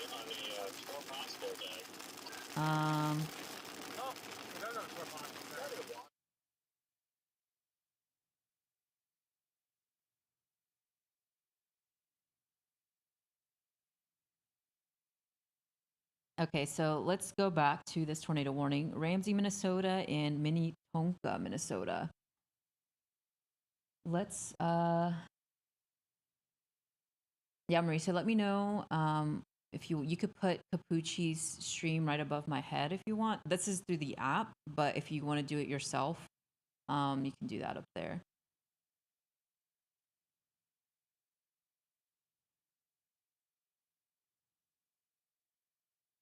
Okay, perfect. And then let's see. He's there. Yeah, so we have, and let's actually put the radar above me and let's put Capucci's full screen. I don't think we've seen it full screen yet, so let's do that. Yeah, just put him right next to me. So just swap out the radar with his full screen image. And then we can all put on the radar on the storm he's on.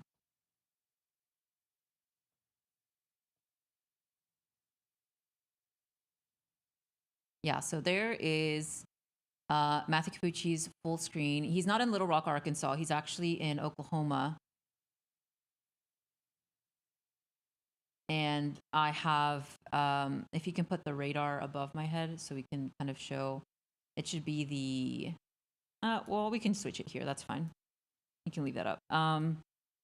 Let's do, so here is where meteorologist Matthew Capucci is located. He we can switch it here. That's fine. To Vernon, Texas.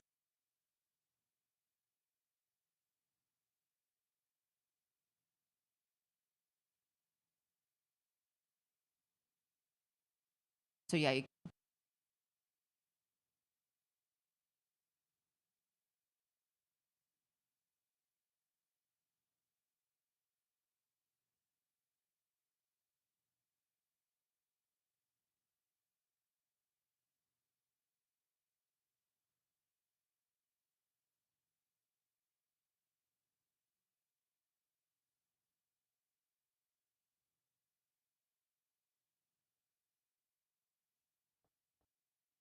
Okay, so the tornado watch, there's a big chunk of the country that's under a tornado watch for Livia, who's asking. So we're talking about tornado watches all the way up from Minnesota, all the way down to Iowa, parts of Kansas. We're talking about Oklahoma, Texas. Now, if you want to know where a tornado warning is, we are talking about a tornado warning over Albert Lee, Minnesota. That is where our current warnings are. And we're working on getting Matthew Capucci as well, who is in Texas. So the imagery that you're seeing on the screen right now, that is Matthew Capucci. He is not in Little Rock, Arkansas. He is in Oklahoma, Vernon, Texas, heading into Oklahoma. And Mauricio, if we can fix that whenever you get a chance or take off his location there, that would be very helpful. But again, Capucci is in near Vernon, Texas, heading into that severe warned storm that is heading into close to Altus, Oklahoma.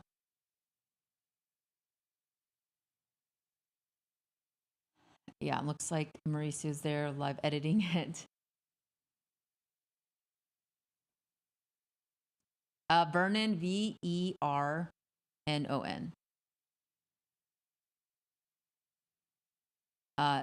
V as in vet.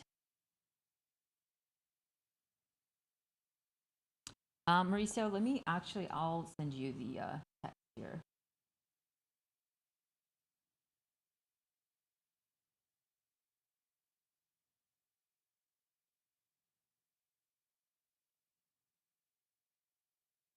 Yeah, so I just sent it to you. Thank you. So that is where Capucci is, and that's the full screen that you're seeing there. And the storm, so it looks like a couple of severe thunderstorms are now popping off in Oklahoma. And so these are definitely one to watch. These, supercells could become tornadic. So that is why Capucci is chasing these storms right now. So we'll get frequent updates from him. And once we get his audio in, he'll be able to tell you a little bit more what he's seeing.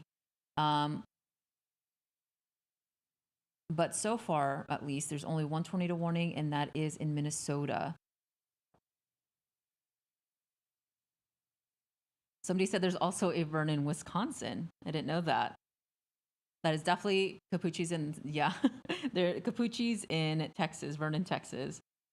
See, I saw somebody earlier say there was a Stillwater, Wisconsin, I think, or Stillwater, Minnesota, and I thought they were talking about Stillwater, Oklahoma.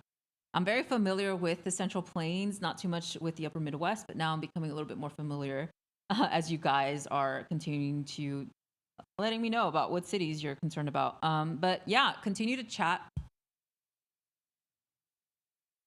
A what, Ohio?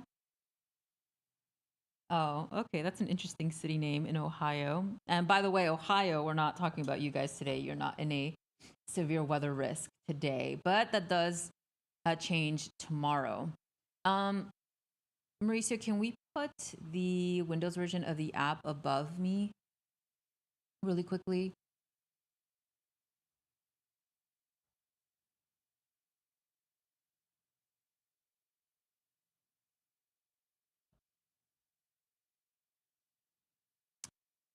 If not, that's okay. I still have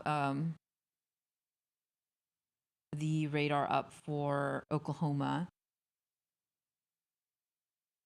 I'm sure Vernon, what was that? Vernon, Wisconsin does not look like that. What you're seeing on Capucci's screen, you could see just for miles out. That's the thing about chasing the planes. It's visually, it is good. You can see for miles out.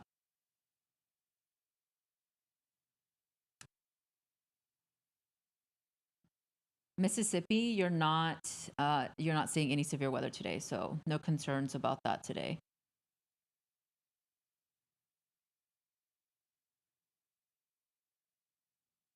So yeah, Clinton, Mississippi, nothing to worry about. Wisconsin, Appleton, up here.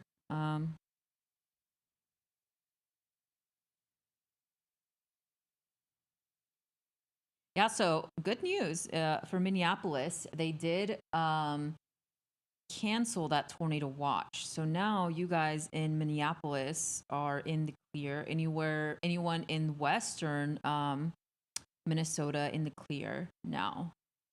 And most of the activity now will be to the east of Minneapolis.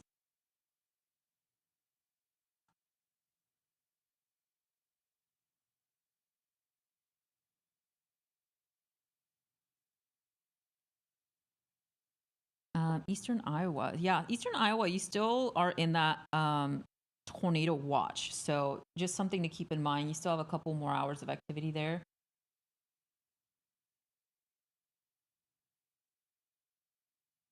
And Wisconsin, your threat is mostly late this evening into the overnight here. And let me toggle off the storm chaser layer. Yeah, so I'm seeing several severe thunderstorm warnings now in western Texas. So looks like things are starting to get going. Very isolated storms as well. So definitely, I think Texas and Oklahoma, definitely something to watch here as well. So I'll try to keep track of both of them. Yeah, thank y'all for in TikTok. A lot of questions coming from y'all. So keep it going. Keep asking me questions. If I didn't see your city, I'll go back and kind of go over that. But really, the only concern right now that I'm seeing, at least in terms of tornado warnings, is one near Albert Lee. It still continues to rotate. And we'll see if the National Weather Service extends this down the line. But yeah, I'm still seeing an indication that this is rotating, but I'm not seeing any reports that this is a confirmed tornado. But again, if you're in a tornado warning, seek shelter immediately. It means the tornado is imminent.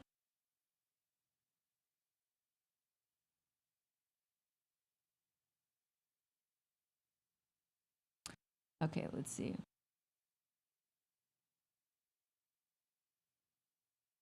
Farmington, Minnesota.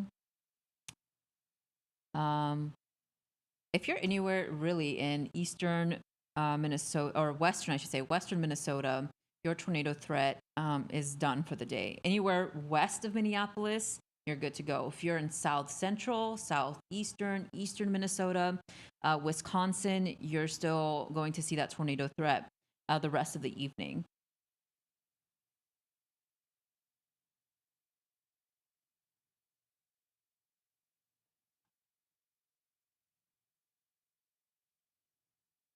And let me check in on some of these severe thunderstorm warnings. It looks like we are seeing most of the reports I'm seeing were because of very large hail, ping pong ball sized hail.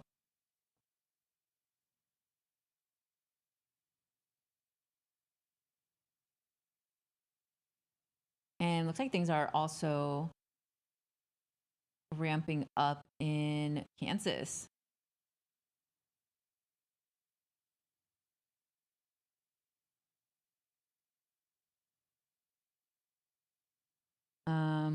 Let's see. This might be. Let's go here to Kansas. I want to check in on this severe thunderstorm warning. Yeah.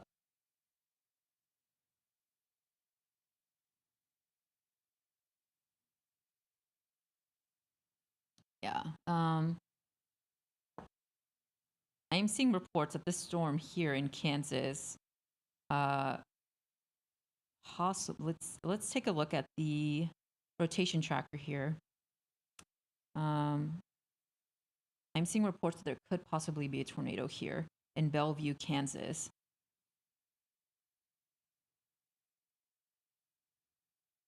I'm not seeing a tight indication of rotation, but let's take a look at our debris tracker here. I'm not really seeing much there either. Yeah, we'll wait and see. I want to get some reports from National Weather Service here.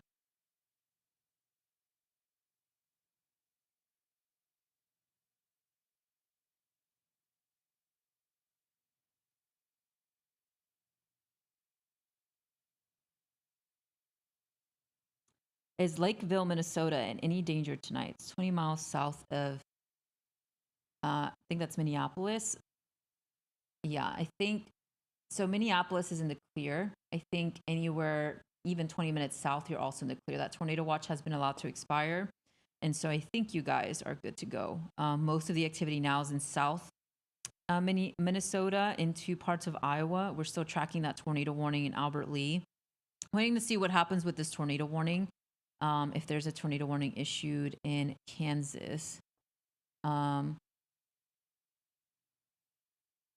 Let's see if we get any updates on that. But things are starting to bubble up here pretty quickly. And you can see Matthew Capucci's live shot there.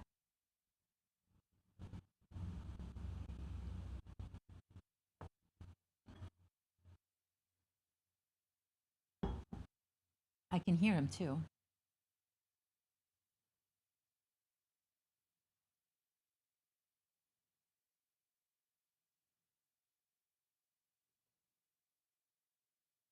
Capucci, see you there waiting for the storm. I can hear you, yes. I don't think the stream can hear you. But I see you sitting there.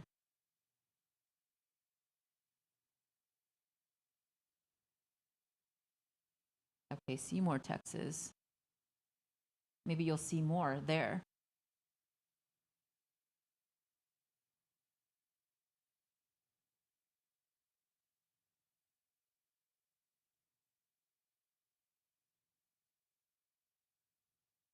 Yeah. Where were you earlier? Like when you started the day?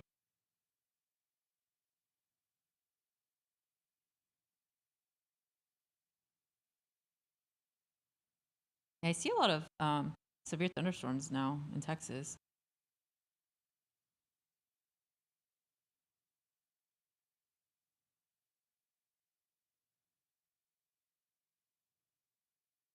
I don't know who's talking about California, but you guys, I'm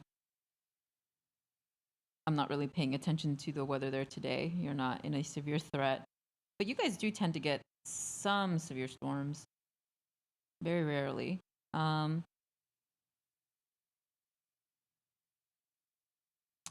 Yeah, that tornado warning is extending.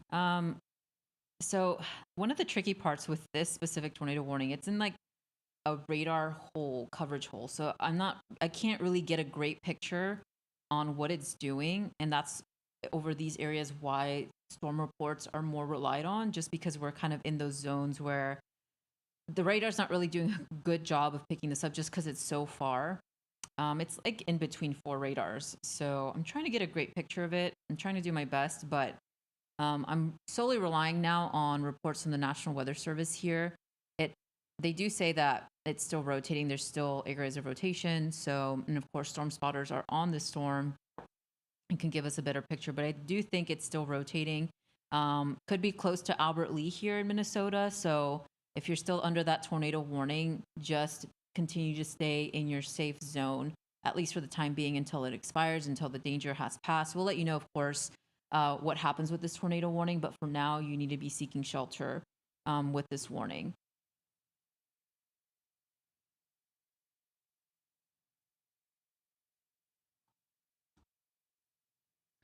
And honestly, I'm seeing some reports of hail earlier. 1.5-inch hail reported in Conger, Minnesota. And I'm seeing golf ball size hail with the Kansas severe thunderstorm warnings.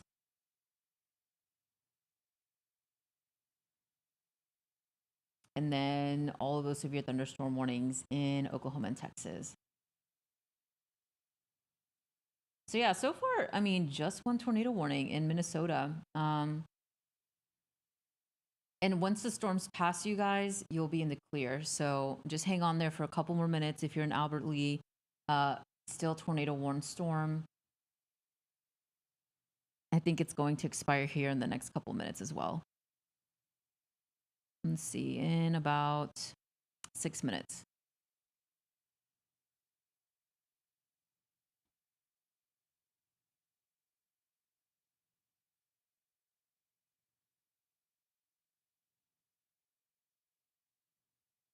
Yeah, so continue to watch that tornado warning. And then we actually have some severe thunderstorm warnings in Nebraska and even Iowa there. And then several severe thunderstorm warnings in Oklahoma and Texas here.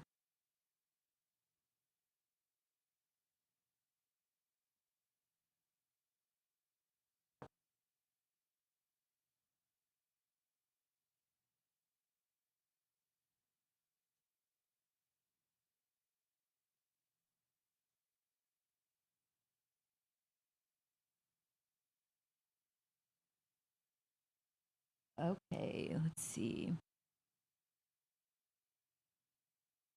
So we're closing in on the 8 o'clock hour. It's almost 8 o'clock here Eastern time, 7 o'clock Central time. For those of y'all watching us in the Central Plains and Upper Midwest, we are tracking a severe weather outbreak from areas like Minnesota, Iowa, all the way down into Oklahoma and Texas. I'm meteorologist Erica Lopez. If you're on TikTok watching us, make sure to share this live stream, tag your friends in it, let me know where you're watching from. If you're watching us anywhere, if you're watching us on YouTube specifically, make sure to like this video, share it across as well, and subscribe to our YouTube channel. If you found this live stream, you were just on YouTube tonight, subscribe to our channel if you want more weather updates. We do these frequently, especially for big days like today.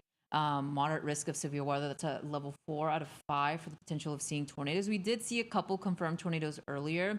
There's also concern for tornadoes in parts of Oklahoma and Texas later tonight. I am also joined by meteorologist Matthew Capucci, who's out in the field, and that's his feed that you're watching. I think I should point which way. This way. So that is Matthew Capucci's feed. He is near Vernon, Texas, awaiting these storms and kind of positioning himself for these severe storms later on today, especially in Oklahoma, that Oklahoma-Texas border. So that's what we're watching this evening. And yeah, just talk to us in the chat. Let me know what you're concerned about. A lot of you were talking about for Minnesota, and that is where we're watching for that one tornado warning. I have it up on the screen above me. That is that tornado warning that continues for just to the south of Albert Lee Municipal Airport. That is our one tornado warning. And then we have several severe thunderstorm warnings issued statewide. Like we're talking about several states from Minnesota all the way down to Iowa, Oklahoma, Texas, a lot of severe thunderstorm warnings in Texas and even Kansas. So a huge chunk of the country under the threat of severe weather, and this will actually continue into tomorrow as well.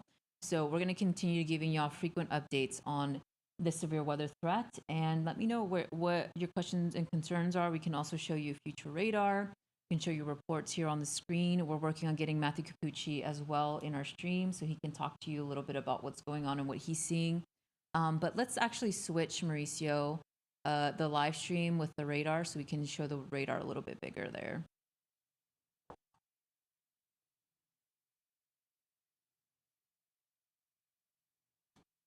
And I think I don't know if he heard me. But okay, so you guys on TikTok can see this screen. And let me adjust that for y'all. So here is on TikTok, you're seeing the severe thunderstorm warnings in Texas, and then I can toggle up here. So it looks like, yep. So let's go down to, let me show y'all this. So there is a new tornado warning now, and this is the one I was kind of waiting on in Kansas that has been issued. And let's put on so let's go down. So we're tracking that tornado warning, Albert Lee.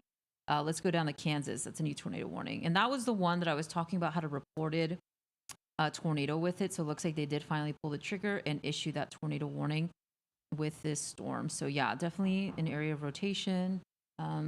And let's talk about this. So correlation coefficient here. I'm not seeing a area of our debris tracker, I like to call it, but the velocity is there. And let me pull up, let's see, Kansas City, Missouri. Yeah, so tornado warning includes Navarre, Kansas until 7:30. That is a newly issued tornado warning in Kansas.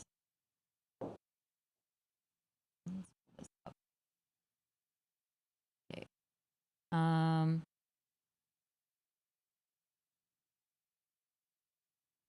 Yeah, so there you see it on your screen. I'm trying to keep up. Mauricio, I don't know if we can change the radar and put the iPad radar on the TikTok live stream instead of the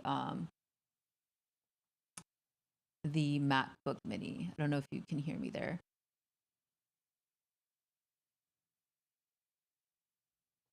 But yeah, so you can see it on top of me. This is that tornado warning for Kansas. Central Dickinson County until 7:30. And let's see what the National Weather Service is reporting here.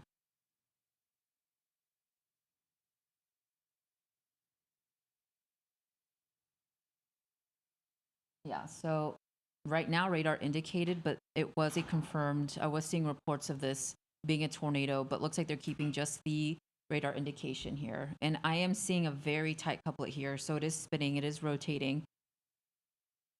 And this very small population, nearly 500 people live here. So Navarre really is the only city in this tornado warning in Kansas. But let's go back and give you an update on this tornado warning in southern Minnesota.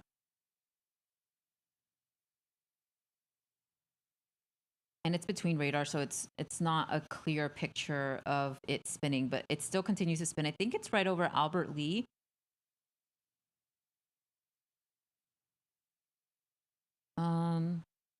Yeah, Mauricio, if you can put the iPad radar on the TikTok feed, that would be helpful.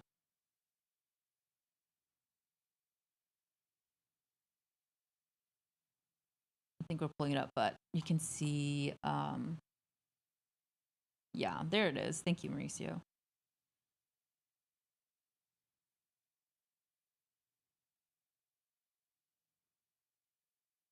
Okay, so let's go back and So there were reports of hail with this tornado warning in Minnesota.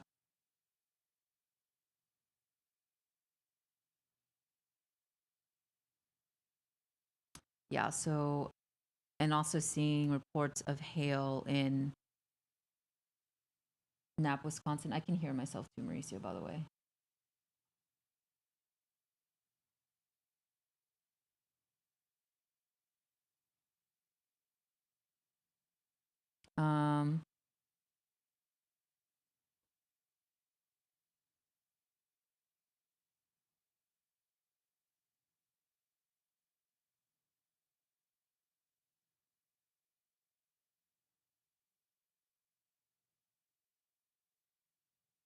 Okay, so yeah, Mauricio, whenever you want, if you can put Jordan Hall stream in full, and then we'll be joined by meteorologist Mike Linden here shortly. So let me know when you do the switch, Mauricio, and then we'll be back here shortly.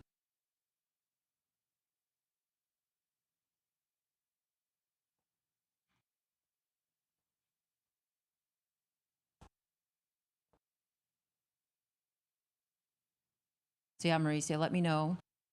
We can take Jordan Hall's stream in full.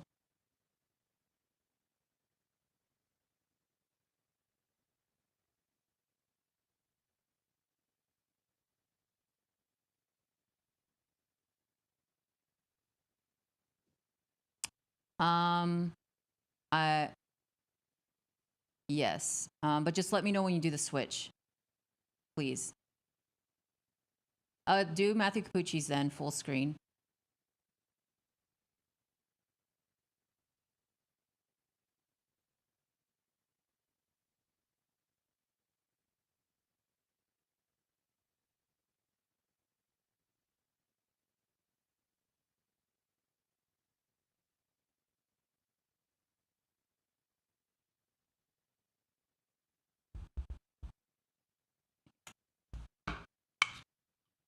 No audio, right?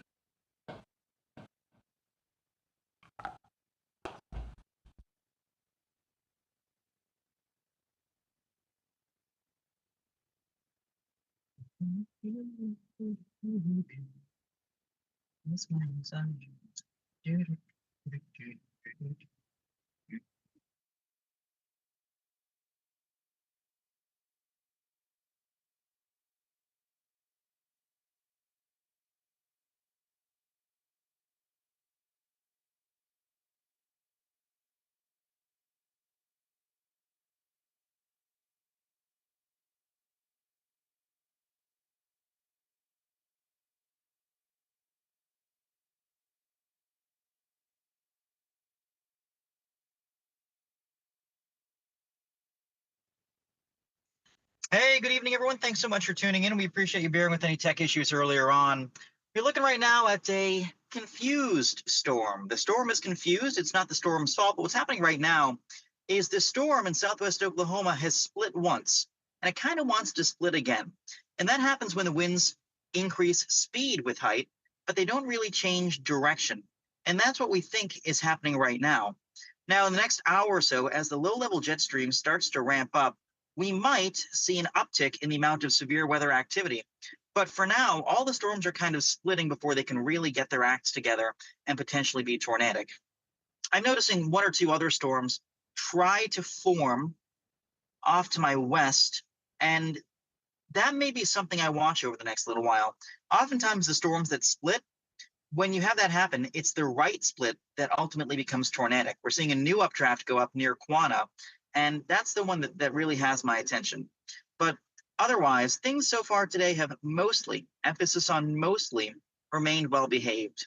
That's not to say they will continue doing so, but it's kind of what we're watching. So I'm contemplating, let's see, I'm south of Frederick right now. I'm contemplating heading east and following a storm that's I've kind of been letting disappear. But yeah, it's a tricky call on figuring out what to do. Otherwise, we have our entire team of Mets with us. Erica has been a trooper working nonstop. Mike Linden just arrived at the studio as well. Jordan Hall is up in Minnesota. The Minnesota event has sort of underperformed a little bit from a tornado standpoint, which is good. We obviously are not rooting for severe weather. We're rooting for a less impactful weather. We find tornadoes fascinating, but we're not rooting for them. If we do, we root for them to pass over open areas, but we certainly don't want there to be human impact. And the good news, thus far, the storms up there have remained relatively well behaved. It might be due to warm air at the mid levels that's kind of capping some of the surface air and preventing it from rising. It could be due to a litany of other factors. We're just not really sure yet. So, and a lot of wild cards with today's setup, but it's unclear sort of what the main limiting factor thus far has been. We do have one rotating storm in southwest Oklahoma near Frederick. I heard something. I don't know what it was. Okay. May have to reposition soon, but yeah, we have one storm in southwest Oklahoma near Frederick that is trying to spin, but it's not really doing that much. It seems to be struggling somehow at the mid levels because it's not really producing much hail. So unclear kind of what the main limiting factor thus far is, but there clearly is a limiting factor. So it's interesting to sort of see how things have been kind of struggling. Well, we'll see what happens. Huh. Do I want to chase after that? I don't know. One other thing we're missing right now is the inflow. Warm, moist air out of the southeast just hasn't really been rushing into the storms as much as necessary to really get these storms firing. But I'm seeing one new storm blossom off to my west, so I may wait for that one because it looks like we still have a fair amount of instability or thunderstorm fuel. It is nearly 80 degrees where I am right now. So that's kind of key. Actually checking mesoanalysis. So for those wondering, mesoanalysis is our way of kind of looking at the environment in real time and figuring out on the medium scale what's going on. How much juice is there here? How much dry air is there here? What's the temperature here? All those little things in the near storm environment can oftentimes tell you which storm is favored to win out. And so that's kind of what I'm looking for at the moment. Mesoanalysis is one of the most important things that I do when forecasting severe weather, because forecasting storms is easy. We can say, hey, storms will fire today, and they usually will. That's easy. It's low-hanging fruit from a forecast standpoint. The tough part is figuring out which one is going to win, so to speak, which one is going to be the most feisty. When you're out in the field and you're trying to storm chase, your goal isn't just to find a storm, it's to find the storm, the one that does everything. It's kind of what we're trying to do right now. And so my gut is that the show is not over in southwest Oklahoma. There is one storm that's going to be taking a right towards Lawton, but it seems to be struggling with dry air or something. But I see a new storm that's trying to form off to my west, and that one definitely has my attention. It's already up to like 40,000 feet, and it's been blossoming pretty recently. I also know at some point there's going to be a merger where it bumps into another cell. So I'm considering, do I go south? Do I stay where I am? That's one other thing too. There's never a perfect or a right answer when it comes to storm chasing and meteorology. Hindsight's always 2020. Last night I should have powered through and gone on to Nebraska, which I had considered doing, but I should have gone. Let's see, what is that cell doing? It's weird. The one near Frederick, Oklahoma is taking more of a right towards Lawton, but is also simultaneously drying a little bit at the mid levels. So there's clearly some limiting factor that the models caught on to that the humans didn't. Because models were actually very sparse in convecting today. What I mean by that is models were very tepid in actually simulating thunderstorms. They had what appeared to be a volatile environment, but they didn't really print out any storms, and we couldn't figure out why. And we're still not exactly sure why. Maybe the models were keying into something that we just didn't. And by we, I mean the entire meteorological community. That's one of the cool things about meteorology. No matter how good you think you are, the atmosphere still manages to teach us stuff quite often. And it appears that may have been the case today. So if nothing else, we're just kind of waiting and seeing. I'm trying to figure out if the storms to my south will do anything. Time will tell. But suffice to say, it is a little bit stressful chasing sometimes. You want to get the right answer, and you want to see whatever it is you came out to see. And so I don't know exactly precisely what we will see today. We have probably an hour and 15 minutes left until sunset, which is also an important factor too. So unclear. It's going to be interesting. I'm also checking some weather models right now.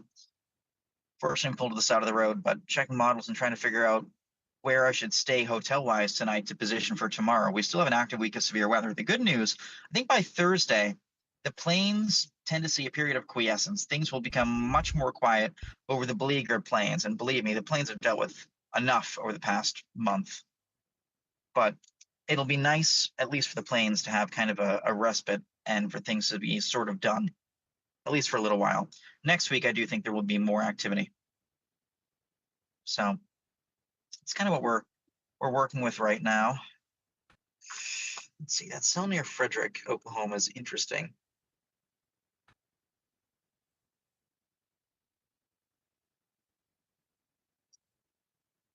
Okay. Let's see. May have to head south soon. It looks to me like there is a storm trying to split near Benjamin, but I also see one near El Dorado that's forming now too. El Dorado is an interesting place in southwest Oklahoma. I got an incredible tornado there last year. And I can say incredible because, I mean, it truly was incredible. We got some very picturesque tornado shots, and it was a strong to violent tornado. Probably had winds in the high EF3, low EF4 range, but it didn't impact anybody, which is such great news. It was in the middle of nowhere, and we love when stuff like that happens because it gives us a chance to view the science, but also not have to worry about, you know, the human impact, and that's always the part that you have to keep in mind. And I was glad, very encouraged to see that human impact didn't play a role last time. Let's see. I'm also simultaneously making a weather map, so if you hear clicking in the background, that's why. Always trying to multitask. Can you guys hear me? Should be able to hear me. Mike. Hey, Capucci. Hello, You've seen the Geico commercial. I remember it very clearly. My friends in TV used to say that all the time. Marisa, whenever you're ready, you can take me on camera.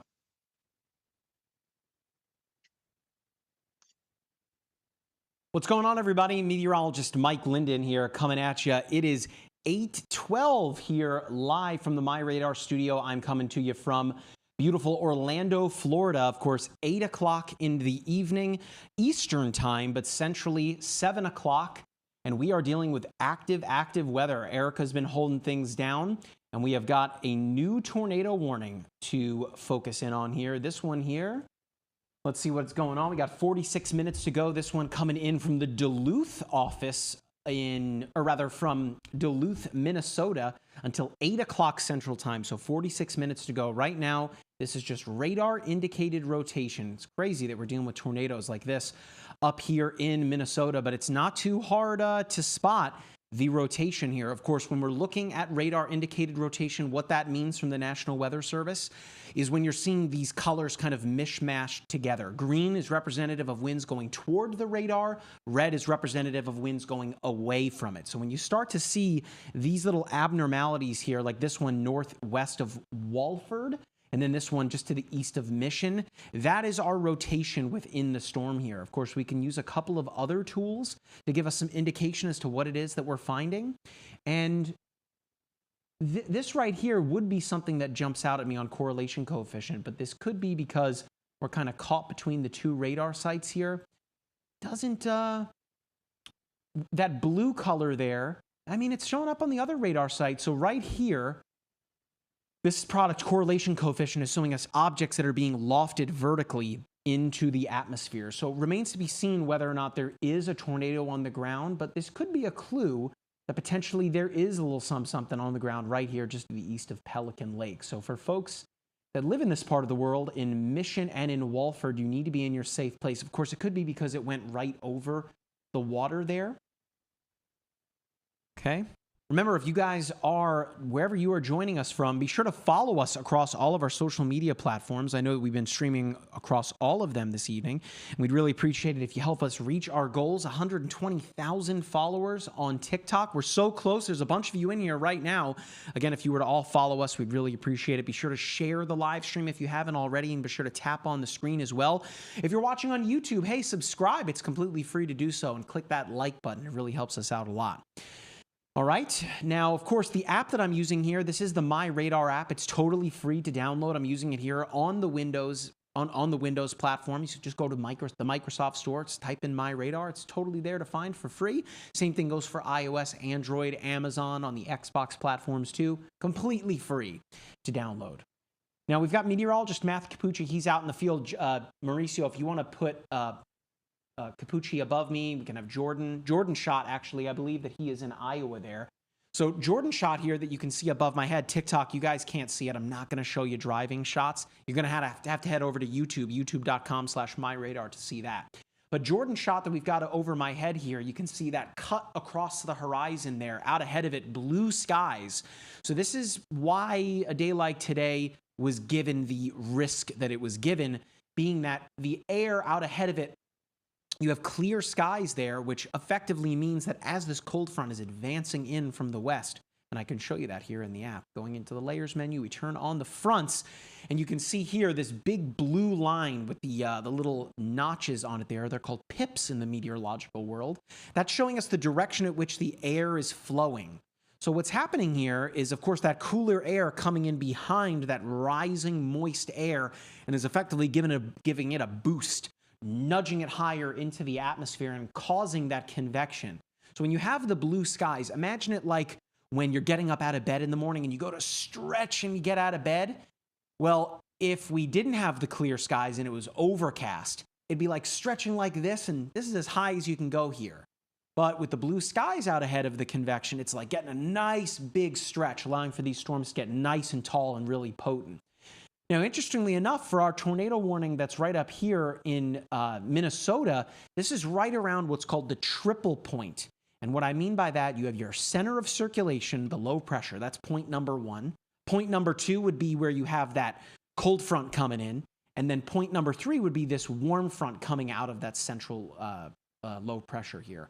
Now, it's just very likely that what we're dealing with here is that triple point is coming in with the latest scan here in MyRadar a little bit behind things.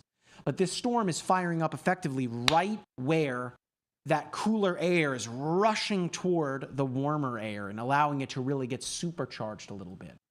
So let's check back on our tornado warned storm here over Mission and Walford. Our velocity scan showing us that, again, we still have the rotation just to the west of Walford here. Let's see what type of a community we're talking about here.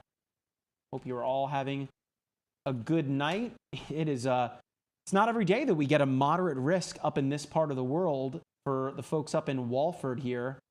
I mean, this is a very small community here in rural Minnesota, Viking territory. Were you guys happy with your draft? Let me know in the TikTok chat here. Okay, so we've got the two areas, one right here, one right here. As of right now, you've got another 40 minutes to go on this, and it's just radar indicated at the moment. All right. Now, in terms of what else we got going on here, this is a very broad area of active weather today. I mean, look at this. If I brighten things up, I mean, we've got the moderate risk up here, the enhanced risk down here. Effectively, we have two different modes of severe weather happening today. Now, I know in our push alert video that we did earlier today to this part of the world up here, that Capucci talked about a lot of this kind of being messy kind of junk, and effectively meaning that we haven't had a lot of discrete storms. It's been a lot of that linear stuff. Now, I don't know if Capucci is still in the Zoom call here, whether or not he can hear in the flesh. Oh, I hear him. So Capucci, Mauricio, his audio is going out over the stream, correct? Can people hear him in the chat? Let me know if you guys can hear Capucci. All right. So Capucci, we're talking about the two different storm modes we've got going on. Now, I don't know if you heard me talking about the triple point up here in Minnesota, but we've got two distinct storm modes, the one up here in the upper Midwest, the one in the plains. So walk me through the storm mode that we're dealing with up here in the upper Midwest.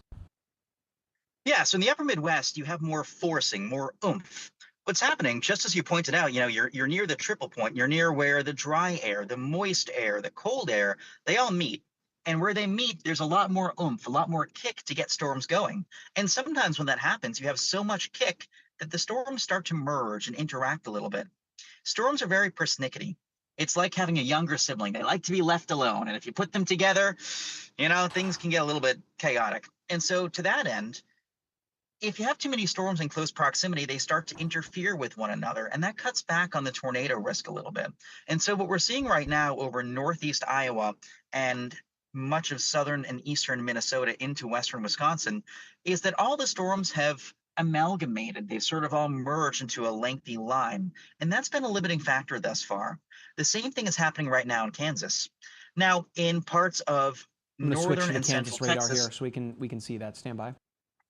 Sure, yeah. Let me So same thing in Kansas right now. There so we go. Even if you have a high-end parameter space with the juice, with the spin, if you don't get the storms to take on the right structure, it's you're not going to get tornadoes. It's like you can have all the ingredients for a cake, but if you don't bake it, you don't have cake.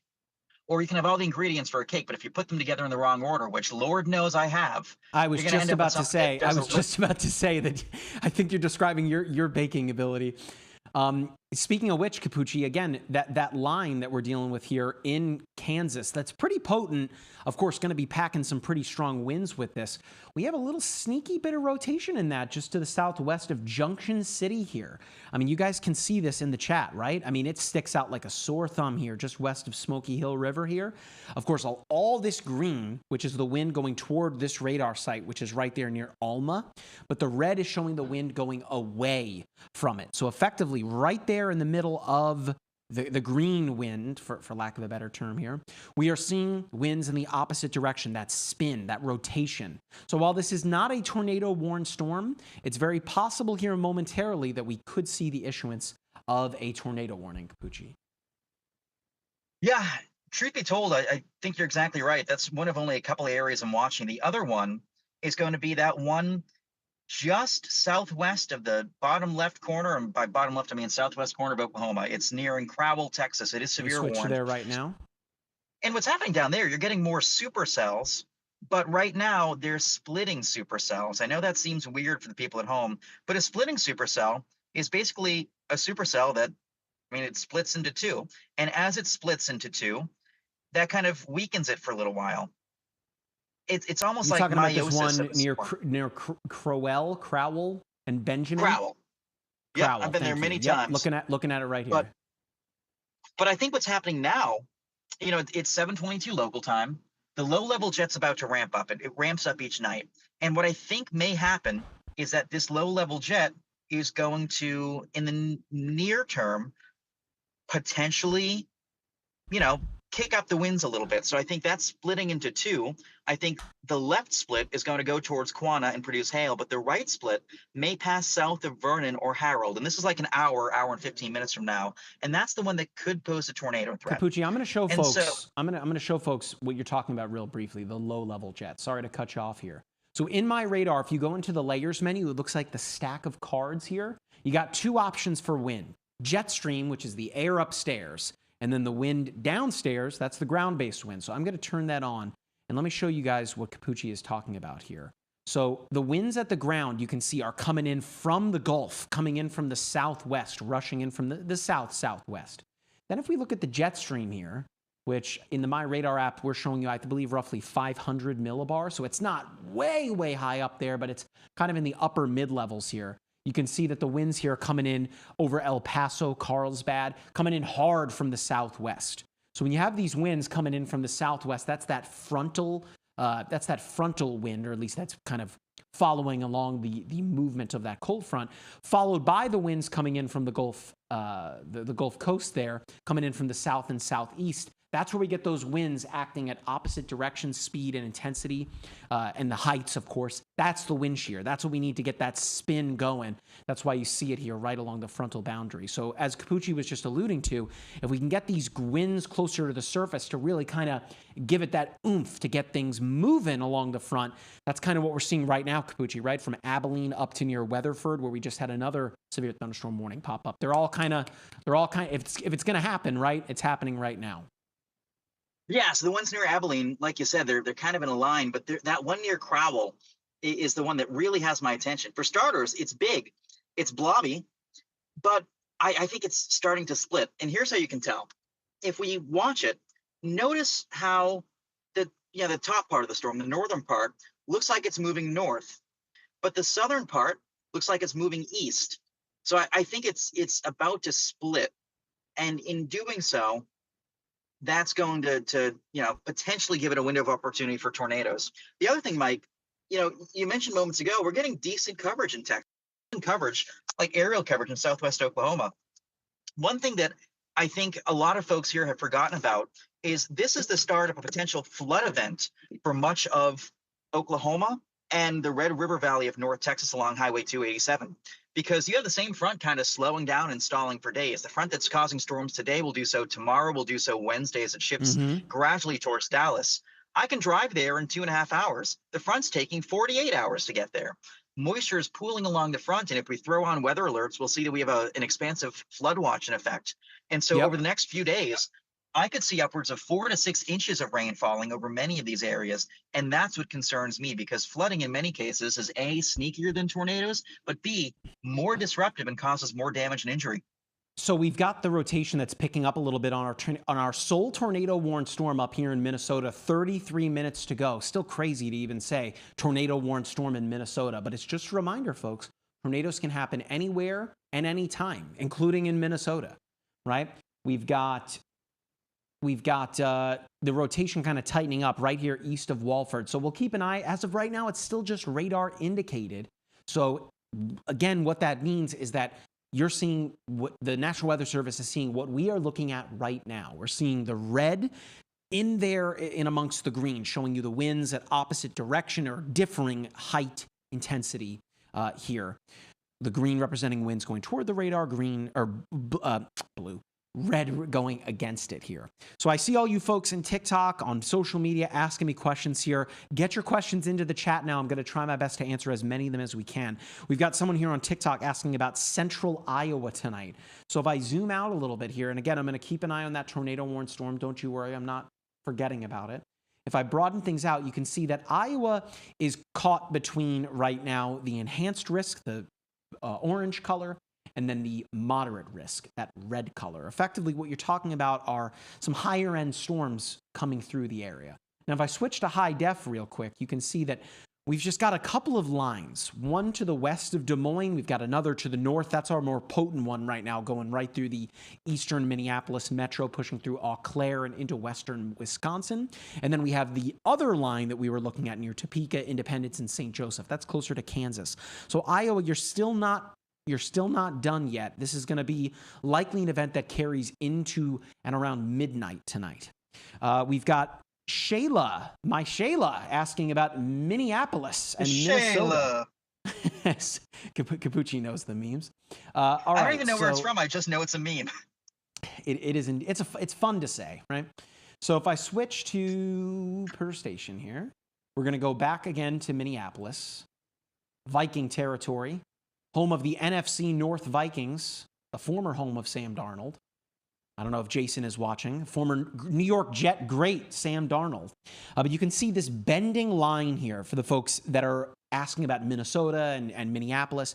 What this bending line is what's called a bow echo. Imagine when you pull back on a bow, if you've ever done archery or gone hunting or went to summer camp, you pull back on the bow and the tops and the bottoms flex in toward each other, right? Making that U shape, right? That, of course, is meant for flexibility's sake. But when you pull back like that, effectively, we're getting that same shape here. But what's happening, rather than you pulling back on that bow, the winds are rushing so fast that the storm is rushing so fast centrally through the center of that line that by the time that the radar scan that gets back to the radar site, it's moving. Right? So it's giving that bend shape.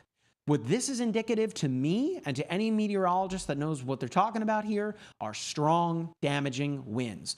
If you live out ahead of this line, you are likely feeling the winds kind of picking up a little bit, right? What's happening there is you're feeling the inflow, the winds that are kind of rushing in toward the advancing line there. So for folks that live in Eau Claire, Chippewa Falls, Ludington, Fall Creek, Strum, Wamandi, Buffalo City, you're feeling the winds picking up right now, but you're about to get the real punchy winds coming in very soon. I'd say within the next 10 to 15 minutes here as that line advances toward you. All right. So again, I'm not forgetting about that tornado-warned storm. Meteorologist Erica Lopez was holding down the fort. She's going to be joining us here momentarily and keeping me in the loop whether or not any new storms pop up. Let's go take a look again at our tornado-warned storm, see if anything has changed. The rotation is still there. As Capucci alluded to, we're way north here, so the forcing is so much different than what we're seeing down near the storms that he is chasing. Capucci is above my head there. You can see that he is parked. Where is he? He's in Texas, Mauricio? I just crossed the border into extreme southern Oklahoma in the town of Davidson, so I'm southwest of Lawton. All right. So we've got someone on YouTube here saying, listening to me pronounce Minnesota and Wisconsin city names is its own form of entertainment. I am trying my best in real time in the moment. I'm trying my best. If you, hey, give me those the pronouncers in the chat. I'd really appreciate it. All right. All right, folks. What else we got here? Fun dad. I'd like to consider myself a fun dad as well. I don't know if my kids would agree. All right, so we've got fun dad here that says, I'm at the Rochester, Minnesota airport, diverted from Minneapolis. I'm not going to say the next part here, but he says, are we about to get hammered here? Listen, the winds are really picking up today. And I would say that the tornado threat, while maybe that has not delivered yet, there's still plenty of time here. While that has not necessarily delivered, planes are just, they're not going to take off when you're talking about severe thunderstorms coming through you. We were streaming last time on Easter, Capucci, Erica, and I. And where was that? Was that St. Louis, Capucci? Where there was a tornado-warned storm? It was St. Louis, right? There was a tornado on the ground. Planes are not going to, planes are meant to be in the air, right? So you don't want to be on one when there is a storm coming near you that is capable of lifting that plane off of the ground. So keep an eye on things. Of course, the MyRadar app is going to be your best friend in that sense. You can download it for free on iOS, Android, Windows. So that's what I would suggest that you do. Eau Claire. I'm pronouncing that right? Eau Claire. Eau Claire. Thank you, Capucci. Appreciate it. Yep. We've got Mar here. Is anything by Kansas City, Kansas? We can take a look here. Home of the Super Bowl. Oh, no, not the Super Bowl champion. Sorry, I was rooting for you. I don't like the Eagles. As a New York Giants fan, I do not like the Eagles. So I was rooting for you here. Gosh, where are we here? Right in here. Near Liberty. There's nothing there right now. It's coming in to from your west right now. You've got 1, 2, 3, 4, 5, 6 tornado-warned storms. So this is a pretty potent line coming through Manhattan here. But as it stands right now, nothing that is tornado-warned. You'll need to, of course, stay alert and prepared and be weather aware, as we say many, many times this time of year. Okay. What else we got here? Do you know when it's supposed to hit Ames, Iowa? That's what Duncan is asking me here. So let's switch up to the Des Moines radar. You got nothing up in Ames right now. All is good right now. You're still in that part of the world where, Capucci, I'm curious, do you think that we might see, I mean, I feel like we may see some of the filling in from like Mason City through to Fort Dodge and down to Omaha, maybe over the next hour or so. But I'm getting the feeling that we might see these two lines kind of split, with kind of Des Moines being kind of that splitting location. Do you agree, disagree? What are your thoughts? Yeah, I could see that. I think one thing that I'm wondering if we, as a meteorological community, just did not accommodate well or account for well is too much warm air at the mid-levels, because even in Oklahoma, the lower atmosphere is primed for storms. Same thing over the upper Midwest, same thing over the Corn Belt. And yet, so many of these storms have been struggling not only to produce tornadoes, but to stay alive. Like that one near Oklahoma City just entirely evaporated. And so I think there must be some warm air at the mid-levels that's kind of tamping down these storms. Why is that a bad thing of Capucci? Because, of course, warm air gives us that cape, gives us the buoyancy, gives us that lift, the fuel for these storms. So wouldn't that cape be, or wouldn't the warm air be helpful in this sense? That's a great question. So for the folks at home wondering, Surface air will rise as long as it's warmer or less dense than the air around it. And so if the air upstairs is cold, but the surface air is warm, the surface air starts to rise. It's surrounded by cold air. It says, wow, I'm warmer, I'm lighter, I'm going to keep rising. And it keeps doing that. But if the warm air from the ground starts to rise, but it bumps into another warm layer, it's no longer relatively warmer than the air around it.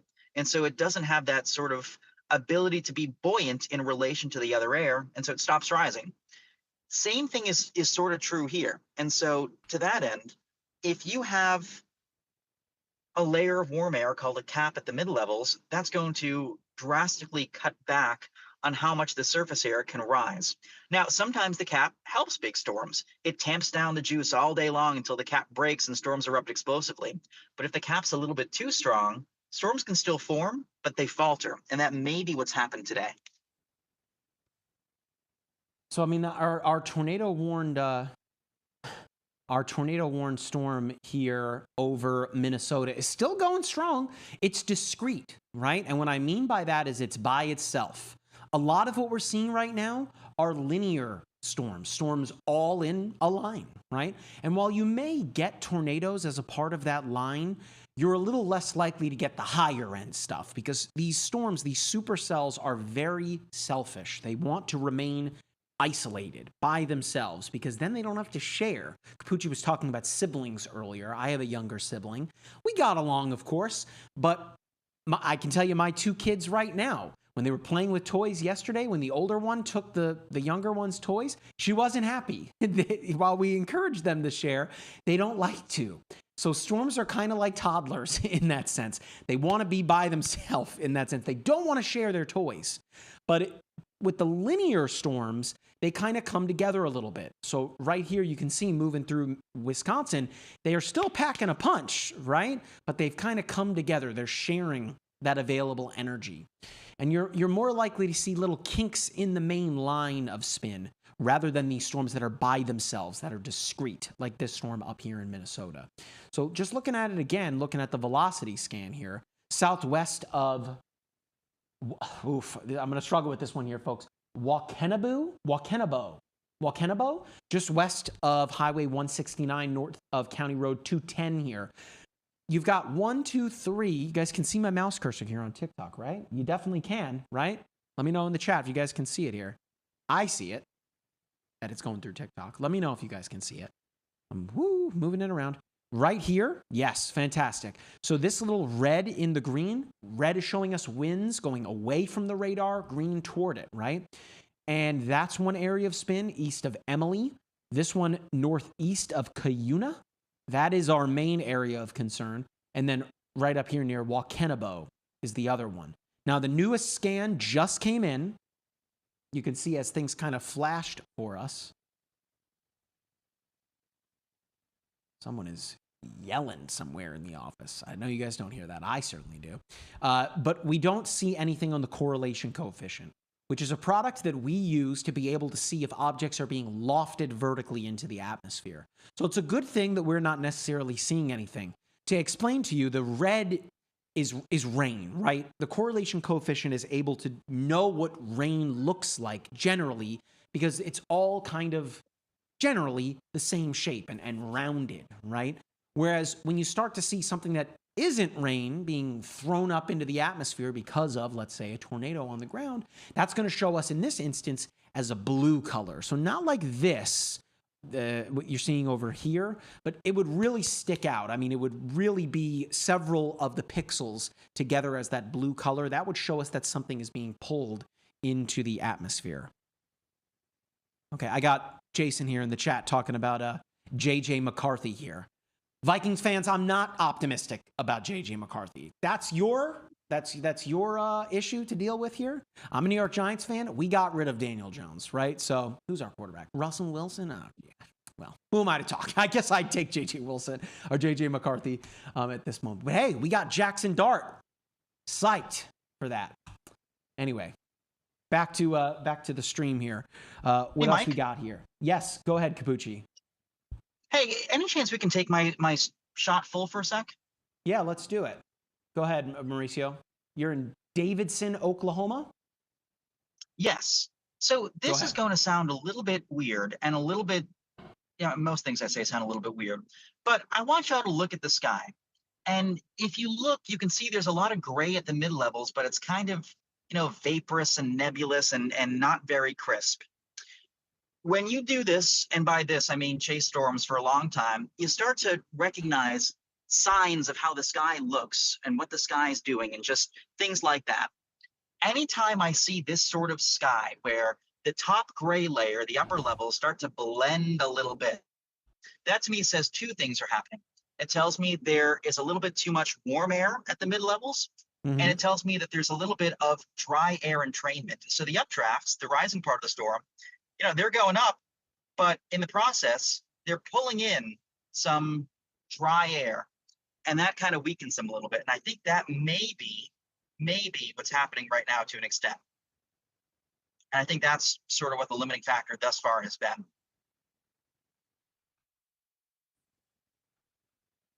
If I had to guess, I can already see things are beginning to get a little bit linear and a little bit all wonky in southwest Oklahoma. There is one new cell going up near Quanah that I'm backtracking to right now, but all told, things are struggling from a tornado standpoint. They're still producing wind, they're still producing hail. In fact, there's a decent hail core going on near Chillicothe right now, but otherwise things are just kind of struggling from a tornado standpoint, which is good. We have 2 more days of severe weather here. We have to live in a heightened state of awareness, which we don't necessarily want to do, but it's that time of year. We're coming up on May. May is peak tornado time, average close to 400 tornadoes for the month. And so, we'll see what happens later on these next few days, but this is just the start of a longer event. And Mike, one last thing too, I know we touched on it earlier on. I am concerned about flooding becoming an issue in the next couple of days.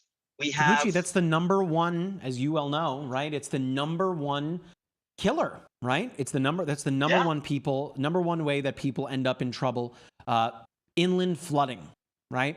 I mean, it's like by a lot that is how people unfortunately lose their lives because of flooding. So a very real threat that you're touching on there.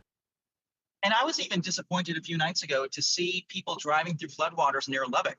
There was one storm you may recall that stalled for about, something like 5 hours near the town of Smyre on the northwest side of Lubbock. And it sat there and it parked from roughly 5 p.m. until almost midnight in some areas. And it dumped 6 to 8 inches worth of rain in just a little teeny area, but it also dumped 6 inches worth of hail. Some people saw hail accumulations up to a foot deep. And so that obviously led to significant flooding. But it was interesting, at least from my standpoint, because I'd be driving, 1 square mile grid of roadway would be fine, and the next would just be completely impassable. And it disappointed me how many people would drive into floodwaters that were so deep I couldn't see the bottom. I know it sounds corny when we tell folks to turn around, don't drown, but it's true. I'll chase tornadoes, I'll chase hail. Flooding scares the heck out of me. I mean, Taguchi, we say this all the time, right? As you alluded to, turn around, don't drown. 6 inches of water is typically all you need to kind of reach the bottom of some vehicles, right? A foot of water is enough to stall a vehicle, and then 2 feet of water is enough to lift it and wash it away, right? And the issue with that is that when you drive up to a flooded out roadway, you don't know how deep that water is. It's not like your car is deploying a yardstick into the ground. I mean, we're not there yet. Maybe someday, but it's not like it's deploying and getting you a measurement in real time to let you know how deep that is. So listen, I know you folks in Texas or wherever, you might think, I have a 4-wheel drive car. My truck is lifted, bro. I'm good. You don't want to be that person to drive into floodwaters that then has to call the emergency services to come and help you, because then they're putting themselves into a dangerous situation, all because you did something that you probably shouldn't have done. I know it's not ideal to... Go ahead, Kuchi. I was going to say, you're spot on. Here's how I'll put it. Chesney Sullenberg landed a plane in the Hudson. That was heroic. If you float your RAV4, you're an idiot. Don't do it. And people are not going to be talking fondly about you at parties. And so for the folks at home, please do not drive into floodwaters. Save yourself the embarrassment, if nothing else. Shout out to Sully Sullenberger. All right, so let's re-rack it to the top here. Folks, what's going on? My name is Mike Linden. I'm a meteorologist with MyRadar. I'm coming to you live from the MyRadar studio here in Orlando, Florida. It is 8:45 Eastern time. We are tracking tornadoes across. Mauricio, you don't have to take me in full. Just leave it up here as I re-rack things. Thank you.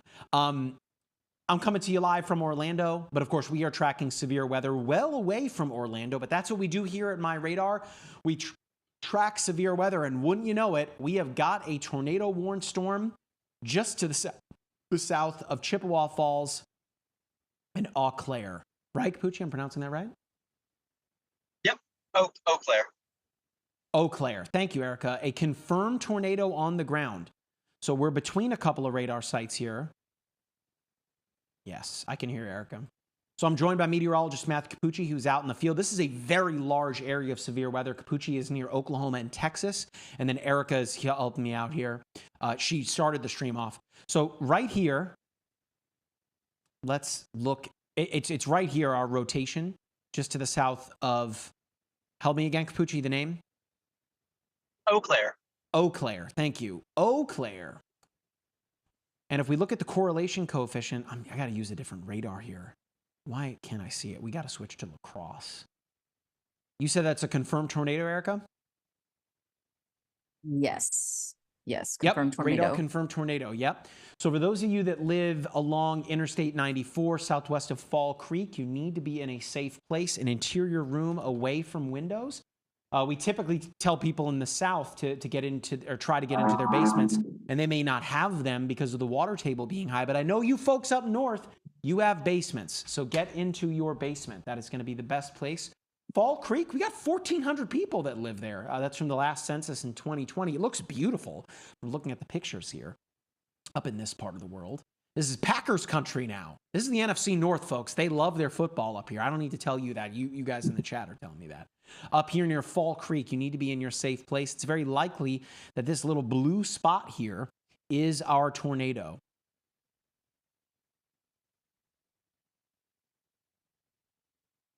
I'm struggling. Which radar should I use? I mean, Green Bay might be too far away. It looks like we might have lost it a little bit there. Let me switch back to lacrosse. Because it's right here where we have the, again, green is representative of winds going toward the radar. Red is away from it. We've got rotation up near Eau Claire up here. Got it that time, and near Altoona. But this is our tornado right here. Right here. So if I zoom in here, County Highway K, County Highway D,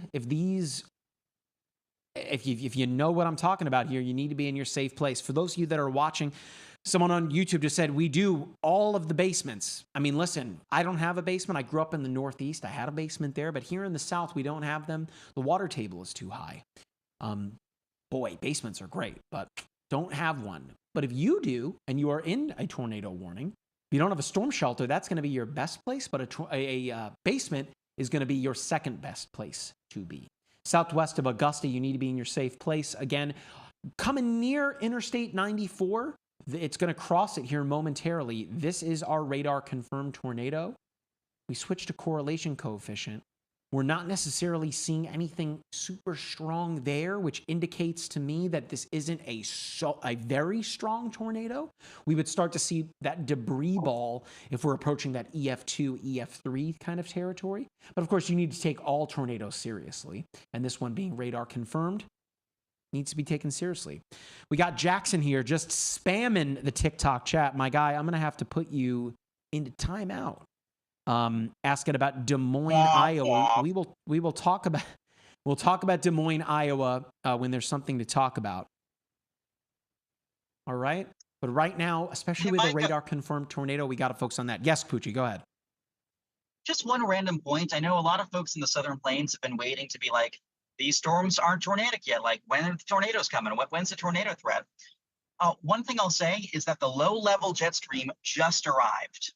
And I can tell just based on radar even that the low-level jet stream is here. It's beginning to kick in. So I would estimate in the next probably 30 minutes to see some tornado warnings start popping in parts of Oklahoma and Texas. But that's just my early forecast. Giving a forecast? Do you do that for a living? Sometimes. I do a lot of things for a living. All right. I mostly just eat gas station food and drive around and look at clouds.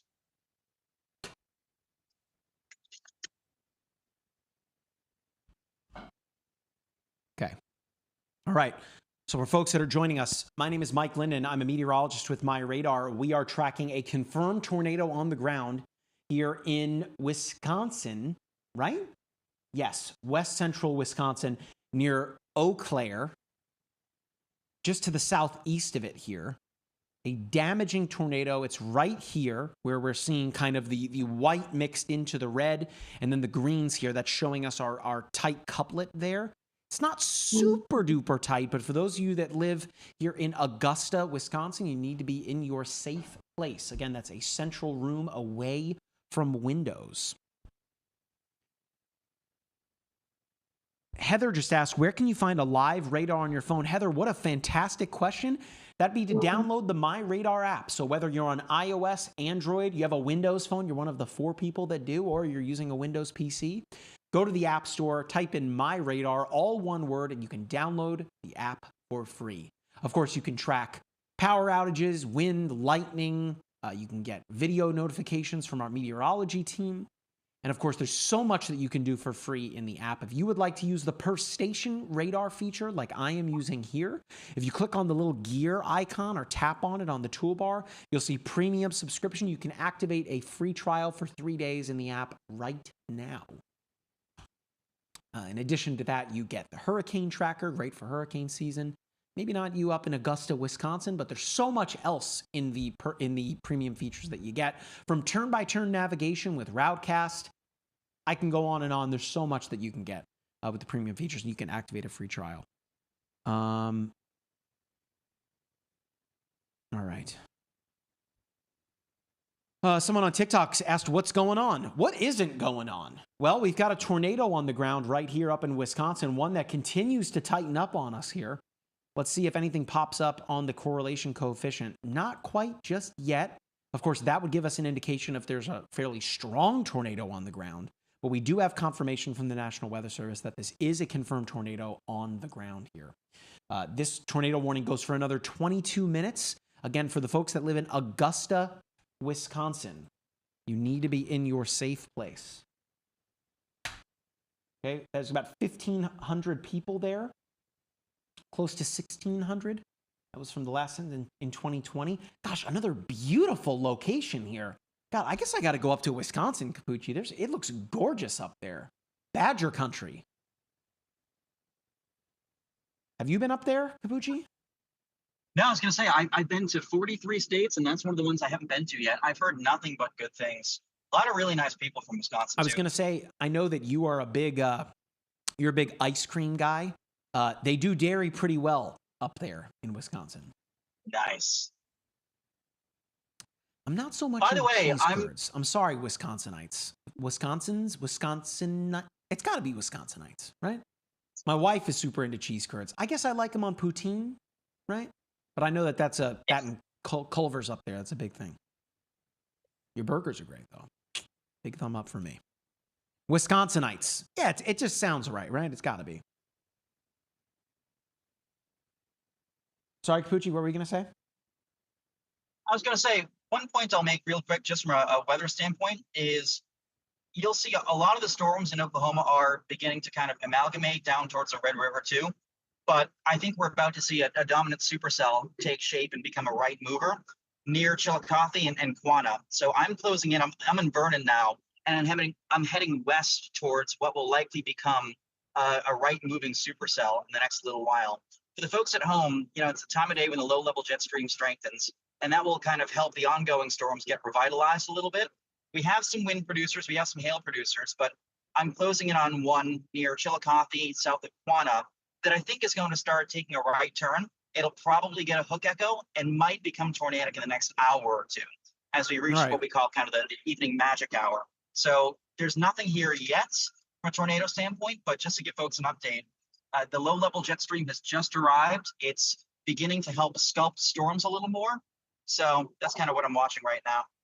We've got your shot up here. So as things develop, we will take it, Capucci. And actually, real quick, can we put that full just for a sec? Go ahead, Mauricio. Yeah, so if we take that full, I'm going to zoom in a little bit. What you're seeing right now is that updraft tower. What you're seeing right towards the middle of your screen is that more moist air rushing into the storm and spiraling up to about 45, 50,000 feet. So it doesn't look like much yet because we're far away. That is the updraft. That updraft looks a little skinny and a little slender to me, which might be why the storm's not tornadic yet, but it's going to move east and find a lot of warm, humid air. And that's going to be what potentially becomes our stronger supercell. But I can already tell it's definitely rotating at the mid-levels. And it's looking a little skinny down bottom, but I wouldn't judge it too harshly yet.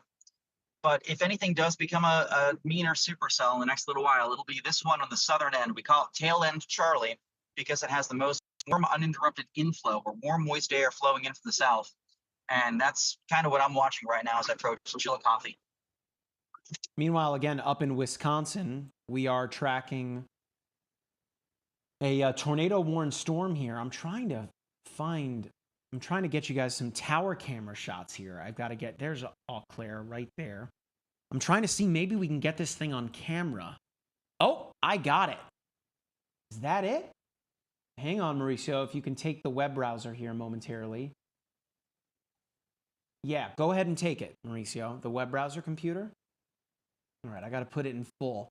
So this is from Wisconsin 511 here. Big shout out to them. It looks like the camera operator is moving it right now to try and find this tornado, which very well could be rain wrapped. You got a lot of lightning here happening. Mauricio, you got to move the, if you can move the picture-in-picture there, we can't cover the Wisconsin 511 logo. If you can do that, maybe put it in the top right, the picture-in-picture, or just drop it. Well, we don't want to drop it. Can you move it up? There you go. The lower is kind of covering it a little bit here. But yeah, Wisconsin 511, big shout out to them. It's the I-94 camera. Can you put the picture-in-picture in the top right corner, Mauricio? Is that possible? No? All right, it's all good. Leave it here. Leave it here. If you can show this on TikTok too, Mauricio, is there any way that you can make that happen? All right, Mauricio's on it, guys. He's driving the, he's on the ones and twos here. So it looks like this camera's really, they're trying to find it. It's definitely wrapped up in rain. It's still confirmed, right? Yep, radar confirmed tornado. A lot of lightning on the tower camera that you guys can see here. TikTok, give me a moment here. I know you guys are there. I wonder if we're going to get a chance to see it here. There's another camera. Let's see. There's that one. This one, not quite. We got to jump back. Yeah, it's passing right through this one here, near Forster. Let's see if we can get something here. It would be real close to this along Interstate 94. Let's see if we can find it. A lot of lightning. Thank you, Mauricio. They see it on TikTok now. You guys got it? We're very scared to show any driving on TikTok. Doesn't like that. I don't know why. We got a silly suspension last hurricane season because of showing Capucci driving. Tons of lightning on this tower camera here. Let's see if we can see this tornado, which it is losing. It's losing it a little bit here. I mean, you're going to see the lightning. You're going to see the wind or feel the wind. But it looks like we might be losing the tornado signature a little bit here. It's a little kink in the line. It's part of this larger line southeast of Altoona, south of Fall Creek. But again, if you live in Augusta, you need to be in your safe place. Because if it is coming, it's arriving right now. Heather just asked, where else can you watch us besides TikTok? You can actually watch us in the MyRadar app. Download the app. It's totally free. And click on the little play button on the bottom. And you can join us there. You can also watch us on YouTube, youtube.com/MyRadar. You can watch us on X, or MyRadarWX over there, or on Facebook. Just search MyRadar. Everywhere and anywhere, other than Snapchat, you can watch the MyRadar live stream. So we got a bunch of folks driving on the road here up in Wisconsin that may not be aware that they are driving through a tornado-warned storm. But it's good news is the roads aren't packed, right? It's 8 o'clock local time there. They're panning around. They're trying to find this. Shout out to this camera operator. They're doing great.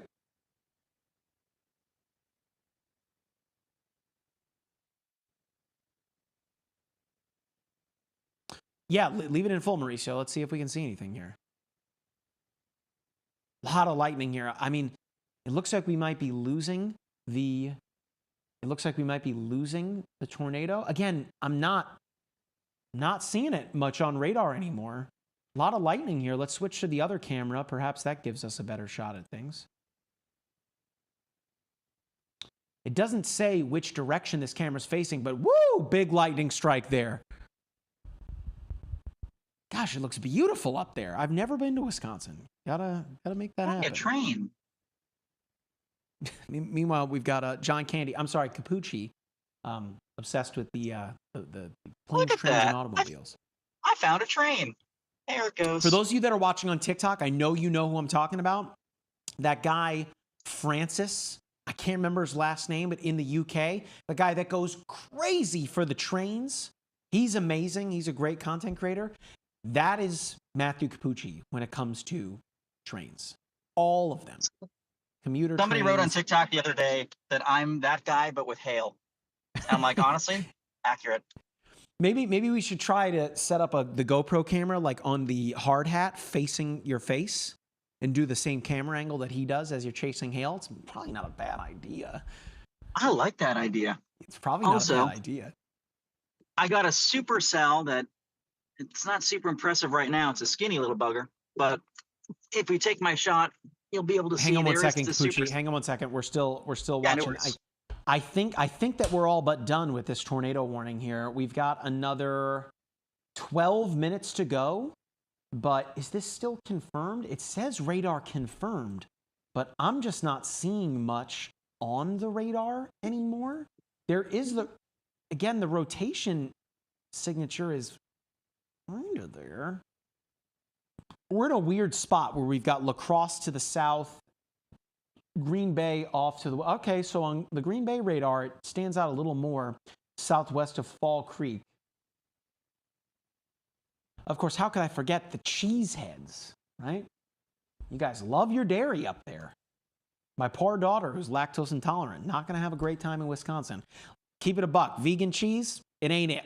I'm cool with vegan food, but no. Hard pass on the vegan cheese. What even is vegan cheese? That just sounds... It's made with like soy proteins and whatnot. It's just... Listen, it's not the same. My parents can't have gluten, and listen, shout out to all the celiac folks out there. That's tough. That's real tough. That's real tough. 80% of my life is just eating bread. All right.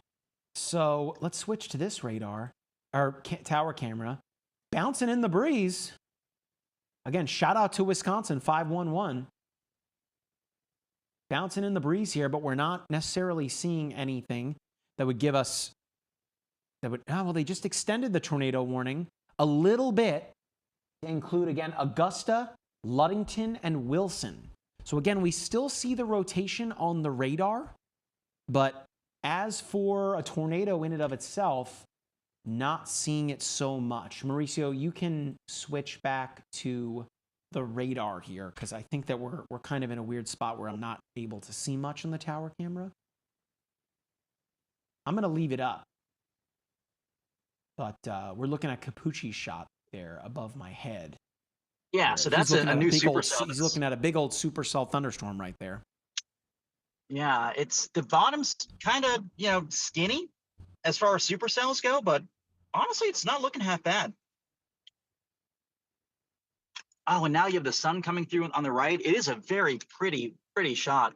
But, I'm going to take a time lapse on my own end and post it later on to MyRadar. But you'll be able to see, this whole thing is a barber pole. It's spinning like a top.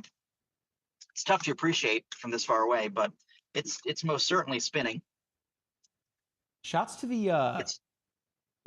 I'm sorry to interrupt you with something so silly, Kuchi, but there's a mode here on the Wisconsin 511 website here called trucker mode. It's awesome. shouts to all the truckers out there. You guys are doing some tough miles out there. I've driven like 11, 12 miles at a clip. It's a lot. I know Capucci's been doing a lot of driving. It's a lot. I'm at 4,528 for the past 9 days. That's a lot of driving. I love it. Although I need a better playlist. Oh, we want to show video. There we go. Sweet. Perfect, Mauricio. Thank you for doing that. And TikTok, Mauricio, if you can bring the radar back up, though, okay? Well, that supercell looking pretty good. I'm going to leave this up here, see if we can find anything. But yeah, there's still rotation. It's right now over Ludington, Wisconsin, and pushing toward Wilson. So you need to be in your safe place if that is where you live, if you're watching us from Wisconsin. All right, we got a lot of you in the TikTok chat. We really appreciate it if you were to follow us. It's totally free to do so. It's somewhere above my head here. It's on that side? This side? I think it's this side. You should see it right over there. Following us is totally free. We'd really appreciate it. We're almost at 120,000 followers, which is truly awesome. I think to start hurricane season last year, we were at 24,000 or something followers. So to be already up near 120, 115. Listen, we ain't no Queso or Keith Lee or our good buddy Francis out in the UK, but we're trying. So, hey, if you're enjoying the content, follow us. That way you always know whenever we drop a new TikTok, whenever we go live. We are here to serve you. News contributor Will Cano is going to be posting a TikTok tomorrow about this wild power outage. I don't know if you guys heard about this. In Spain, Portugal, and France, we're talking thousands of people without power due to extreme heat. So Will's going to post a TikTok about that tomorrow. So a little sneak peek coming at you. So the National Weather Service expanding this tornado warning to now include parts of Clark County in central Wisconsin. That's until 8:45 Central Time. That includes Reesburg, Greenwood. These are small communities here, but right now, Ludington and Wilson, there is at the time, it's radar indicated now, so it was confirmed, but this rotation right here on the radar, this was a confirmed tornado on the ground about 30 minutes or so ago. So it's no longer confirmed on the ground, but it is radar indicated. So you need to act accordingly. You need to be in your safe place, which here up north, if you have a basement, that's fantastic. If you have a storm shelter, even better. If you live in a mobile home, one thing we have not talked about yet, mobile homes, the key word there is the word mobile. They become mobile, right? They don't have a firm foundation in the ground. I know Capucci and Erica have talked about this excessively. Mobile homes are simply not a safe place to be in a severe weather situation, let alone from being lofted. It simply just turning over on its side with you inside is very dangerous. So you need to have a plan. You need to have, you need to be able to take action.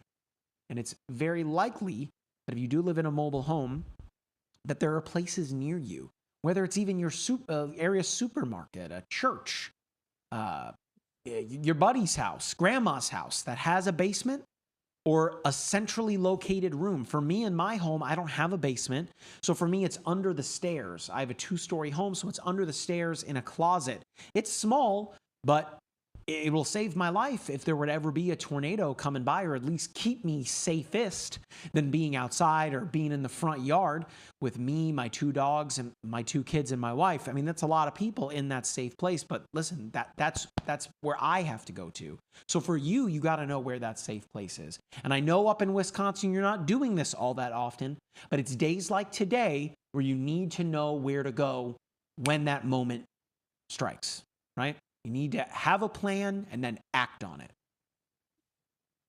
All right. Hey, Mike. Yes, Capucci. Can we pull up my shot? I got a beautiful LP or low precipitation supercell. We've got it pulled up here, but we're staying on this tornado here up in Wisconsin. For those of you that are watching on YouTube, Facebook, X, you can see above my head here, Capucci's shot. I mean, it's straight out of a meteorological textbook. Now, he said low precipitation. I know what you're thinking. Mike, thunderstorms have a lot of precipitation in them. Aren't they constantly pouring rain? Well, not all storms are created equal. Capucci, what is a low pressure or an LP supercell? An LP or low precipitation supercell is one that has vented most of the precipitation away from the rotating updraft. This thing is rather skinny. And so all the precipitation for the most part has been blown downstream and downwind. When you look at this whole barber's pole, that is the rotating updraft, and it is a picturesque beauty. But notice the wall cloud. I'm going to zoom in for you real quick. That wall cloud is getting lower and lower and closer to the ground. And so that's the part of the storm that would be tornadic if it were to become tornadic. But really, this whole thing, I mean, look at that. That whole updraft tower climbs to about 45, 50,000 feet and is spinning. So the time lapse for this is going to be really cool. But I can also tell there's some sort of limiting effect. Yeah. That whole thing. Texas that's the and spinning Oklahoma, man, updraft. does thunderstorms differently, huh? And there's, let me see if I can focus this real quick. Yeah, there we go.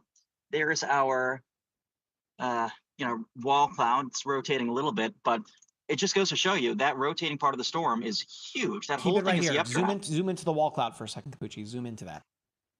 Okay, so there we go. Now I know what you're thinking, right? Isn't this all our big wall cloud here? Well, a wall cloud actually appears at the base of the thunderstorm. It's that sudden lowering right there that we're looking at right here in your shot. It's right kind of running parallel to the wind turbines there. It's that sudden lowering, that little kind of piece of the cloud that is coming off of the base. It's often in that wall cloud where we often get the rotation and where that condensation from the funnel can meet the ground where we typically see the tornadoes drop down. So the thunderstorm in and of itself is huge. I mean, look at the shot here. Capucci's got the overshooting top on the right-hand side there. That big updraft with that rotation within it. Of course, that's what you need for a supercell thunderstorm. But it's that wall cloud, what by relative sake, pretty small compared to that major updraft column there on the thunderstorm. So sorry, nerding out a little bit, meteorologically speaking. Thank you for that, Capucci, for bringing that shot up. Mauricio, if you want to take the radar back here. I'm losing my voice. Oh, man. Losing my voice. All right. So again, we've still got this tornado warning up here in Wisconsin. One thing I haven't spoken about, folks, I'm going to zoom out here for just a moment. And we are going to go into the weather alerts here. I'm going to fill the shapes and pump this up. You guys see these yellow boxes? These are tornado watches. So these are going to remain in effect through a good chunk of the evening. Down here near where Capucci is in the Central Plains, we're talking Oklahoma City, Lawton, Wichita Falls, Abilene, St. Angelo. These are in effect until 11 o'clock Central Time. Let me make sure that Oklahoma City is on the same. Yep, 11 o'clock Central Time. Now we head up here to near Independence, Kansas. This one probably a little sooner.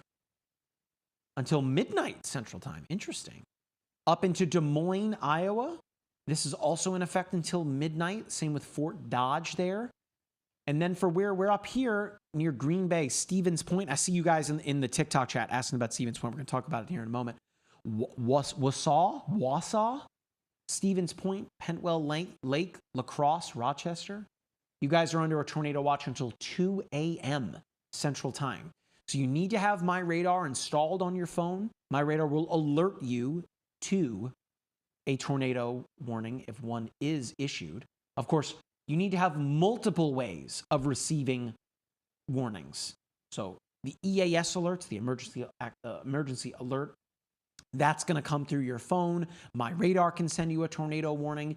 If you have a weather radio, I know you probably don't have one up in this part of the world. I don't know if good old Jeff Bezos is going to be able to get you one right now, but maybe for another time, a weather radio, pretty helpful to have on. I know Capucci travels with one, but you need to have multiple ways to receive notifications and alerts for when you are under a severe weather threat like this. Okay? Oh, we got our folks watching on Twitch. What's up, Conan? How are you? H. Dizzy on YouTube. The Beast in the Southeast. Thank you for watching. Appreciate it very, very much. I hope I'm not yelling into the microphone. For whatever reason, I think the TikTok chat It comes in loud on TikTok. Let me know on TikTok. How are my audio levels? Am I coming through okay? The rest is good. Going through the app and YouTube and everything is okay. But let me know if it's coming through loud on TikTok. Buck says pretty loud. It's fine it's pretty loud. It's coming in fine. I think it's pretty high. Yeah, I feel like TikTok is coming in pretty loud. Let me see if I can adjust that. Stand by. I don't know why it does that. I know Erica was adjusting it before. Not to say Erica did it, but it's something that I've noticed. So let me drop it down even more. How's that? Does that sound better? That's down near 15 or so %, which is very low. I don't think I have the gain cranked up. Let me know if it sounds good. It's good. Is it too quiet? Let me know how it sounds. Listen, I'm going to keep talking. Ooh, I am losing my voice. Let me know how it sounds, okay? All right? It sounds good. It sounds good or does it sound great? We're looking for great here. I'm going to push it up to 20. Okay, cool. Let's leave it there. Thanks for the help, TikTok. Appreciate it very, very much. Sarah Lee says, great explanation. That's what I'm here for. Shout out to Sarah Lee. I know Capucci probably a big fan of Sarah Lee, being that Capucci not a big baker. So frozen confections. Company that makes the honey ham, right? They make lots of things that you can buy in the freezer department. Oh, all I've ever had their honey ham, and I know it's good. Cassidy says, yo, how is the storm looking? That narrows it down. Oh my gosh, that's so funny. Which storm are you talking about, Cassidy? Are you talking about this particular tornado-warned storm up here in Wisconsin? Well, what I can tell you is that the rotation is very broad right now. And what I mean by broad is, for one, let me show you the rotation that we're looking at here. Now, I'm using a product in the MyRadar app called Per Station, which allows you to select Doppler radar sites throughout the United States. We also have radar sites available in a lot of other places too. Australia, Japan, South Korea, but we're looking here for our good buddies in Wisconsin, Cheesehead country. And when you see, I'm using the radar in Green Bay, Wisconsin, the home of the Cheeseheads. Green is showing us winds going toward the radar. Red is showing us winds going away from it. So when you start to see something like this abnormality within the greens where you're seeing the red, that is indicative of rotation, right? Being that we don't have winds going in the same direction, you've got winds acting in opposite directions or differing directions. And that is a key and critical ingredient for tornado development. You need winds differing in speed and height. Wind shear. So that is the rotation that you're seeing here, but it is very broad. East of Wilson, going north up towards Stanley and Gilman. And to me, this shows us that while this is part of this larger line here, that this is struggling to get a tornado down to the ground. The forcing that's happening here is not necessarily ideal. It's trying its darndest, Capucci. But right now we're getting this kind of kink in the line. This is definitely our strongest storm in this line here. And if I switch to this product, the vertically integrated liquid, I was going to say we're probably going to find a little hail core here just north of Wilson. So, of course, the VIL is showing us the moisture that's being lofted vertically. What's happening there is that the updraft is so strong that it's pulling the moisture higher and higher and higher into and throughout the updraft of this thunderstorm that's causing it to freeze. Of course, you look at a mountain, up at the top of it, you find snow, right? Down here, the planetary boundary layer, as you go higher and higher and higher, it gets colder and colder and colder.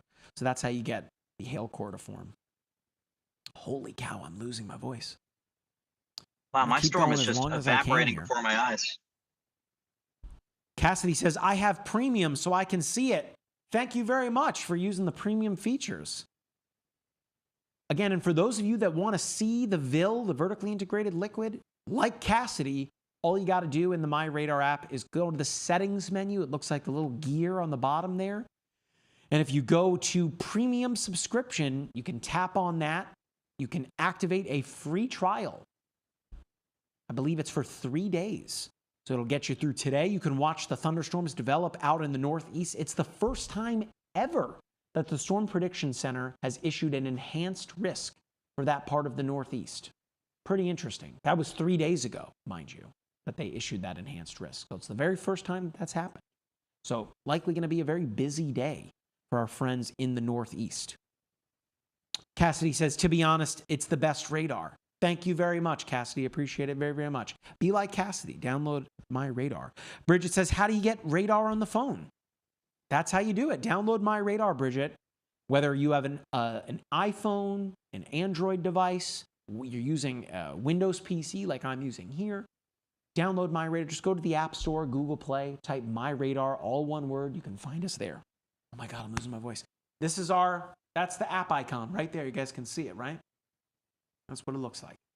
We say that we're keeping you ahead of the storm. I mean, our icon, little Easter egg. We are literally doing that, right? That's the location marker. There's the storm. We're keeping you informed before the storm arrives. Now, elsewhere, not seeing much else. It's very likely that we'll probably be wrapping things up here. Not seeing very much of anything else here. But we're going to stay with you for a moment. Oklahoma is bracing for baseball hail. Bridget says, how do we get radar on the phone? Download MyRadar. It's completely free to do. Poochie, what'd you say about baseballs? Mangum, Oklahoma is about to get baseball hail that's moving towards I-40 as well in the next 2 hours between Elk City and Weathersford. Do you wish you were there? Kind of. I'm enjoying watching my little anemic updraft shrivel and spiral. It's cool. We're basically watching the death of a thunderstorm right now. If you look at it, like the whole thing is definitely spinning profusely, but it just doesn't have enough warm moisture. It's much thinner now, right? That updraft is pretty, to your point, anemic. Yeah, so we're basically going to watch it twist itself into oblivion. It's cool to see. That's a great shot. Thanks. But yeah, that thing is fading so fast. It's spinning a ton, but it won't be tornadic because it just doesn't have any. It doesn't have, honestly, it doesn't have enough upward suction because it's so small. If this was a wider storm with a more potent updraft that could be concentrated instead of stretching vorticity or spin, then yeah, I'd say maybe it could tornado. But this thing, just no. Sometimes low precipitation or LP supercells can produce tornadoes, like I got the other day in New Mexico, but this one is not one of them. So if we go back to the Windows app here, I'm going to give you guys a little sneak peek at a cool feature in MyRadar. This is Gale, an AI, I should say. Gale, little weather, little Easter egg for you. Gale. Capucci, what is a gale wind? I think 39 miles an hour. Am I correct? I might be wrong. So a little fun fact there. Gale, of course, you can ask it questions, right? So I'm going to ask Gale, what is an LP supercell? And there you go. An LP supercell, or low precipitation supercell, is a type of thunderstorm characterized by its rotating updraft and relatively low amounts of precipitation compared to other supercell types. Isn't that neat? Gale, it better not replace me. So you can ask Gale some neat questions here. So we can say, how rare is a tornado in Wisconsin? This is right now in Windows, but it's coming to iOS and Android. So going to take a second. Gale is free to use, mind you. It's going to take a second here. So tornadoes in Wisconsin are not extremely rare, but they are less common than in the central parts of the United States, known as Tornado Alley. On average, Wisconsin experiences about 20 to 30 tornadoes per year. Most tornadoes in Wisconsin are relatively weak, but stronger tornadoes do occasionally occur. So let's say, what is the strong? Oops! I recorded a highlight on TikTok. I didn't mean to do that. On November 11th, 1911. Sorry, to occur in Wisconsin this time of year. Let's ask. I wouldn't have showed you this, but I guess MyRadar updated on this computer. There you go. To answer your question, the strongest tornado to occur in Wisconsin this time of year. I need you to clarify. You're interested in tornadoes specifically during late April? Yes, late April. I'm going to say late April, early May.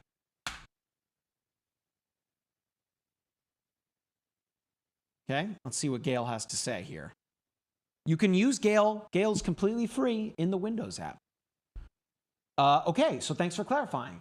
Need to check historical records. Since, for example, here we go. Hey, what are the cool? There are no direct in the what am I saying? No direct the same way. However, I can share that Wisconsin storm tornadoes typically occur in the spring and summer, but there have been significant in late April and early May. What is the highest rated for this time of year? Stick around. If you guys, let me know in the TikTok chat, YouTube, wherever you're watching from. I'm going to let Gail answer whatever strange questions you guys have about weather. And of course, I'm watching this one. Looks like it was an EF3 tornado. I'm going to say, Gail, what do you know about meteorologist Matthew Capucci? Capucci, let's see what the AI knows about you. You still with me? Oh, did we lose Capucci? Might have. Take a second here. Anything for Elk Mound? Oh, Gail knows about Capucci. Matthew Capucci is a well-known meteorologist, weather communicator, and storm chaser. He is recognized for his energetic and engaging style when explaining weather phenomena, both on television and in written articles. He's also known, he's a background from Harvard. Yep, that's Capucci. I'm going to ask, what is his favorite, or where is his favorite place to eat? Now, if it knows, boy.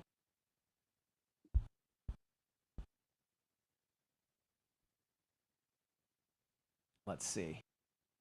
Let's see what we got. Oh, no, it doesn't know Capucci's favorite place to eat. I'm going to say, yeah. All right. That's Gail. That's pretty sweet, right? The AI here. How about this? Let's see. Let's see. We got, give me where you guys are watching from. Give me somewhere where you're watching from. We're going to get a custom forecast from Gail. I need to know where you're watching from. Let me know in the chat where you're watching from. All right. We got Watertown, Wisconsin. I'm going to say, what should... Or you know what? There we go. Cassidy on Twitch. Bowling Green, Kentucky. Shout out to the Big Blue Nation. What should I wear tomorrow in Bowling Green, Kentucky?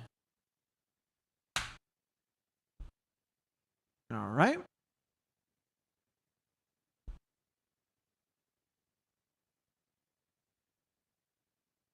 All right, so it said to give you the best advice, I'm going to check the weather forecast for the entire day. So it's grabbing the conditions. Stand by. I've only messed around with Gale internally on some builds, but now, again, the fact that it's in beta in the Windows app is super cool. I've known about this for a couple months now. I'm so pumped for you guys to get to use Gale here. Okay. Let's see. Let's see what we get. Putting the forecast together. All right. Look at that. And it gives you clips. It gives you temperature. Gosh, this is so cool. Bowling Green, Cassidy, expected to have a high near around 83 degrees, relatively humid. Should wear lightweight, breathable clothing, so short sleeve shorts, maybe a summer dress. You may need a light rain jacket or umbrella for the afternoon and evening. Waterproof shoes if you're going to be outside. And don't forget your sunglasses for the middle of the day. Boom! Forecast from Gale. How about that? So I don't see any other tornadoes developing here. All right. Give me some more here. What do you guys want me to ask Gale? And then I think we're going to probably round this out here soon.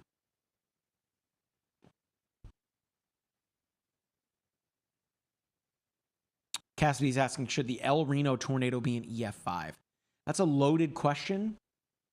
It's the widest tornado on record, I believe. What was it? 2.6 miles wide?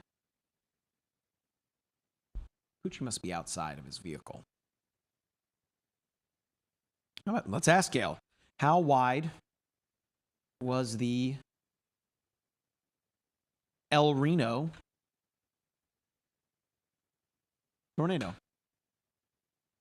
All right. I'm still watching this tornado warned storm up here in Wisconsin. That's kind of really all we got right now.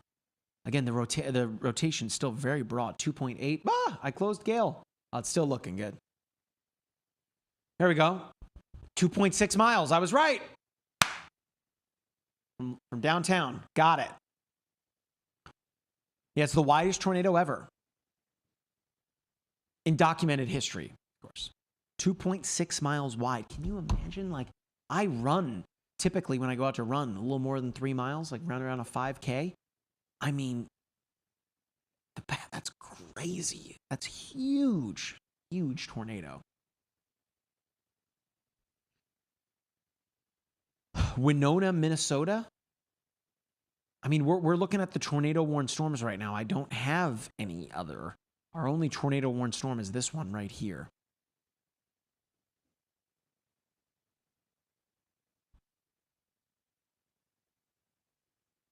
Big shout out to all y'all watching. Folks, my name is Mike Linden. I'm a meteorologist with MyRadar, coming at you live from the MyRadar studio. It is 9:30 on the dot Eastern time. Hope you're all having a fantastic Monday. Here again, I can't believe that April is almost over. Of course, gosh, what was it? 14 years ago was one of the more historic periods of severe weather ever. The super outbreak across the deep south. But we're kind of getting into that time of the year where some of those higher end tornadoes are historically happen, right? Right around now into early May. I can't believe that it's almost May. Can't believe it. Big shout out to Erica. Erica's a Gemini baby. I'm a Gemini baby. So shout out to all the June birthdays out there. We're almost there, Geminis. We're almost there. My brother's birthday's in May. Good stuff. Again, wherever you are watching from across social media, you're watching in the app, we really appreciate you taking your time to hang out with us this evening. If you're watching on TikTok, we love our TikTok family. Be sure to follow us. I think it's above my head right up here. Hit that follow button. It's totally free to do so. And of course, tap on the screen. We're at almost 8,500 likes. We can get it up to 10,000. That would be awesome. Again, we'd really, really appreciate your support. Tap on the screen. Let us know you guys are enjoying the coverage. And hey, share the live stream as well. But of course, following, that way you always know whenever we are live, whenever we drop a new TikTok. We got another good one coming tomorrow talking about this crazy power outage across parts of Europe where thousands of people were without power in Portugal, Spain, and France. Airports shut down. It was a mess today. Which isn't so good ahead of the Champions League games tomorrow. The semifinal, my Arsenal boys are in the semifinal against PSG. Psyched. But anyway, be sure to look out for that tomorrow on TikTok. Again, if you're watching on YouTube, hit that thumbs up, that like button. We're at 51 likes. Let's run those numbers up again. And hey, subscribe as well. TikTok, or rather, YouTube is a big platform. We're certainly trying to grow our audience there. So, hey, we'd really appreciate it if you were to follow us there too. And hey, big shout out to everyone that's been sending gifts on TikTok. We had Casey that sent a rose. We got Dark Rose who sent a heart. Isn't that ironic? HBTS, Steamboy, JB Music, Len. Thank you so much for the support. Really, really, really appreciate it. Thank you. I'm losing my voice. How much more time we have on this tornado warning here? 26 minutes? All right, well, here's what we're going to do, folks. We are probably going to round the stream out here. We still have much more to go on this weather event. A lot of you are under tornado watches. I'm going to show you one more time here in the app. You go into the layers menu. It looks like the stack of cards. And then you go in here to the weather alerts. And we fill the shapes, right? I'm going to pump up the watch. All this yellow here, those are tornado warnings. Up here in parts of Wisconsin, you are under a tornado warning until 2 o'clock in the morning, Central Time. Down here in Iowa and Des Moines, you're under a tornado watch until midnight Central Time. And then down here in Oklahoma City, Wichita Falls, Abilene, and San Angelo, you're under a tornado watch until 11 o'clock Central Time. So you need to have ways to receive alerts tonight. Of course, your phone is going to send you those EAS alerts. But if you have MyRadar, which you can download for free, we'll send you those alerts as well. All right. So we're going to round things out there. There's still a lot more weather to go here, but we will be back to talk to you guys about all of the severe weather that's happening tomorrow as well. So be sure to download the app. Turn those notifications on. That way you can get real-time updates from the MyRadar meteorology team. Of course, I want to give a big shout out to meteorologist Matthew Capucci. He's still out there chasing right now. MyRadar storm chaser Jordan Hall is also chasing from the field, so be sure to follow us across all of our social media platforms so you can see those updates there. Big shout out to meteorologist Erica Lopez, who was here for the beginning of our coverage as well. And then, of course, Mauricio. Give me some W's in the chat for Mauricio. He's been directing the live stream this whole time, making sure you guys can see all of the cool stuff that we've got going on. Keep you guys informed of all of the active weather. And, of course, I would be remiss if I didn't give a big shout out to the hardworking developers that make MyRadar so great. All right. That's going to do it, folks. My name is Mike Linden. I hope you have a fantastic rest of your Monday. Stay safe and stay dry. We'll catch you back here in the next one. Peace. Bye.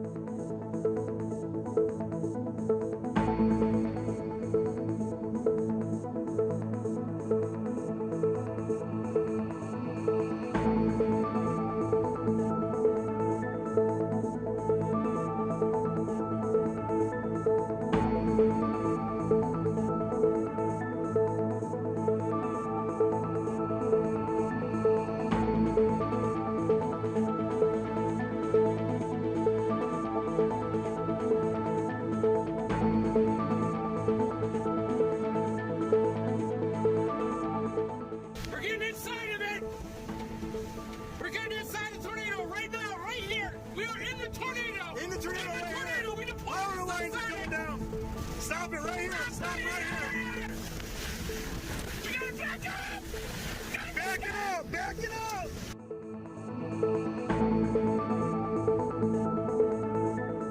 Oh! Roof's going! Roof's gone right now! Iowa, Hurricane Idala making landfall right now as a Category 3 storm, high intensity Cat 3. The roof of this building was just ripped off right behind me. As you can see, power lines down right now as it makes landfall. Here we go, guys. Here it comes.